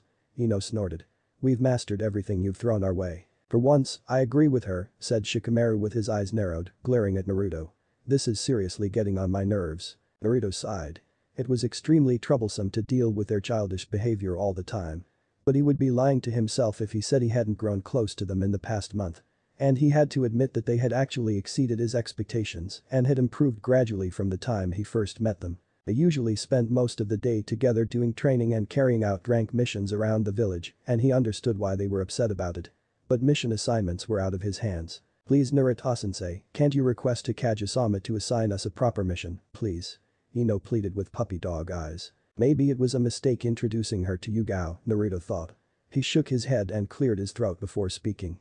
"Let's not talk about that and continue on with our training for now." "That's not fair," cried Ino. "You promised us." "Well. Yeah, I did actually," muttered Naruto quietly while rubbing the back of his head. He had to be careful to not give them false hope. "How about I take you guys out for Ichiraku ramen after the training session?" That'll be awesome, Taichu." Choji pumped his fist in excitement. But just then, a bird flew above them in circles, catching Naruto's attention. What is that?" asked Choji. "Don't tell me it's..." Naruto's eyes narrowed in suspicion. He raised his hand forward and the bird came down to land on his finger. His gaze went to the small scroll attached on its back. He quickly took the scroll and instantly the bird flew away. Naruto read the small message written on it. "What's in it?" Shikamaru asked. "It's your wish to come true," he responded. The 3 genins' eyes widened and a large smile broke out on Ino's face. "Yes," she squealed, pumping her fist. "Finally," Choji muttered. "What a drag. But at least we're saved from the training for now. You and your team are summoned to the office of the Hokage for an emergency assignment." Naruto read the words again and wondered if his team was ready for whatever this emergency was. Naruto folded the scroll. "Come on guys, we need to report to the Hokage's office," he said and set out at a sprint toward the Hokage tower. "One more thing," he called over his shoulder. "Don't create a scene in front of the Hokage. Or else." He left the words lingering in the air. Haha. "Of course Taichu. Hokage tower. I'm glad your squad could respond on such a short notice," said Hiruzen to the squad standing at attention. "We await your orders, Hikage-sama," Naruto said. He could sense the situation was serious from the tone of the Hokage and the expressions of the elders seated next to him. "Maybe we should assign another squad with Team 10, Hikage-sama," stated Kaharu. "We don't know the gravity of the threat they will encounter on the mission." Amura shook his head. "That won't be needed. We already have an elite on the field and Naruto is also highly capable of countering any threat. They will protect the genins." Naruto looked at his team from the corner of his eye. Their discomfort was rolling off them in waves. The worst was Choji, and Naruto wondered if his soft nature and habit of holding back during a battle would hinder their mission. He had to be extra careful with Choji. The Hokage once again caught his attention. A few hours ago, Team 7 was deployed on a C-rank mission to the Land of Waves. But just now we've received a letter from Kakashi asking for backup. Apparently the client has lied about the details of the mission. "Team 7, that's Forehead and Sasuke's team," Ino said, but a look from Naruto was enough to silence her. "Do we have any sort of details regarding the mission?" asked Naruto. "Not much, but we learned from Kakashi's letter that the Land of Waves has been taken over by a corrupt businessman named Gato, who's exploiting the island's resources and also threatening the life of our client, who is trying to build a bridge to connect the island to the mainland." "I see." Naruto nodded. He didn't know anything about Gato. But if the guy was able to take control over the whole island he must have powerful resources at his disposal. "Is that all, Hikage-sama?" "One more important thing," said Hamura this time. "The construction of the bridge is very important for our trade business with the Land of Waves. You must remain there with Team 7 and provide protection until the completion of the bridge." "Very well," Naruto said and bowed slightly. His team followed suit. "We will take our leave now." Hiruzen nodded and said with a gentle smile as he looked upon the genins. "This is your first mission outside the village, so be careful out there and follow your captain's lead." "Hi. Hikage-sama," said the three genins together before following Naruto outside. XXXXXXXXXX. "Finally something worthy of ninjas," shouted Ino in excitement. Choji nodded and Shikamaru only grunted. "Stop shouting in my ears, you troublesome woman," he said. "What did you call me, Nara?" Ino glared at him. "Alright, that's enough," said Naruto, earning a huff from Ino. After exiting the Hokage's office, they stood on the roof of the Hokage tower. Naruto once again looked at them and said, "Go and gather your supplies and meet me near the main gate in 15 minutes. "Hi," they said in unison. But before they could move, Naruto said, "And Choji, when I said supplies I didn't mean excessive amounts of food." "Of course, Taichu," responded Choji with a chuckle as he rubbed the back of his head. Naruto shrugged his shoulders and sighed as he watched them go. "I hope this mission goes smoothly." After some time, Team 10 was jumping through the forest at a fast pace, trees blurring past. Naruto led them from the front while Choji was at the back. It was around half an hour since they had left the village. "How are we going to catch up to them? They'll be miles ahead of us," Ino said. "Why didn't they mention a meeting point while requesting for backup? Their priority is to protect the client for now, they couldn't afford to stay at one place for long," Shikamaru surmised. "They must have proceeded towards the land of waves. I just hope they're alright. I'm looking forward to meeting Sasuke and Sakura, though. It feels like forever since I've seen them," said Choji as he jumped forward. Shikamaru nodded. "They must have improved quite a bit. Sasuke was pretty strong back in the academy. I can't say much about Sakura though." He narrowed his eyes in thought before continuing. "And what was the name of that weird kid from their team?" "I can't remember." "I don't remember, he just came a week before the team placement," Ino said. "He hardly had any conversation with anyone in the class." "You guys seem pretty close to members of Team 7, Naruto said. "Well, I suppose we are friends. We're from the same class, you know," said Choji. "Friends? I don't even like the Uchiha guy." Shikamaru groaned in annoyance. "And now that you mention Sakura, I'm already getting a headache." That earned him a giggle from Ino and Choji. Naruto just shook his head as they sprinted through the trees before something caught his attention up ahead. "It looks like someone's coming towards us." He motioned his team to stop when he noticed a squad of Anbu approaching them. The first thing Naruto noticed when they reached them was two rough ninjas tied up and dragged by one of the Anbu. "Demon brother from the village hidden in the mist," the Anbu said. Just when he was about to respond, Ino beat him to it. "Hey Yug." Naruto had to place a hand on her mouth to stop her from continuing her sentence. He glared at her and hissed. "We don't use names out on missions, you know the protocol." "Sorry," Ino muttered, looking down in shame. "You must be the backup squad for Kakashi's team," another Anbu said. Naruto nodded. Naruto then looked at the tied-up ninjas. "Are they the ones who attacked Team 7? "Yes." They admitted working for the businessman named Gato, who hired them to assassinate the bridge builder, the Anbu with long purple hair said. Naruto nodded before giving a look to his team. "Anyway, we should take our leave now. Good luck for your mission," the purple-haired Anbu wished as they started to move. She then patted Ino's head and waved her goodbye, bringing a smile on her down face. But that the Genin squad continued on their way. XXXXXXXXXX. The Anbu team was also about to make a move when one of them spoke in a teasing manner. "Senpai. Your boyfriend is pretty hot, when are you going to introduce us to him?" The Anbu with a cat mask snapped her head towards her squad member with an unnoticeable glare behind the mask and responded flatly. "First concentrate on the job at hand, Fox." "Of course senpai," the Anbu straightened and put up her hands in defense. Some hours later, unknown place. The sound of blades slicing together could be heard in the area as the battle went on between two skilled shinobi trying to gain the upper hand over each other. At the side stood three young genins in a triangular formation around an elderly-looking man. They wore leaf headbands on their foreheads as they watched the ongoing battle before them. "Sasuke-kun. Are you alright?" a pink-haired Kunoichi asked nervously, eyeing her shocked teammate who hadn't said a word since the battle started. It was supposed to be a simple escort mission to the land of waves, and their journey had started normally with no sign of any danger. But in the ninja world you can't have a sense of security on missions, even for a second. They were on their way when suddenly they were ambushed by two rough ninjas, but with the quick thinking of her teammates, they were able to defeat them. Upon interrogation they learned the actual nature of their mission. Their sensei was reluctant to continue the mission at first. But after listening to the client's genuine plea, they decided to help him secure his land from the tyrant businessman. They were on their way to the client's house when they were again suddenly attacked by a ninja wielding a sword larger than himself. He had short brown hair but no eyebrows. He also wore the same Miss Nation headband as the demon brothers that they had encountered before. His face was covered in a mask made of bandages, and his torso was bare. Sasuke-kun. Sakura pleaded. Her voice finally forced Sasuke out of his shock. What? He asked, eyeing her. Are you alright? I'm fine, Sakura. Sasuke responded with gritted teeth but kept his gaze fixed on the battle, or more specifically, the now uncovered Sharingan eye of his sensei. This is not the time for your brooding, Dickless, said another member of the squad, earning him a heated glare from both of his teammates. But he just gave them a blank look. We have to protect Azuna-san, don't let your guard down. You guys just leave and protect Azuna. Shouted Kakashi as he ducked under the swing of the large blade, which could have chopped off his head.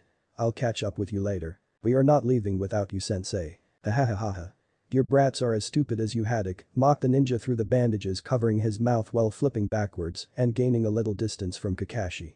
Just hand over the old man and I'll let you leave peacefully with your kids. I suppose I have to disappoint you then.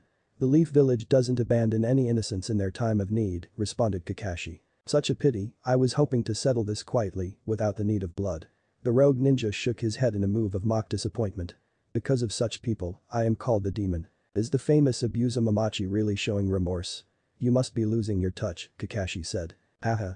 Zabuza laughed. I hope your blade is as sharp as your tongue, Kakashi. Same goes for you. Just then, thick fog started covering the area, blocking everyone's vision. Shit. Kakashi cursed under his breath. He couldn't use his Sharingan in the fog. Taking advantage of the fog, Zabuza disappeared with no trace of his chakra to track. Kakashi-sensei. I can't see anything. Kakashi heard the panicked scream of Sakura and could also feel the heavy killing intent in the fog, which must be affecting his students. Don't worry guys, just stay together, he said calmly in the hope of calming his students, while at the same time letting his chakra flow in the environment to give him some sort of idea of his enemy's position. I won't let any of you get hurt. So just be calm and stay focused, alright? Hi. I wouldn't be so sure, Kakashi. Zabuza appeared behind the Genins, bringing down his sword. But Kakashi got there just in time, blocking the strike with the back of his hand. With his mother, he stabbed his kunai into Zabuza's abdomen. Shit.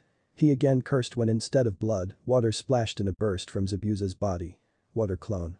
Kakashi once again tried to sense his enemy's chakra signature in the thick air. Come on, show me what you can do, Sharingan no Kakashi, hahaha. Don't be an embarrassment in front of your students, hahaha. Zabuza's bloodthirsty voice rang out. Shadow clone Kakashi shouted out Jutsu's name as 3 identical copies of him appeared beside him. The original Zabuza stood back, his hands going through a series of signs, and shouted. Water-style water wave.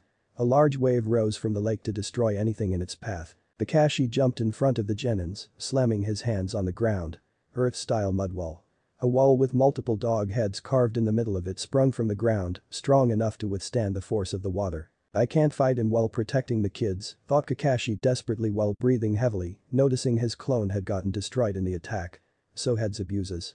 Engaging with close combat would be suicidal, but I have no other option left other than that. Kakashi closed his eyes and took a deep breath. He took out a kunai, gripping it tightly with his lone Sharingan glaring. Let's settle this, he declared, vanishing from the side and appearing in front of Zabuza, who blocked his attack with his sword. Now we're talking, Zabuza said, blocking with his sword and engaging in a battle of strength to overpower Kakashi. But still not enough. They pushed back before again their blades rang together. Kakashi delivered a kick at the same moment. Zabuza blocked with his forearm, but the force of Kakashi's attack threw him backwards. Taking advantage of the opportunity, Kakashi dashed forward and swung his blade. But Zabuza blocked it successfully and countered with a round kick to his stomach. They continued to exchange blow after blow, both evenly matched. I haven't had this much fun in such a long time, Zabuza said, dodging another one of Kakashi's punches. Kakashi was having some difficulty against the repeated and heavy strike of the sword to his kunai. But thanks to his Sharingan he was able to read Zabuza's attacks and match them successfully. It went on until he found a little opening in his defense.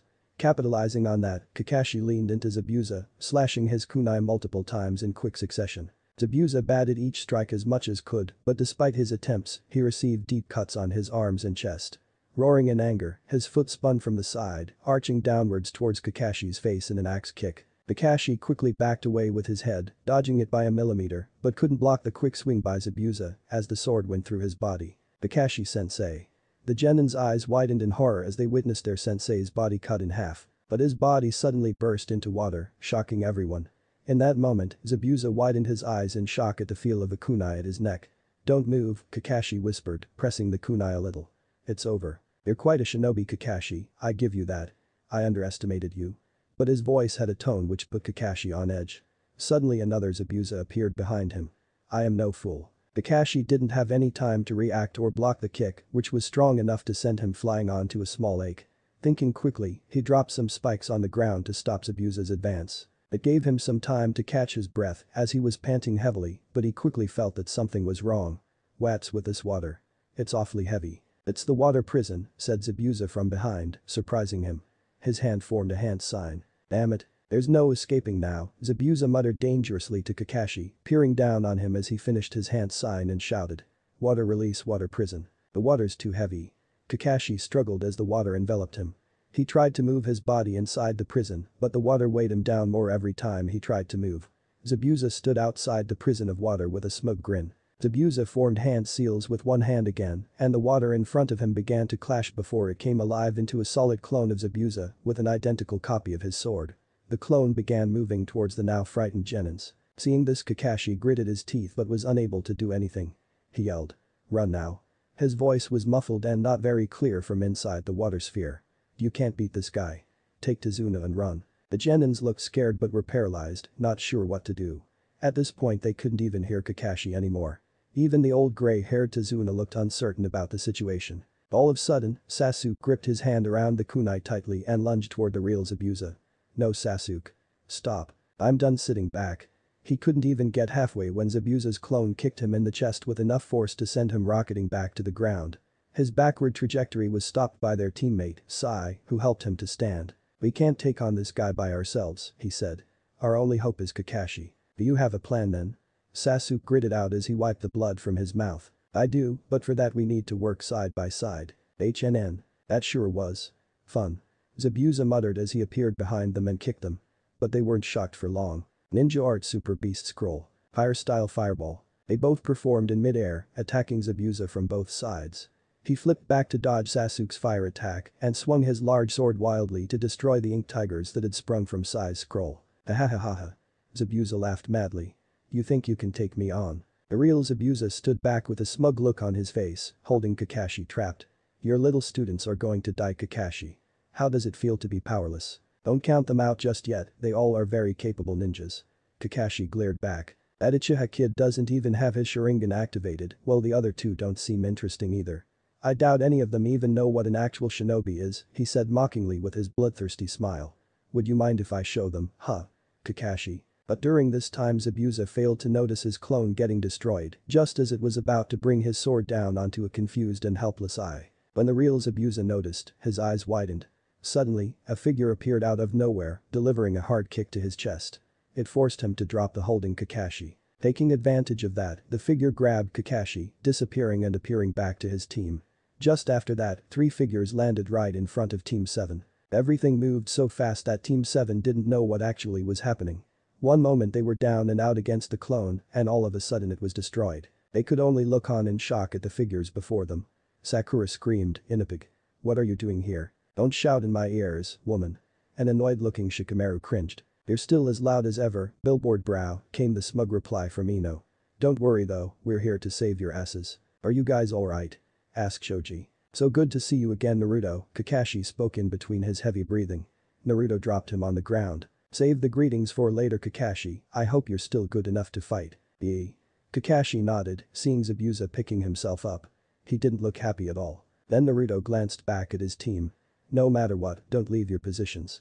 Your only objective is to protect the client, he said in a no-nonsense tone. Understood. Same goes for you also, Kakashi said to his team, mainly Sasuke who was about to reply. Kakashi returned his attention back to Naruto after receiving a nod from the genins. I don't have much chakra left. I'm good for only 2 high levels, he whispered for Naruto to hear. That's more than enough, Naruto responded. I just want you to back me up. Well. It must be my lucky day. Zabuza began as he stood back on his feet. His mouth curved into a smile from beneath his mask. The devil Naruto Uzumaki. Zabuza Mamachi. They both maintained the hard glare, not backing down. Member of the 7 Swordsmen of the Mist. You sure have fallen low. They say you have the eyes of the devil. Zabuza mockingly said, resting the sword on his shoulder, grinning behind his mask. The devil and the copycat. Your heads will pay me quite a handsome amount in the bounty market. Believe me, my sword is itching to cut them off from your shoulders. Naruto remained silent. What is that guy talking about? The Genins thought, looking at Naruto's back in confusion. Team 7 looked more curious, not knowing him. I actually wanted to meet you. After all, you're the man who made the mockery out of that fool of a Mizukage and his dogs. Naruto and Kakashi both tensed at that, and Kakashi gave a small glance to the kids. This information was not something they needed to hear, and he doubted Naruto himself would like to remember that event. How about you join me and in return I'll spare your life, Zabuza grinned at Naruto. You're not as impressive as I thought you would be, Naruto began with his eyes narrowed. What? Are you scared of taking on Kakashi and me at the same time? Looking at you. I don't think I even need Kakashi against you. His tone carried arrogance, anger and no respect whatsoever.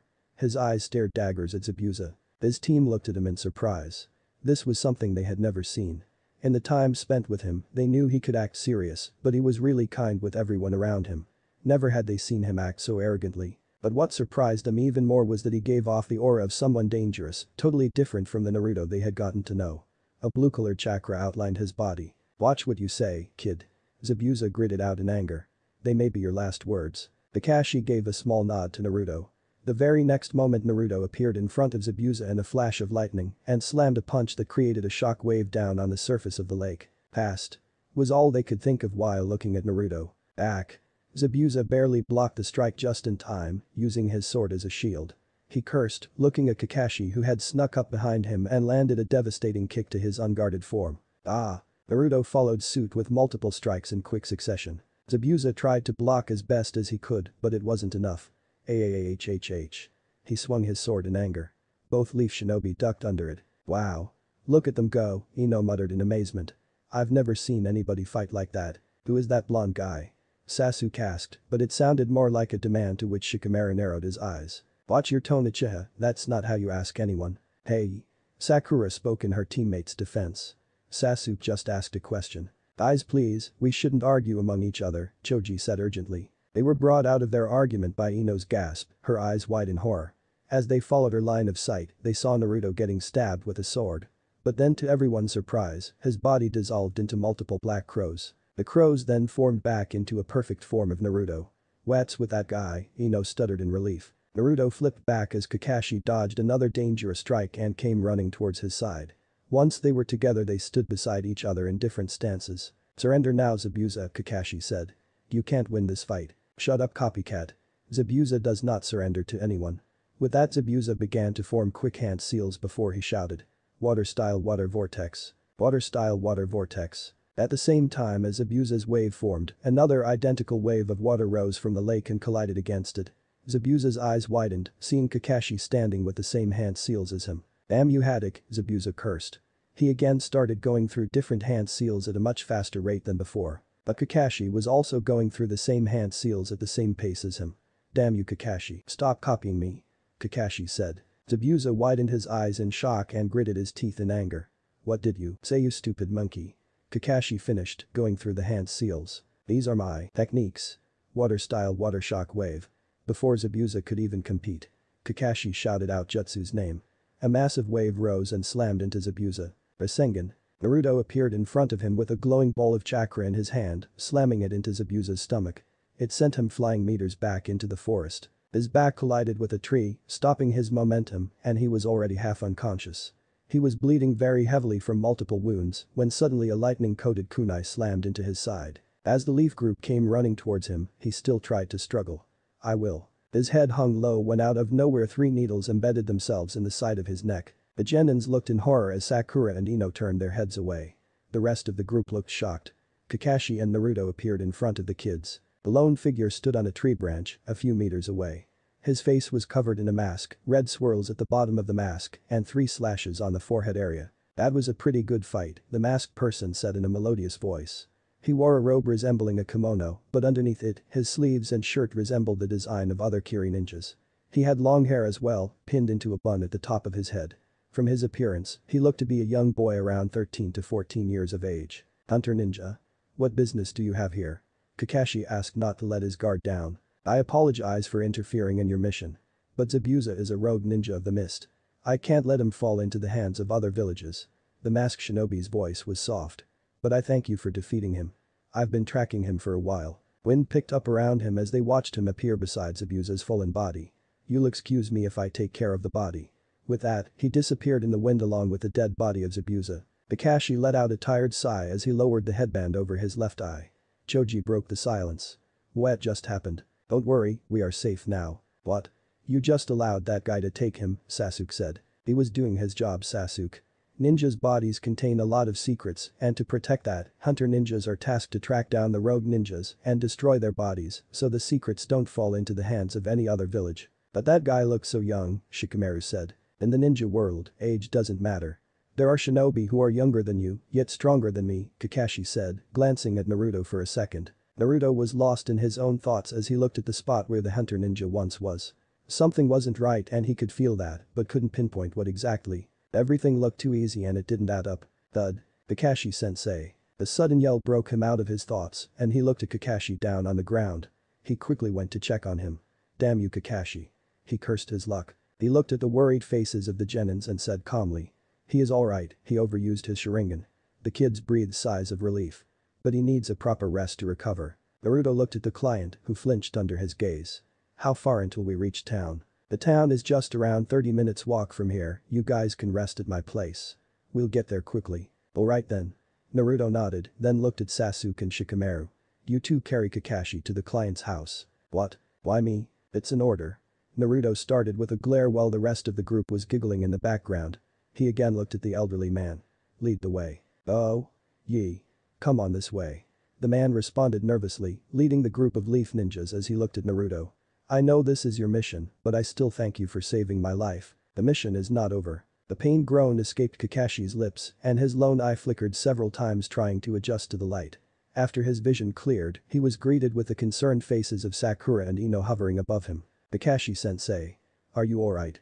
Sakura asked, while Kakashi shifted to a sitting position with Ino's help. Kakashi looked around at the familiar faces of his students and Team 10. They all looked perfectly fine, to which Kakashi let out a sigh of relief. How are you feeling? Naruto asked from his position near the window where he sat relaxed with his back against the wall. Shikamaru and Sai sat next to him, while Sasuke sat across from Kakashi with Choji next to him. He realized they were currently in a room which was not very big, albeit big enough for the leaf ninjas to settle in for the time being. My body feels like it's on fire, Kakashi muttered with a flinch and placed a palm over his covered eye. The fight with Zabuza had really taken a toll on him. His team was lucky that Team 10 intervened. Otherwise, he didn't want to think about that. His team was alive and that's all that mattered to him. Your Sharingan is amazing, Sakura said, her face worried. But it puts a lot of stress on the body. I'm not sure if it's good or bad. Where are we? Kakashi asked. After you passed out, Tazuna-san invited us to his house. Choji responded, coming over to sit near Kakashi. Kakashi gave a nod in response. He was grateful they were all safe. What happened to? His eyes widened in realization as he recalled the events that had happened before he passed out. The last thing he remembered was the hunter ninja taking away Zabuza's dead body. His head turned towards Naruto. Naruto was already looking at him like he was expecting this reaction from Kakashi. But just when Kakashi was about to open his mouth, the bedroom door opened and a woman with long raven-colored hair entered. She was wearing a short-sleeved pink shirt with the ends of the sleeves fading into red and a long blue skirt. Following behind her was an elderly man, who Kakashi recognized as their client, and a kid wearing a blue and white striped hat over his spiky black hair. He also wore a green jumpsuit over a yellow shirt. Oh. You're up, sensei. The woman said, holding a tray of food. Are you feeling better now? Not really, I don't think I'll be able to move for a week, Kakashi said sheepishly when he tried to move his arm, but flinched when a sharp pain ran through his body. Then you shouldn't move around for a while. She replied good-naturedly before blushing while crouching down and placing the food in front of the leaf ninjas.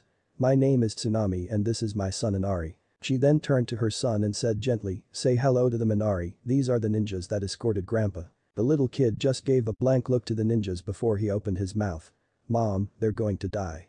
There's no way a person can win by going against Gato. Hey. Ino shouted pointing a finger at him. What did you say, brat? I don't know who this Gato is. But he doesn't stand a chance against us. How stupid, there is no one stronger than Gato. Inari glared back at her. The leaf ninjas were taken back a little by his response, but Ino was about to reply when Naruto interrupted her. Calm down Ino, we're not here to argue with some brat. To which Inari snapped his head towards Naruto in anger, but took a step back at the sight of his blue eyes, turning blood red for a second. You should leave before it's too late, Inari said hurriedly, and ran out without another word. Please forgive him. Inari's mother quickly said. He's not used to talking with strangers. It's quite alright, Kakashi said with his famous eye smile. He's just a kid. Tsunami nodded. But please, I hope you enjoy this lunch, she said while offering them the food. We weren't expecting any guests anytime soon. So this is all we have at the moment. We're already grateful to you for allowing my team to rest in your house, Naruto said kindly. We don't want to cause any more trouble for you and your family. Nonsense, she said. You saved my father's life. At least give me a chance to repay you all back in some kind. Right, father? Absolutely. Tazuna added with a nod. You guys saved my life even after I lied about the mission, and now that you killed that swordsman, I can start working on the bridge. Kakashi sighed and looked at Naruto, receiving a nod in response before he broke the news. I wish what you said could be true, but everyone looked at him. Kakashi gave them all a look before he continued. Zabuza is still alive. A stunned silence fell over the room. What? Choji stuttered with a shocked expression over his face. What do you mean, he's still alive? We saw that masked guy kill him in front of our eyes. Pursuing Nin is supposed to eliminate the corpse on the spot. Everyone's attention turned towards Naruto when he spoke. So? Ino asked in confusion. What did that boy with the mask do with Zabuza? He questioned when he saw their confused expressions. How should we know? The masked boy took Zabuza away. That's right, Naruto said. All he needed to do was bring back the head as proof.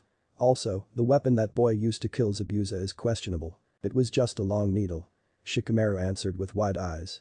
Could it be that he looked at Naruto for confirmation, who nodded in return? Yeah, it was just what you're thinking. What are you guys talking about? Tazuna asked, appearing uneasy. But how can he still be alive? You confirmed that he died, Sasuke said, looking at Kakashi. I did confirm it. Kakashi responded, nodding. But he was most likely merely in a near-death state. Also the weapon the Hunter Nin used has a low fatality rate unless it hits a critical spot. It's mostly used in acupuncture healing and such. 1. He took away Zabuza's body despite Zabuza being heavier, and second, the weapon he used has a low fatality rate, Ino said, shifting back into a sitting position. If this is true then it means that boy must be working with Zabuza. Maybe you guys are thinking too much. Tazuna said in a light manner, but the sweat was visible on his forehead. No, once a ninja feels that there's something weird, he must prepare for it before it's too late. Naruto said.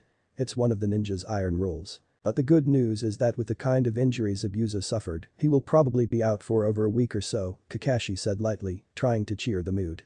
That gives us a perfect opportunity to prepare for our next encounter with him. But how are we going to match against someone like Zabuza with just a week of training? Sakura asked and the others nodded. And from the looks of it, that masked boy must be strong too, if he could put Zabuza in a near-death state without killing him. Also, don't forget that you're also out for a week, Scarecrow-sensei. Kakashi's eye twisted at the nickname used by Sai, who continued.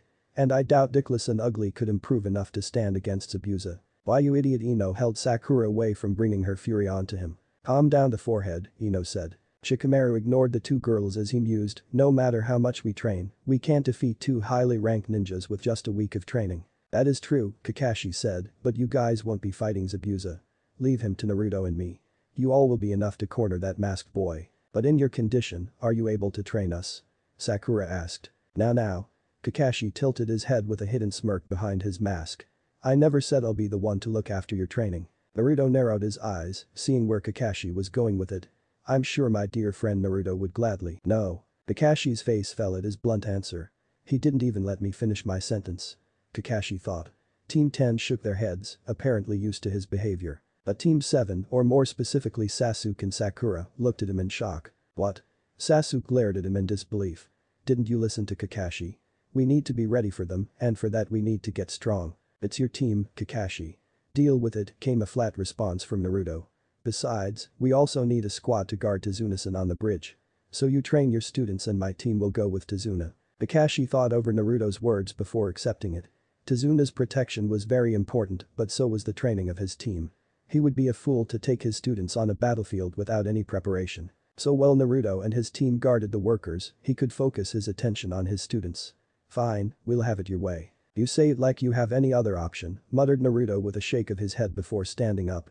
You guys rest, I'll take a walk around the town and see if I can find anything important. At least finish your food first, Tsunami said, to which he raised an eyebrow and pointed towards his empty plate. Oh, when the hell did he finish that? Was the thought of everyone in the room. What's up with him? Choji wondered after Naruto left. Is senpai upset about something? Who knows? Ino shrugged and let out a sigh. But since the encounter with that Zabuza guy, he's been pretty quiet. He hasn't changed a bit. Kakashi mumbled to himself with eyes closed. His ninja talent was exceptional. There was no doubt about that. But what troubled Kakashi about Naruto was his behavior. As shinobi, they were supposed to kill their emotions. Their sole purpose was to be a tool for achieving the goals of their village and country. Words like emotions and attachment were considered unnecessary things. For him, Naruto was that shinobi, a perfect image of how shinobi should be. But he was still human and had been forced to bear the burden of the village on his shoulders, denied the love of a family, and forced to grow up alone. He wondered if Naruto had become attached to someone. Getting attached wasn't necessarily a problem, but getting too attached was a recipe for trouble. Kakashi sighed, hoping that whatever was going on in Naruto's head wouldn't affect them on their mission. With Naruto, after exiting the house and walking a mile, Naruto came to an area where he could see people on the streets and various shops lining the road. He carefully observed everything happening around him as he continued on his way. There were no feelings of joy in the villagers, like he was used to seeing back in the Leaf Village. He was also shocked to see the condition these people were living in.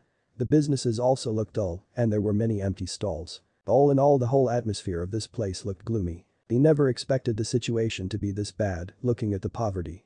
It felt like Gato had sucked the life out of this place. Wherever he looked, all he could find were people suffering. Even vegetables didn't look fresh. The only thing that was plentiful were the various kinds of fish being sold.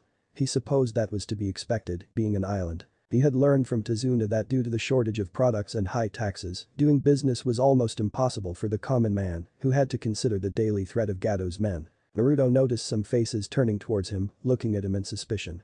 He could understand their behavior since what he learned was that they had zero trust since Gato took over the island. He walked further until he saw a man being pushed by some men armed with swords as he tried to defend himself. Nearby, a small girl around the age of 7 was being protected by a woman who Naruto assumed was her mother. "We want our pay. You piece of shit." The man sneered, throwing the poor man down and kicking him. Everyone around the area was just watching the brutal scene unfold, but no one moved to help him. The woman pleaded repeatedly as she shielded the little girl. "Please. We don't have any money left." "Well then, we have another option," said another man with a sick grin on his face, eyeing the woman and child and moving toward them. The woman moved back with her child, her face contorted in terror until her back hit the wall behind her. "Somebody please help us." The woman cried helplessly, her eyes wildly looking around. "Hehe, you'll bring a lot of money for us," the man leered. He stretched his arm out to grab her, but he didn't reach his target. So fast that he was barely visible, Naruto appeared before him and gripped the man's wrist tightly. "Ark," the man winced in pain. "Who are you?" he stuttered, staring into the cold and dangerous blue eyes that were glaring at him. A deadly silence fell over the area. "Leave before we make you," threatened one of the thugs, pointing his sword at Naruto. "Do you even know who we are?" Naruto tilted his head and shifted his narrow gaze towards him. "I've no interest in knowing any of you," he stated, tightening his grip on the man and making him cry out in pain. Crack. "Ah, GGG." The man screamed in agony, holding his now broken wrist when suddenly a kick connected to his chest, sending him skidding on the ground unconscious. Then Naruto grabbed the other man by his neck before slamming him to the ground. The other remaining thugs shuddered and took a collective step back in fear while pointing swords towards him. "Pick up your trash and get lost from here," Naruto growled, his stare deadly. Or else he left the word lingering in the air, and without wasting any time, the remaining thugs started running away. "Appa!" A little girl shouted in her small voice and jumped in her father's embrace. "Everything's fine, honey." Naruto turned towards the injured man, who was being held by the woman and the small girl. "Why were they beating you?" he asked. "They work for Gato. Every shopkeeper here has to pay a certain amount of money every week. Otherwise they'll shut down our businesses," the man said with his shoulders slumped in defeat. "But we have hardly any money for ourselves, and because of the high taxes it is impossible to run a business. I don't know what would have happened if you hadn't intervened. I can't thank you enough." The woman to his side also nodded gratefully, but she still seemed shaken by the earlier events. By now the rest of the people had started gathering around them. "Why didn't any of you here try to stand up to them?" Naruto asked all the people there. "I don't think you are from here, young boy. Otherwise you wouldn't have asked this," an elderly man answered from the crowd. "That man is too powerful, and all the people who have tried to oppose him have met a very unfortunate end. Yeah, he has an army of his own, and now with your actions today, they're gonna come back with more men to look for you. Is that so?" Naruto narrowed his eyes as they continued talking about how dangerous Gato was and what he had done to this island since coming here. No wonder Gato was able to oppress them for this long. These people had caged themselves in their minds in fear of Gato. No matter what Naruto could have said, their minds wouldn't change. So without anything else, Naruto turned and started walking away from the crowd. "Hey. Where are you going? Someone has to make sure they don't come back to trouble you." Huh. But Naruto's only response to their confusion was his retreating form of Kakashi team. Kakashi had seen a lot of ups and downs in his life. At a very young age he had lost both his parents and he didn't really have a lot of friends as he had always thought that friendship and attachment would only hinder the ability of a shinobi. He'd learned to accept the ninja rule that you had to let go of all your emotions and live only for missions. But it was this belief that had resulted in the loss of both his teammates. He'd been too stubborn to admit how wrong that rule was. Maybe, if he had realized it sooner, his friends and sensei would have still been alive. Now, whenever he looked at his students, he couldn't help but compare them. They were so different but still so similar in so many ways that sometimes it scared him. What if he failed them too? That is why he always emphasized the importance of teamwork on his students now. But he now wondered if he had put so much time and effort into that guidance that he failed to make them realize the danger of being ninjas. Looking at Sasuke, all he could see was a person driven by hate with no other ambition, and Sakura who worried more about her looks and dresses than her training. His gaze shifted to the pale boy walking ahead of him. Sai was maybe the strongest member of his team, but he doubted that he would save the life of his comrade at the cost of a mission. Kakashi could only let out a sigh as he walked with support of the sticks. He was in a mess and didn't know how to get out of it. Why does their team get to rest while we have to train our asses out here in this forest? Sakura huffed with a pout on her face and arms folded. Like Naruto said, someone has to always stick by Tazuna and his family's sides, Kakashi responded. But look at the bright side. We can use this opportunity to work on our individual strengths before facing someone like Zabuza. We could have done this mission on our own. Without anyone's interference, Sasuke stated, earning a disapproving look from Kakashi who shook his head. Being confident is good for Sasuke, but overconfidence is a sign of stupidity. We were lucky Naruto and his team arrived to our rescue. Because of that, our chances against Zabuza and his partner have increased. HNN. Kakashi could only shake his head at Sasuke's typical response. He really needed to let go of that superior attitude if he wanted to grow stronger. Speaking of that Naruto guy, do you know his sensei? Sakura questioned.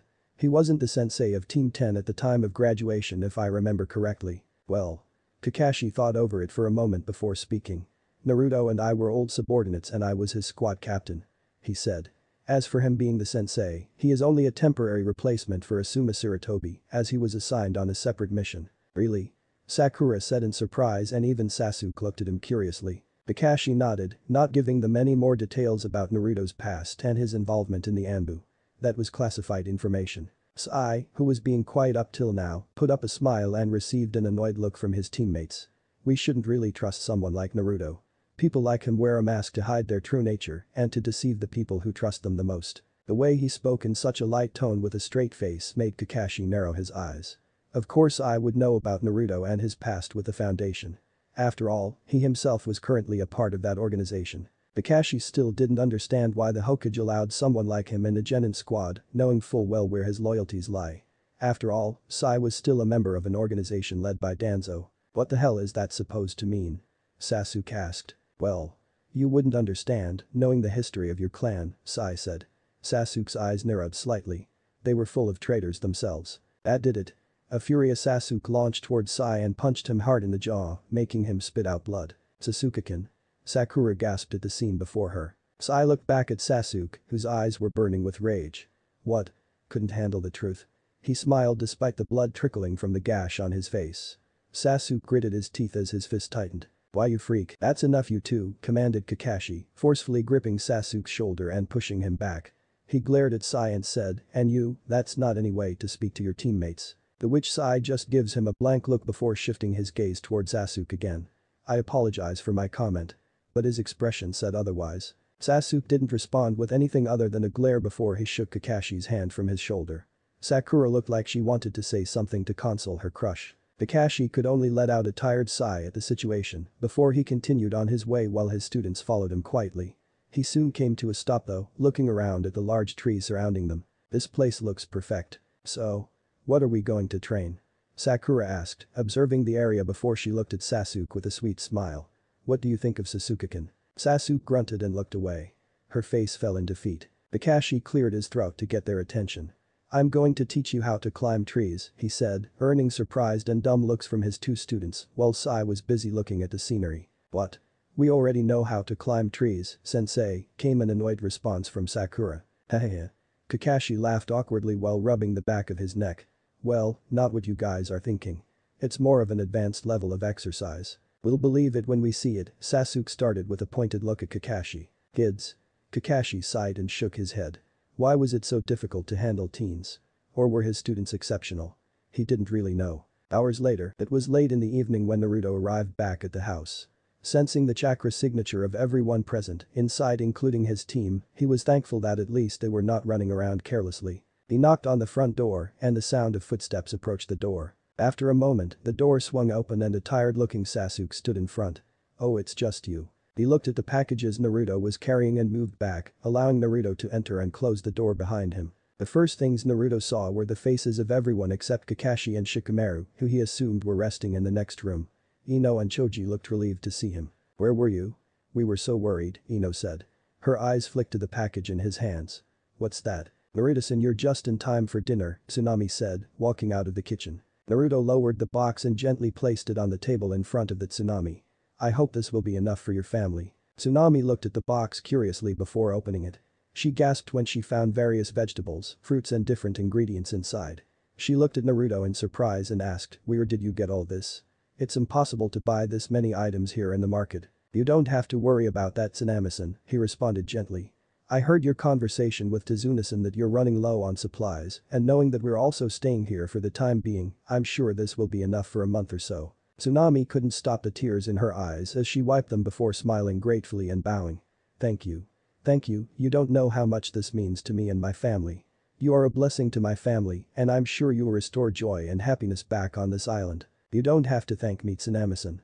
I'm just doing my job, he replied. Bringing food for my family is not a part of your job, Naruto-san, Tsunami started with a generous smile. Don't mind Tsunami-san, Naruto-sensei is just shy around people. Ino giggled softly while Choji smiled. Oh. Is that so? Tsunami responded with a soft chuckle before she once again smiled at Naruto and said, you can freshen up while I prepare a table for dinner. Naruto gave a small nod before he turned towards the Genins. Is Kakashi up? He is resting upstairs, Sakura said. And Shikamaru? Don't tell me he was sleeping all day. Choji gave a nervous laugh and rubbed the back of his head. Ino rolled her eyes and said, what do you expect from that lazy kid? Naruto sighed and rubbed his forehead in annoyance. Choji, go bring that fool down here and tell him if he isn't here in 5 seconds, he'll be up running all night. Choji instantly ran to call his childhood friend. Naruto took an empty seat next to Ino, just as a startled Shikamaru appeared.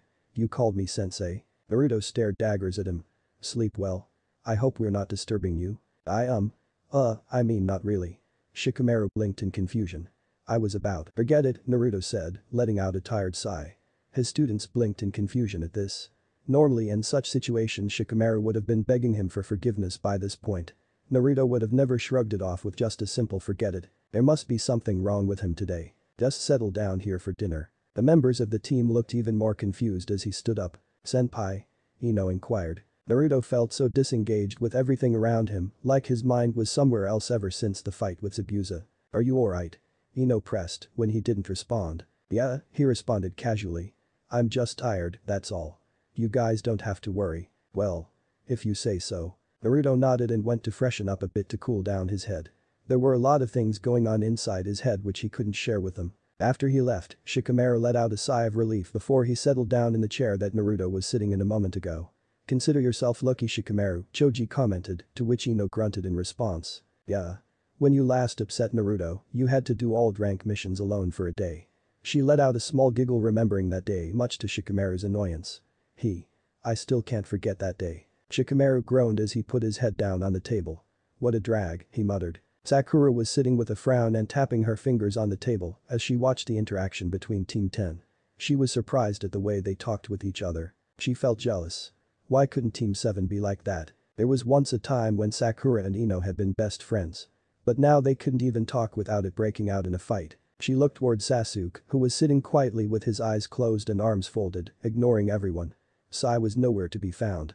In fact, she hadn't seen Sai since they had got back from the forest. She wasn't too worried though, knowing he must be somewhere painting.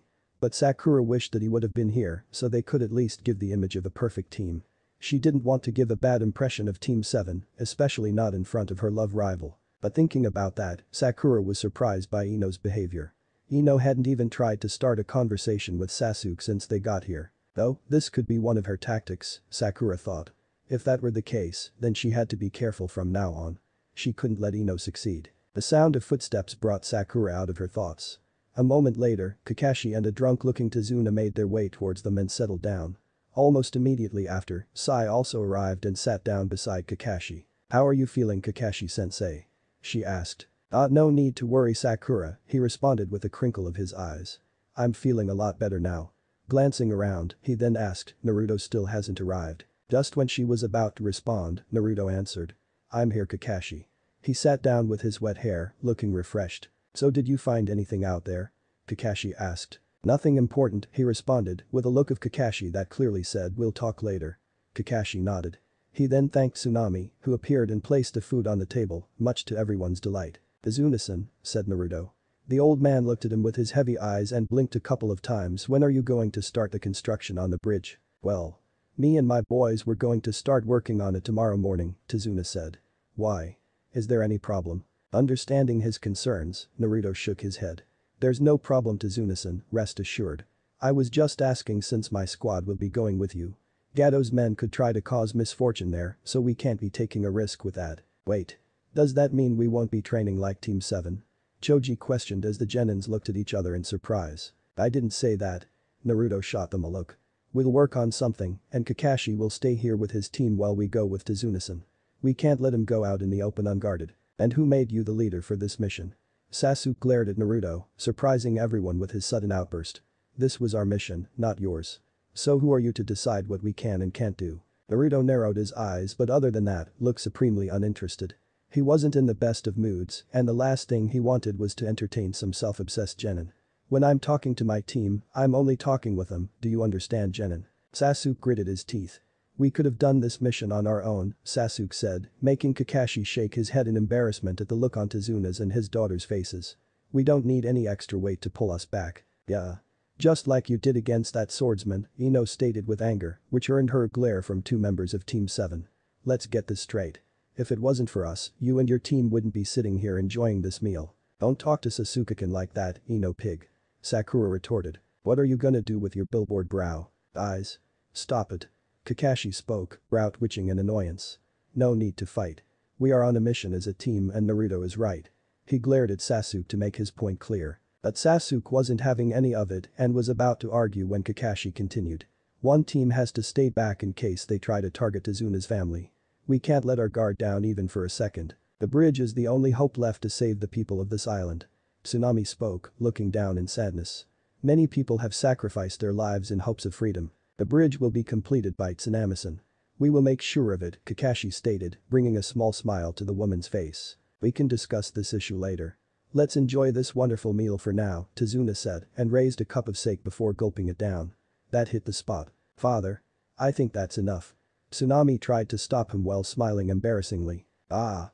Don't worry, Tsunami," he chuckled, making everyone sweat drop at his drunk expressions. Flashback. Naruto didn't know how to describe the scene in front of him, all he could see were the bodies of his comrades lying dead, ground soaked with their blood. It was an image captured in his mind that he knew would forever live in memories. His face was hidden under his mask, but if anybody could see him, they would know he was scared. His hands shook as he looked at the ongoing battle between the Konoha Anbu and the Kiri ninjas. They had infiltrated the Land of Waters after getting the intel on a meeting taking place between Kiri and Iwai to set up a secret alliance between the two villages. Their mission was to eliminate both the Kiri and Iwai secretly to create tension between the two countries. This mission was important in terms of stopping the aggressive posture of the Wagakure towards the Land of Fire, like it had been doing since the end of the Third Great Ninja War. Everything was going alright and they had successfully infiltrated the area before the meeting could take place. But what they hadn't known was that the fourth Mizukage, Yugura himself, would be leading the group. They were not so stupid to attack a Kage who also happened to be a. Such a move would be inviting conflict itself. So before they could make a decision, they were discovered and in an instant they were surrounded by dozens of Kiri ninjas.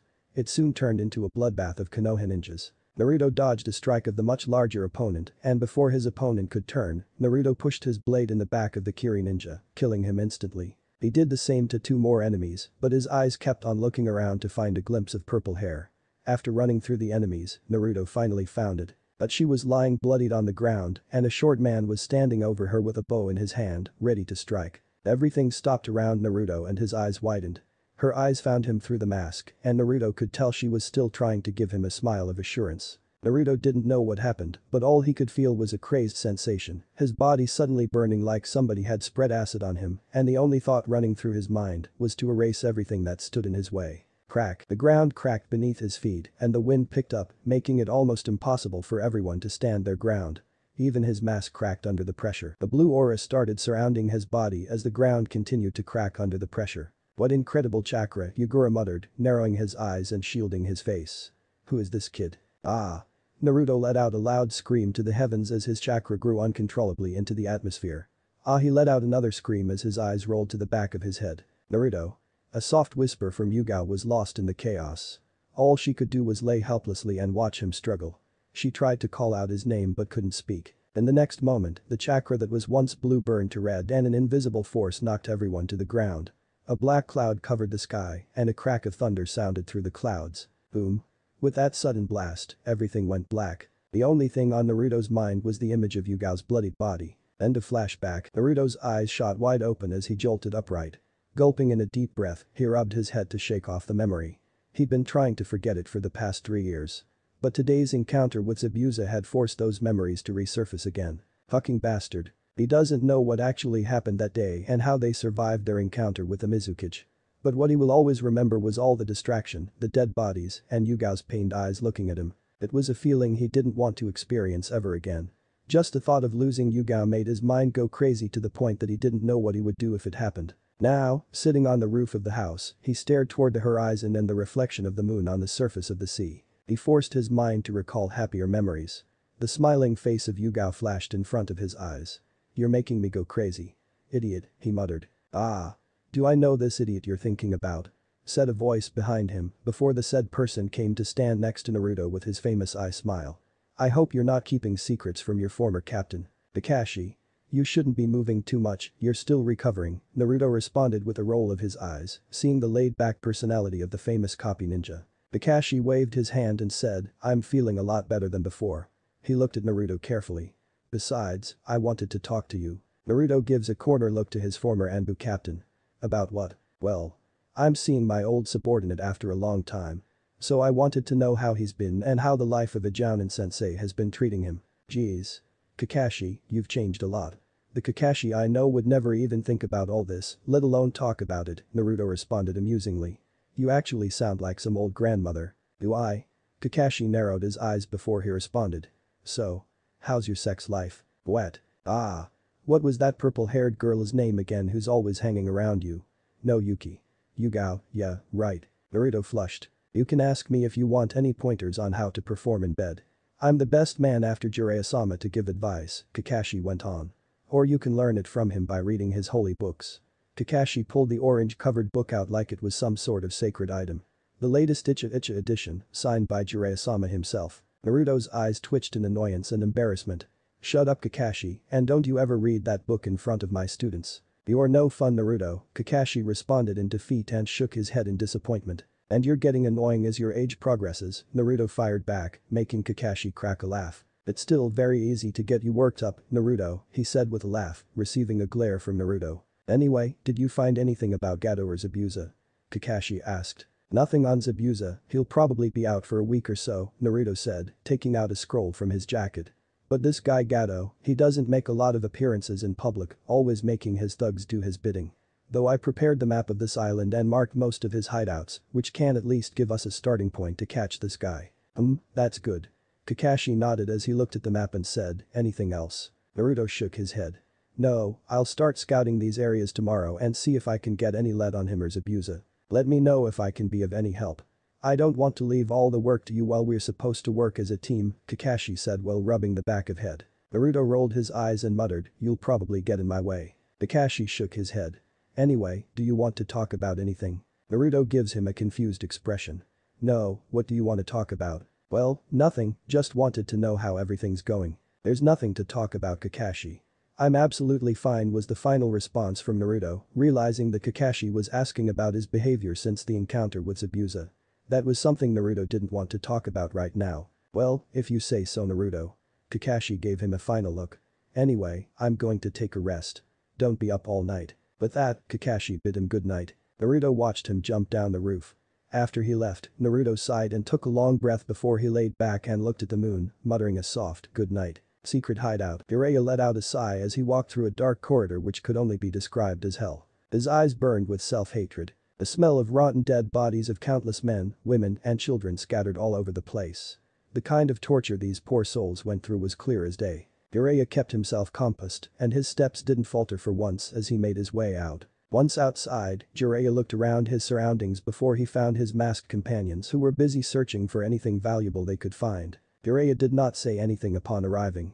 He just stood with fists clenched, hoping to calm his anger. Orochimaru. This was the sixth hideout that Jiraiya had found in just a few months. But still he could not say they were close to finding the whereabouts of his traitorous former friend. Which frustrated him greatly. Jiraiya-sama. There is something you should look at. Jiraiya's attention shifted towards the young Anbu officer who showed him documents of some kind. As Jiraiya went through the found data carefully, he couldn't stop a frown coming over his face. That bastard. How in the world did he get his hand on something like this? By the looks of it, the report is incomplete. It doesn't matter. Even small details of this kind are dangerous in the hands of someone like Orochimaru, he responded with a glare. There might be a traitor in our medical corps leaking such sensitive information. Then Hokage-sama needs to know that as soon as possible before it becomes a problem, the Anbu stated. Did you find anything else? Jiraiya questioned. The masked man shook his head and said, we have gathered everything we could. There is nothing left here. The Anbu paused before he continued. We should join Nekitecho and others on the rendezvous. Jiraiya gave a slight nod before giving a final look at the documents in his hand. Let's head out. After exiting the base, they quickly make their way towards the rest of the remaining members of the squad, waiting for them outside at a safe distance. Did you guys find anything? Jiraiya asked straight away as he landed. Nothing that can be of help, but we have secured all the leftover data by Orochimaru, and Anbu with a boar mask said. We've also set up everything from our side as you asked. Excellent. Any information on Orochimaru is of our benefit no matter how small it is. Jiraiya said before looking at the squad leader. What about Yuniko? She looked at him for a moment before answering. Nothing. Jiraiya-sama. Jiraiya nodded in disappointment. Well, it's alright, you guys have been a great help, Jiraiya said, handing the documents over to the captain as she looked at them for a second before looking back at the Sannin. These documents are to be reported as soon as you get back to the village, understood? Hi. Jiraiya-sama, she replied with a bow. Do you need help with anything else? No. You guys can take your leave now. It'll be better if I take over from here. You kids don't need to worry. Very well, good luck on your journey, she said, and the whole squad bowed before they left the scene. Jiraiya turned around to look at the base again, as he whispered. Now what to do here? Land of waves. Thud. The dead silence fell over the dinner table from a sudden outburst by the young boy who slammed his hand on the table and stood glaring furiously at all the ninjas. The Konoha shinobi looked surprised at the kid's behavior. Prior to this, they were all talking and sharing stories while enjoying their dinner after a tiring day of intense training. Until a sudden outburst from Inari changed the mood for everyone. It was a surprise to see such behavior from someone who was usually quiet. Why do you even try? He spat bitterly. Try? What do you mean, Inari? Sakura tried to ask kindly in hopes of calming the boy. Nothing is going to change. All this training and cool things you say, it won't change the fact that you're still weak compared to Gato, Inari shouted with as much rage as he could muster. He's got an army by his side. So stop pretending like you're some kind of hero, stop giving false hope to people of this island. The strong always win and the weak always lose, that's the law of the world we live in. His outburst was not taken lightly by everyone, which could be seen in Sasuke's eyes as well as Shikamaru, whose eyes narrowed slightly. The others didn't let it show. The strong always win and the weak lose, it is the undeniable truth of the world that nobody can change. That's the ultimate reality. That is why humans strive for strength. After all, it's about their survival. Which is why Naruto didn't mind what the kid said. But there's one mistake he made, the mistake of looking at Naruto while he said it. Like it was directed to him more than anyone else. Foolish kid. If anyone looked at him, they'd find him completely cool and calm beside Kakashi, but there was a slight twitch of his fingers. Mama. We are quite strong than you give us credit, Inari, Kakashi said lightly, putting his hand up with a smile, making Inari frown. Once the bridge gets complete things will go back to normal like they were before. Simple for you people to say who don't know what we have to go through every day. Well, you were enjoying your life back home with your families. Just looking at you all makes me sick, always laughing, chattering, and acting cool. You can never understand what pain we have to suffer. You are right, it is simple for us to say that, came the voice of Naruto getting everyone's attention, especially Inari, who flinched at the tone. You know why? Naruto leaned forward and continued. Because unlike you, we are not cowards. We don't bow down to any person, especially when that person has killed our family. Naruto did not stop even when he saw Inari trembling as tears rolled down his cheeks. In fact, his eyes hardened despite the fact that Tsunami continued to apologize on behalf of her son. So if you think I'll allow a coward and loser like you to disrespect my comrades, then you're totally mistaken, brat, Naruto went on. Be glad that your father died before he could look at how much of a disgrace his son actually is. A couple of people gasped around him. But he did not care, especially not when he was being judged by some kid who had done nothing beside running away. Naruto leaned back, noticing most of the eyes on him, but he kept focus on the crying boy. Before he could speak further though, Inari ran away upstairs, ignoring his mother's plea and shutting the door forcefully. Again a silence fell around the dinner table. Tsunami was glaring at Naruto. Why did you bring up that topic in front of Inari when I told you not to? She said in anger. Then you should have taught your son the right manners when talking to people, Naruto snapped back, not backing down under the woman's glare. Azuna sighed, looking at the scene. It's alright, Tsunami. But father, someone has to tell him somehow. We can't tolerate his behavior all the time, especially not when these people are risking their lives for our freedom. Suddenly Naruto stood up and walked towards the door. Where are you going? Kakashi asked, his tone commanding. Out, was all Naruto responded before stopping, turning his head just a bit to look back at his team and saying. Be on time tomorrow. On time? For what? This was the thought running through the heads of the three genins, but they did not have the courage to ask him anything at the moment. So all they could do was nod in response as Naruto exited, making them let out breaths they had been holding. That guy has quite a sharp tongue, eh? Tazuna said. Haha. Sorry about Naruto. Kakashi rubbed the back of his head awkwardly. He's not very good with people. That doesn't mean he can speak to my son that way, Tsunami said, still upset about what happened earlier. Kakashi nodded in an apologetic manner, not knowing how else to respond. But he was a little surprised at the way Naruto reacted too. Sasuke stood up, catching Kakashi's attention. I'm going to take a rest. He said and wandered upstairs. Again silence consumed the house as they ate their meal quietly. Naruto stood with his head down, panting heavily in the middle of an opening, his clothes tattered while long bangs fell over his eyes. He was surrounded by hundreds of remaining shadow clones who just survived his attack. Everyone stood still watching Naruto slowly lift his head with his Sharingan blazing in the dark. Then he vanished with a crack of lightning, appearing at a distance, and slammed his lightning-coated fist on the ground, destroying a bunch of clones in the process. Sensing the incoming attack from the side, Naruto blocked the kick with his left forearm and grabbed the clone before throwing him at a nearby clone. His eyes moved from side to side, scanning every move. At the moment Naruto looked like a man possessed, ripping through his opponents with unmatched brutality. The look in those blazing red eyes was so intense that it was ready to set the world on fire if provoked. Get out of here, boy, we don't serve your kind. A powerful kick slammed down onto another clone. Hawk. Before he burst out in a cloud of smoke. I heard his parents left him the day he was born. His head was hurting, but Naruto did not stop, his brutal assault continuing just like the whispers didn't stop. How can Hokage-sama allow that thing to be part of our group? Please. Let us live. His attacks are getting violent, a clone said in all seriousness, seeing a powerful wind attack rip through a good portion of the ground. This has to be stopped, otherwise this could attract a lot of unwanted attention. Naruto, on the other hand, was wrapped up in his own thoughts and didn't know what was happening anymore. All he could see was eyes full of hatred directed towards him. The I never find. Please. It was like his body was acting on its own as he went on. This could no longer be called a training session. You're just a tool, Naruto. Your past, present, future does not matter anymore. Forget them. Forget them all. Ah. With that yell, Naruto was suddenly yanked out of his thoughts with a stunned expression before a powerful fist collided with his face, knocking him off his feet and sending him flying back before he slammed against a tree. He slowly slid down to the ground and wiped the blood off his face. Have you had enough now? Naruto looked up at his own clone and asked, what happened? You were losing control. TCHH.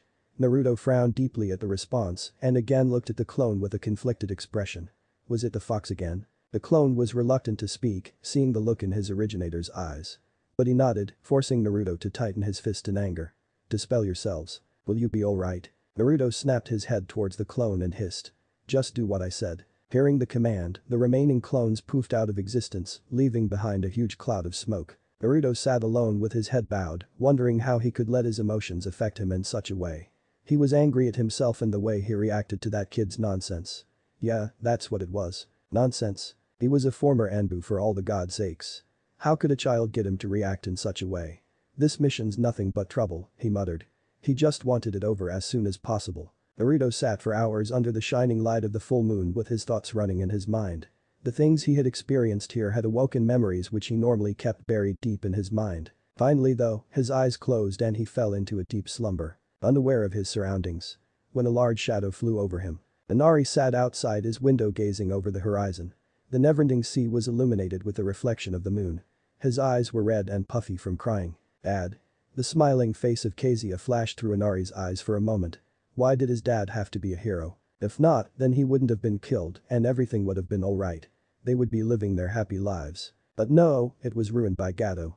Just because his father was a hero. Inari hated that word. There was nothing he hated more than people who gave false hope. Just like these ninjas were doing to his country. Knock. Knock. There was a sudden knock on the door and a gray-haired sensei entered his room. I thought you'd still be up, so I decided to come and apologize on behalf of my friend, the Jounin said with a soft tone as he stood by Inari. But Inari remained silent and returned his gaze back to the previous scene. After a moment of silence he muttered, I'm sorry as well. I shouldn't have shouted at you all. A smile appeared on Kakashi's masked face after hearing that. Ma. You're a strong boy Inari. Inari's eyes widened and he looked at Kakashi in shock. No one had said anything like that since his father died. He couldn't understand, but there was also something different about the way Jounin said it. Next morning, Naruto's eyes flickered open when the sunlight hit his face. Sitting up straight he looked at his surroundings as his eyes adjusted to the light. The memories of the night before came flashing back as his eyes went back to the half-destroyed field around him. Naruto pushed himself off the ground and sensed a presence nearby. It didn't feel hostile or dangerous. Maybe it was someone local. But just to be cautious, Naruto walked toward the direction masking his presence. Upon arriving, Naruto found a girl around the age of 13-14 if he could guess. She was collecting herbs. The girl was beautiful, her long silky black hair falling back freely, and she wore a pink sleeveless kimono decorated with small plum-colored swirls that went to her ankles. Around her waist was a simple white obi tied in a bow. The girl was humming in a soft tone while Naruto watched her from behind a tree. Can I help you, sir? His body tensed when the girl suddenly looked in his direction. Seeing no point in hiding, Naruto came forward. Oh, sorry if disturbed you, I was just taking a stroll, he said politely, noticing a basket in her hand. Would you mind if I help? I wouldn't mind a helping hand. She nodded with a smile as Naruto helped her pick up the herbs. Carefully looking at it for a moment, he said, these herbs are mostly used for curing injuries, aren't they? The girl didn't respond. Is anybody hurt? Naruto asked. The girl's shoulder tensed for a second before a soft smile tugged her lips again. It appears you're quite knowledgeable in the medical field. I wouldn't go that far, but quite a few people I know are experts in these types of things, so you know, he said. After the girl didn't say more, Naruto pushed again. You didn't answer my question. My grandfather got hurt in the field and my family can't afford expensive medicines, she finally responded. These are hard times. I see. By the way, we haven't introduced ourselves. I'm Naruto. Nice to meet you Naruto, my name is Haku. She offered a friendly smile. After that, they stayed silent as they picked up the ingredients for the basket, but Naruto kept note of her movements. You must be quite strong Naruto-san. Naruto raised an eyebrow in confusion at the sudden question. What do you mean? Your clothing and that forehead band tells me that you're a ninja. There's a lot of rumors going around that you're here to help us against Gato and his men. That's our mission, Haku-san, and we intend to finish Gato's hold on this country. Then I wish you luck Naruto-san, Haku said, standing up and facing him. Naruto followed suit and stood up. Thank you for your help. I hope we meet again. Don't worry about that, we will meet soon, Naruto said as Haku bowed and quickly turned on her feet to leave. The light smirk tugged the corner of Naruto's lips as he stood watching her. Definitely meeting soon. Haku stopped midway before slightly turning her head to look back at him with a smile. With her eyes closed, she said, by the way. I'm a boy. With that, Haku left, leaving behind a stunned Naruto. Gone was the smirk on his face, replaced by a look of embarrassment. What? Naruto stood still even when his team arrived. He did not acknowledge their presence until they spoke. Wow. Who was that beautiful lady you were talking to sensei? Ino asked with a teasing voice. Naruto rolled his eyes. Not even wanting to think about that, he said. Let's just start with our training. Huh? Okay. Oh. By the way sensei, we bought you breakfast. Choji handed him a bento wrapped under a cloth before following behind his team. Hidden location, you shouldn't move too much.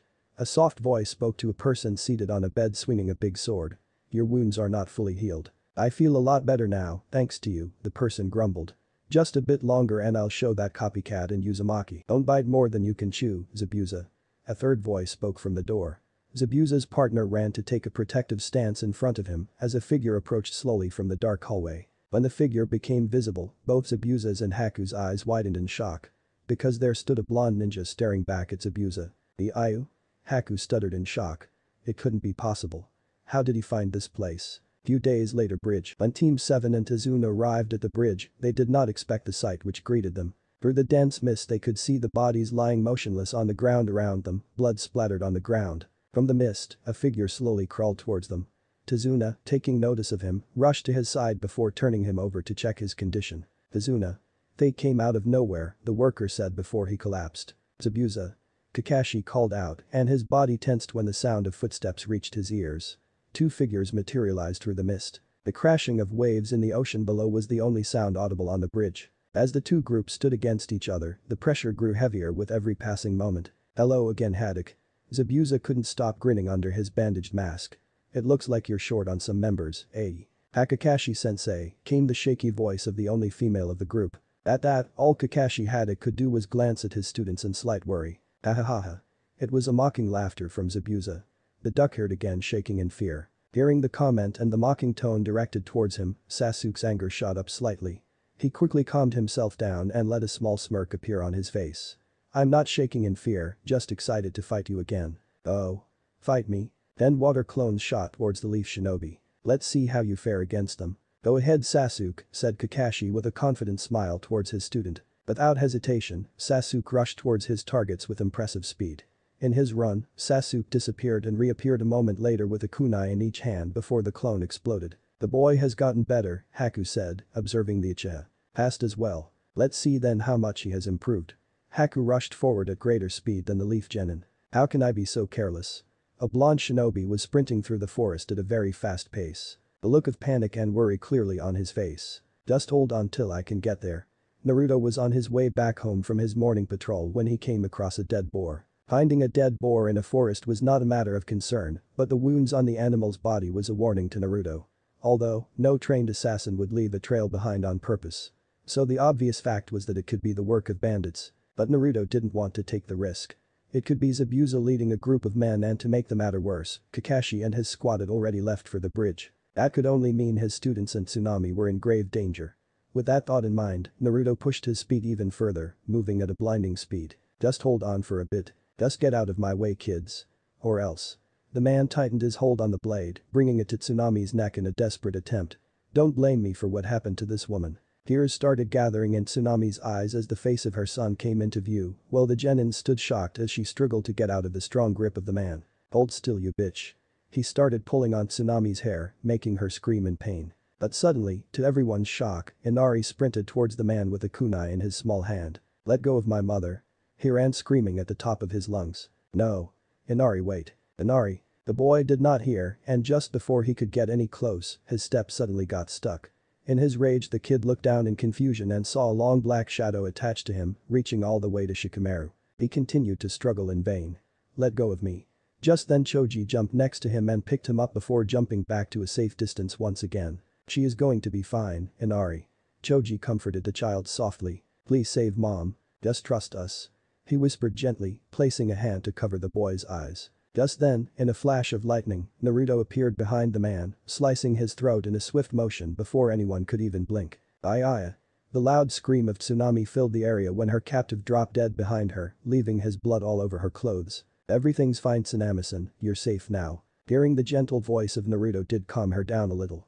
She hugged him tightly, her voice shaking. Thank you, thank you, thank you, she repeated over and over again until her son sprinted towards her and enveloped her in a tight hug and cried his heart out. Leaving the mother and son duo, Naruto looked around seeing dozens of men lying motionless on the ground.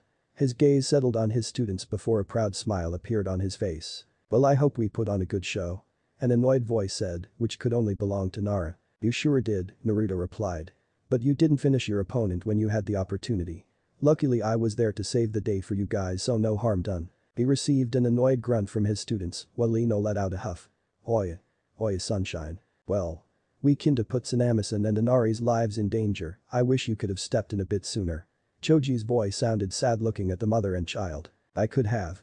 But then how would have I known how much you guys have matured since we became a team? I'm sure Asuma would be proud. He was proud of the hard work they continued to put into their training, and he had grown attached to these kids. Although, he had to keep reminding himself that he was just a replacement. Sooner or later he had to part ways with them when Asuma returned. "You kids alright?" he asked. They looked alright other than a couple of bruises. "Where have you been all this time?" And all Naruto could do was sweat drop at the loud response he got from Ino. I wonder who's more loud. Ino or that girl from Kakashi's squad, he wondered, listening to her rant. What's so funny? That stupid looking guy even ruined my clothes. Now Naruto put a hand over one's head, stopping her blabbering. "Huh. You guys did very well," Naruto said, much to the surprise of his team, who looked at him with wide eyes before grinning at the praise. "Ha. You bet." Choji beamed at him with a thumbs up, while Shikamaru just muttered, "What a drag." Most of them were not much of a challenge, but the guy you just killed fought like a properly trained ninja. "Well. He won't be a problem anymore," Naruto said. Tsunami walked up to them with Inari by her side, still shaken by the earlier events. "Thank you everyone for saving me and my son." She managed to speak, but her body flinched when Naruto looked at her. Naruto nodded.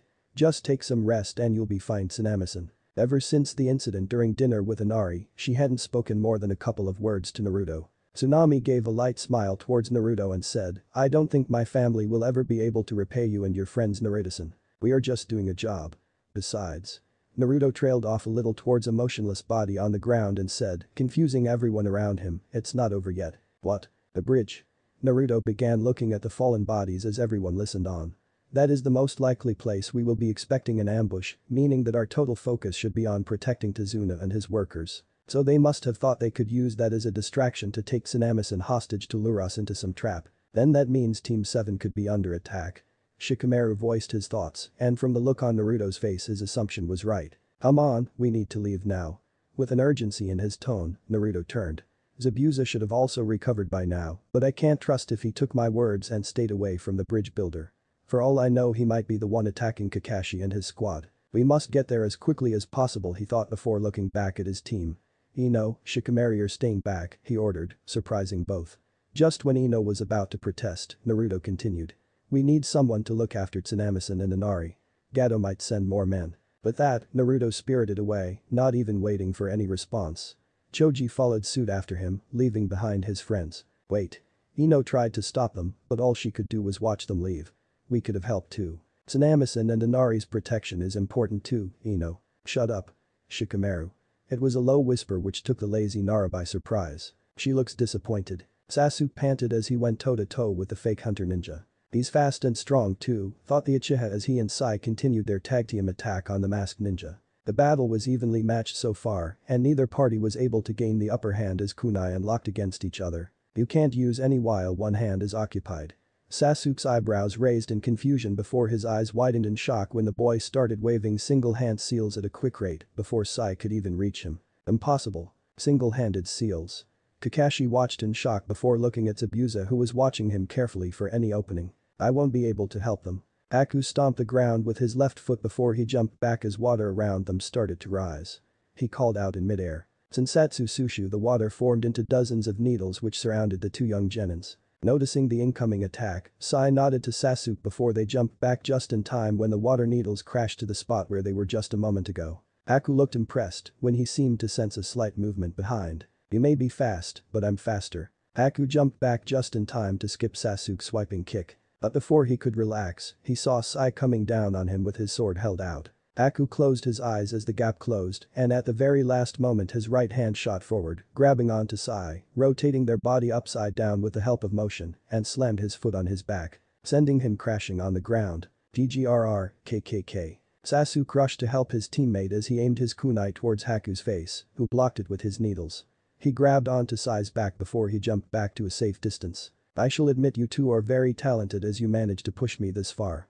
Haku's hands started waving hand seals as the two genin readied themselves, feeling the sudden drop of temperature in the air. "What is happening?" The water on the ground once again started to rise around them and formed a dome made of ice mirrors. Kakashi, who had watched the whole thing unfold, widened his eyes in shock. It can't be. Nakamheimshm. Haku, finishing his, stepped in one of the mirrors before his image was displayed in every mirror. "There is no escape now," he said in his usual gentle voice, as the two genin watched. "This ends here." "What is that?" Kakashi wondered. He was moving to help his students when Zabuza blocked his path. "Let the kids play, Kakashi, your fight is with me." "Damn." Kakashi gritted his teeth in frustration just when he heard Sasuke's painful scream. Began cursing his luck. "Where the hell are you, Naruto?" He looked at his female student who was shaken after hearing Sasuke scream.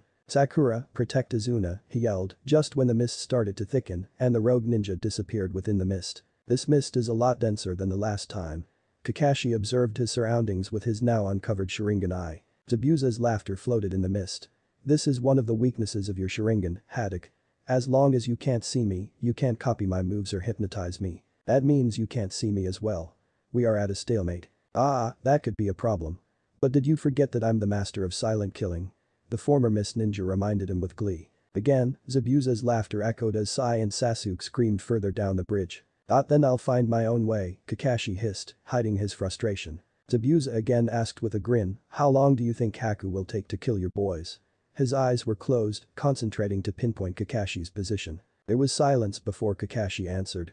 "Don't underestimate them. Sasuke is from the Uchiha clan and said. He was trained by the elites." Zabuza grinned under his mask. "Well, that's fitting. Haku's ice technique is also a Kekkei Genkai, just like the Sharingan. Is that so?" Kakashi asked in surprise, listening intently for any movement. Suddenly his eyes widened, sensing a rapid movement. He sent chakra through his leg before he jumped. "None of your genin can match against Haku." Sakura screamed in fright as she fell on her butt as a slash from Zabuza that was aimed at her head was countered by Kakashi. He had to use his body as a shield, which resulted in a large gash on his chest. It wasn't life-threatening, but enough to make Zabuza grin. "I almost had you there, Kakashi," he said before he disappeared in the mist. "That was close," Kakashi thought before looking towards where his other two genins were fighting. "I have to put my faith in them and focus on Zabuza and end this now." Kakashi slipped a scroll out of his pocket and slid his thumb over the wound on his chest. "This has gone far too long, Zabuza. What do you say we finish, once and for all?" "End it?" chuckled Zabuza.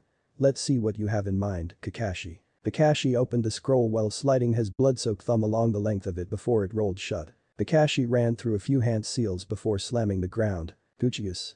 Doyen. Tsugi no." Kakashi looked up as the ground around him rumbled. So far the two leaf genins had done pretty well in dodging and deflecting the hail that were being sent their way.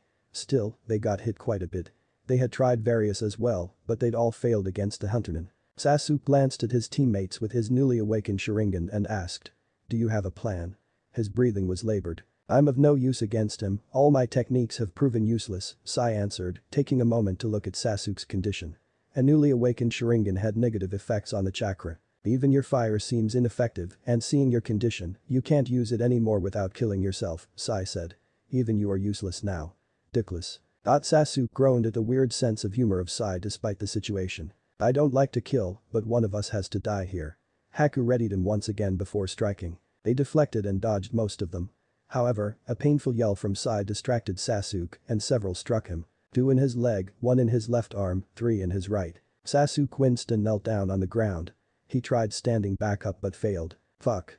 He struck some pressure points. He looked over at Sai and saw the boy on the ground in pain picking himself up. The next wave was impossible for the Uchiha to dodge and he earned a few more of the needles in his back and legs. Haku looked over at the fallen Uchiha to find him struggling. It has to be done. Sasuke was trying his best to move when he sensed movement.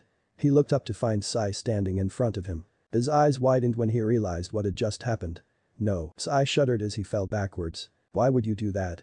Sasuke asked. Sai gave him a smile which was not convincing at all. He said. "I had to protect you, Dickless." With that, Sai's eyes closed and his body went completely limp. Sasuke stared, not able to comprehend what had just happened. "Is this your first time losing a comrade?" Haku asked and all he received was silence. "It is a difficult thing to have happen, but we are shinobi, this will happen often. We must kill or be killed." Anything Haku was going to say was cut off when he heard a strange noise, like 1,000 birds were chirping together. His eyes widened when he felt a chakra in the distance.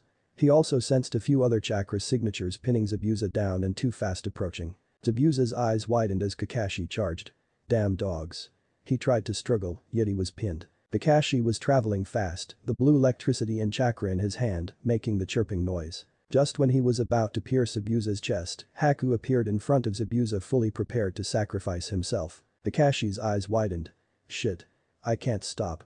Suddenly a figure appeared and grabbed Kakashi's hand, tackling him to the side. The cut through the concrete ground as the two individuals rolled on the ground before coming to a halt. Kakashi picked himself up before looking at the blonde figure down on the ground in pain as blood poured from his side. "Naruto."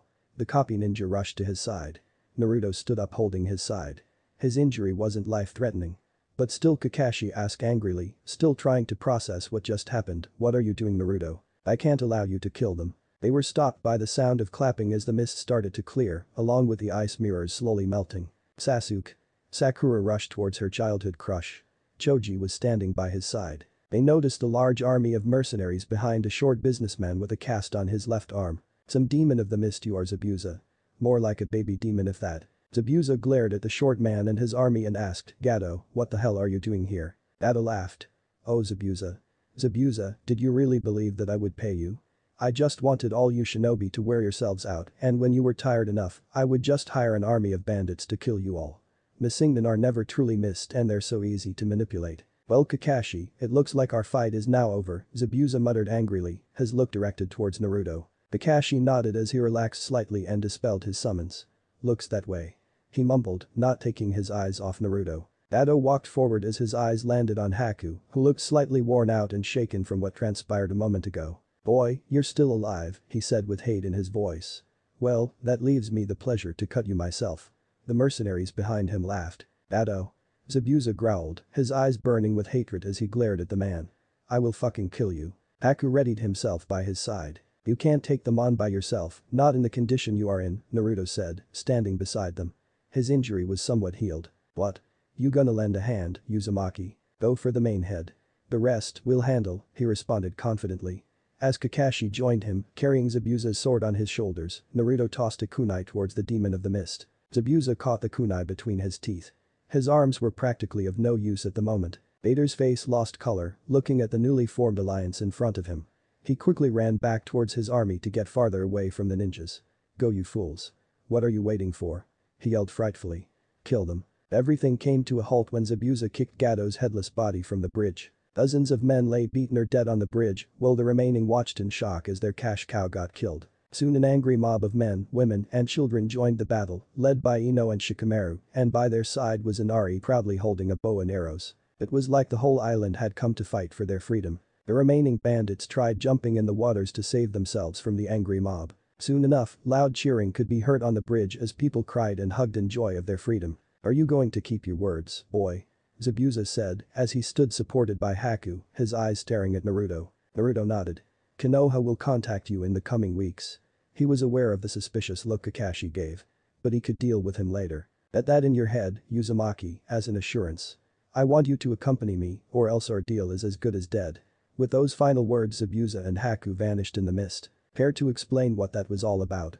Questioned Kakashi. It was only them now. Their students were checking on Sai who had just woken up. I was only following my orders, Kakashi. Orders? From who?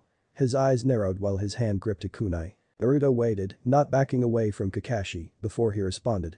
From the Hokage. The kids could have been killed, Kakashi said. You put their lives at risk. Naruto gave a final look at Kakashi. No one's dead, Kakashi. He disappeared in a standard leaf shunshin. Kakashi was left alone to stare at the empty place. He sighed and turned to look at the genins laughing and enjoying themselves with the locals. Thank you so much for watching this video. I do hope you enjoy it. If you want the next part of this video, turn on that bell notification. Like, subscribe and comment down below. And also check out the others' videos I have created and enjoyed it. See you guys next video. Till that, take care.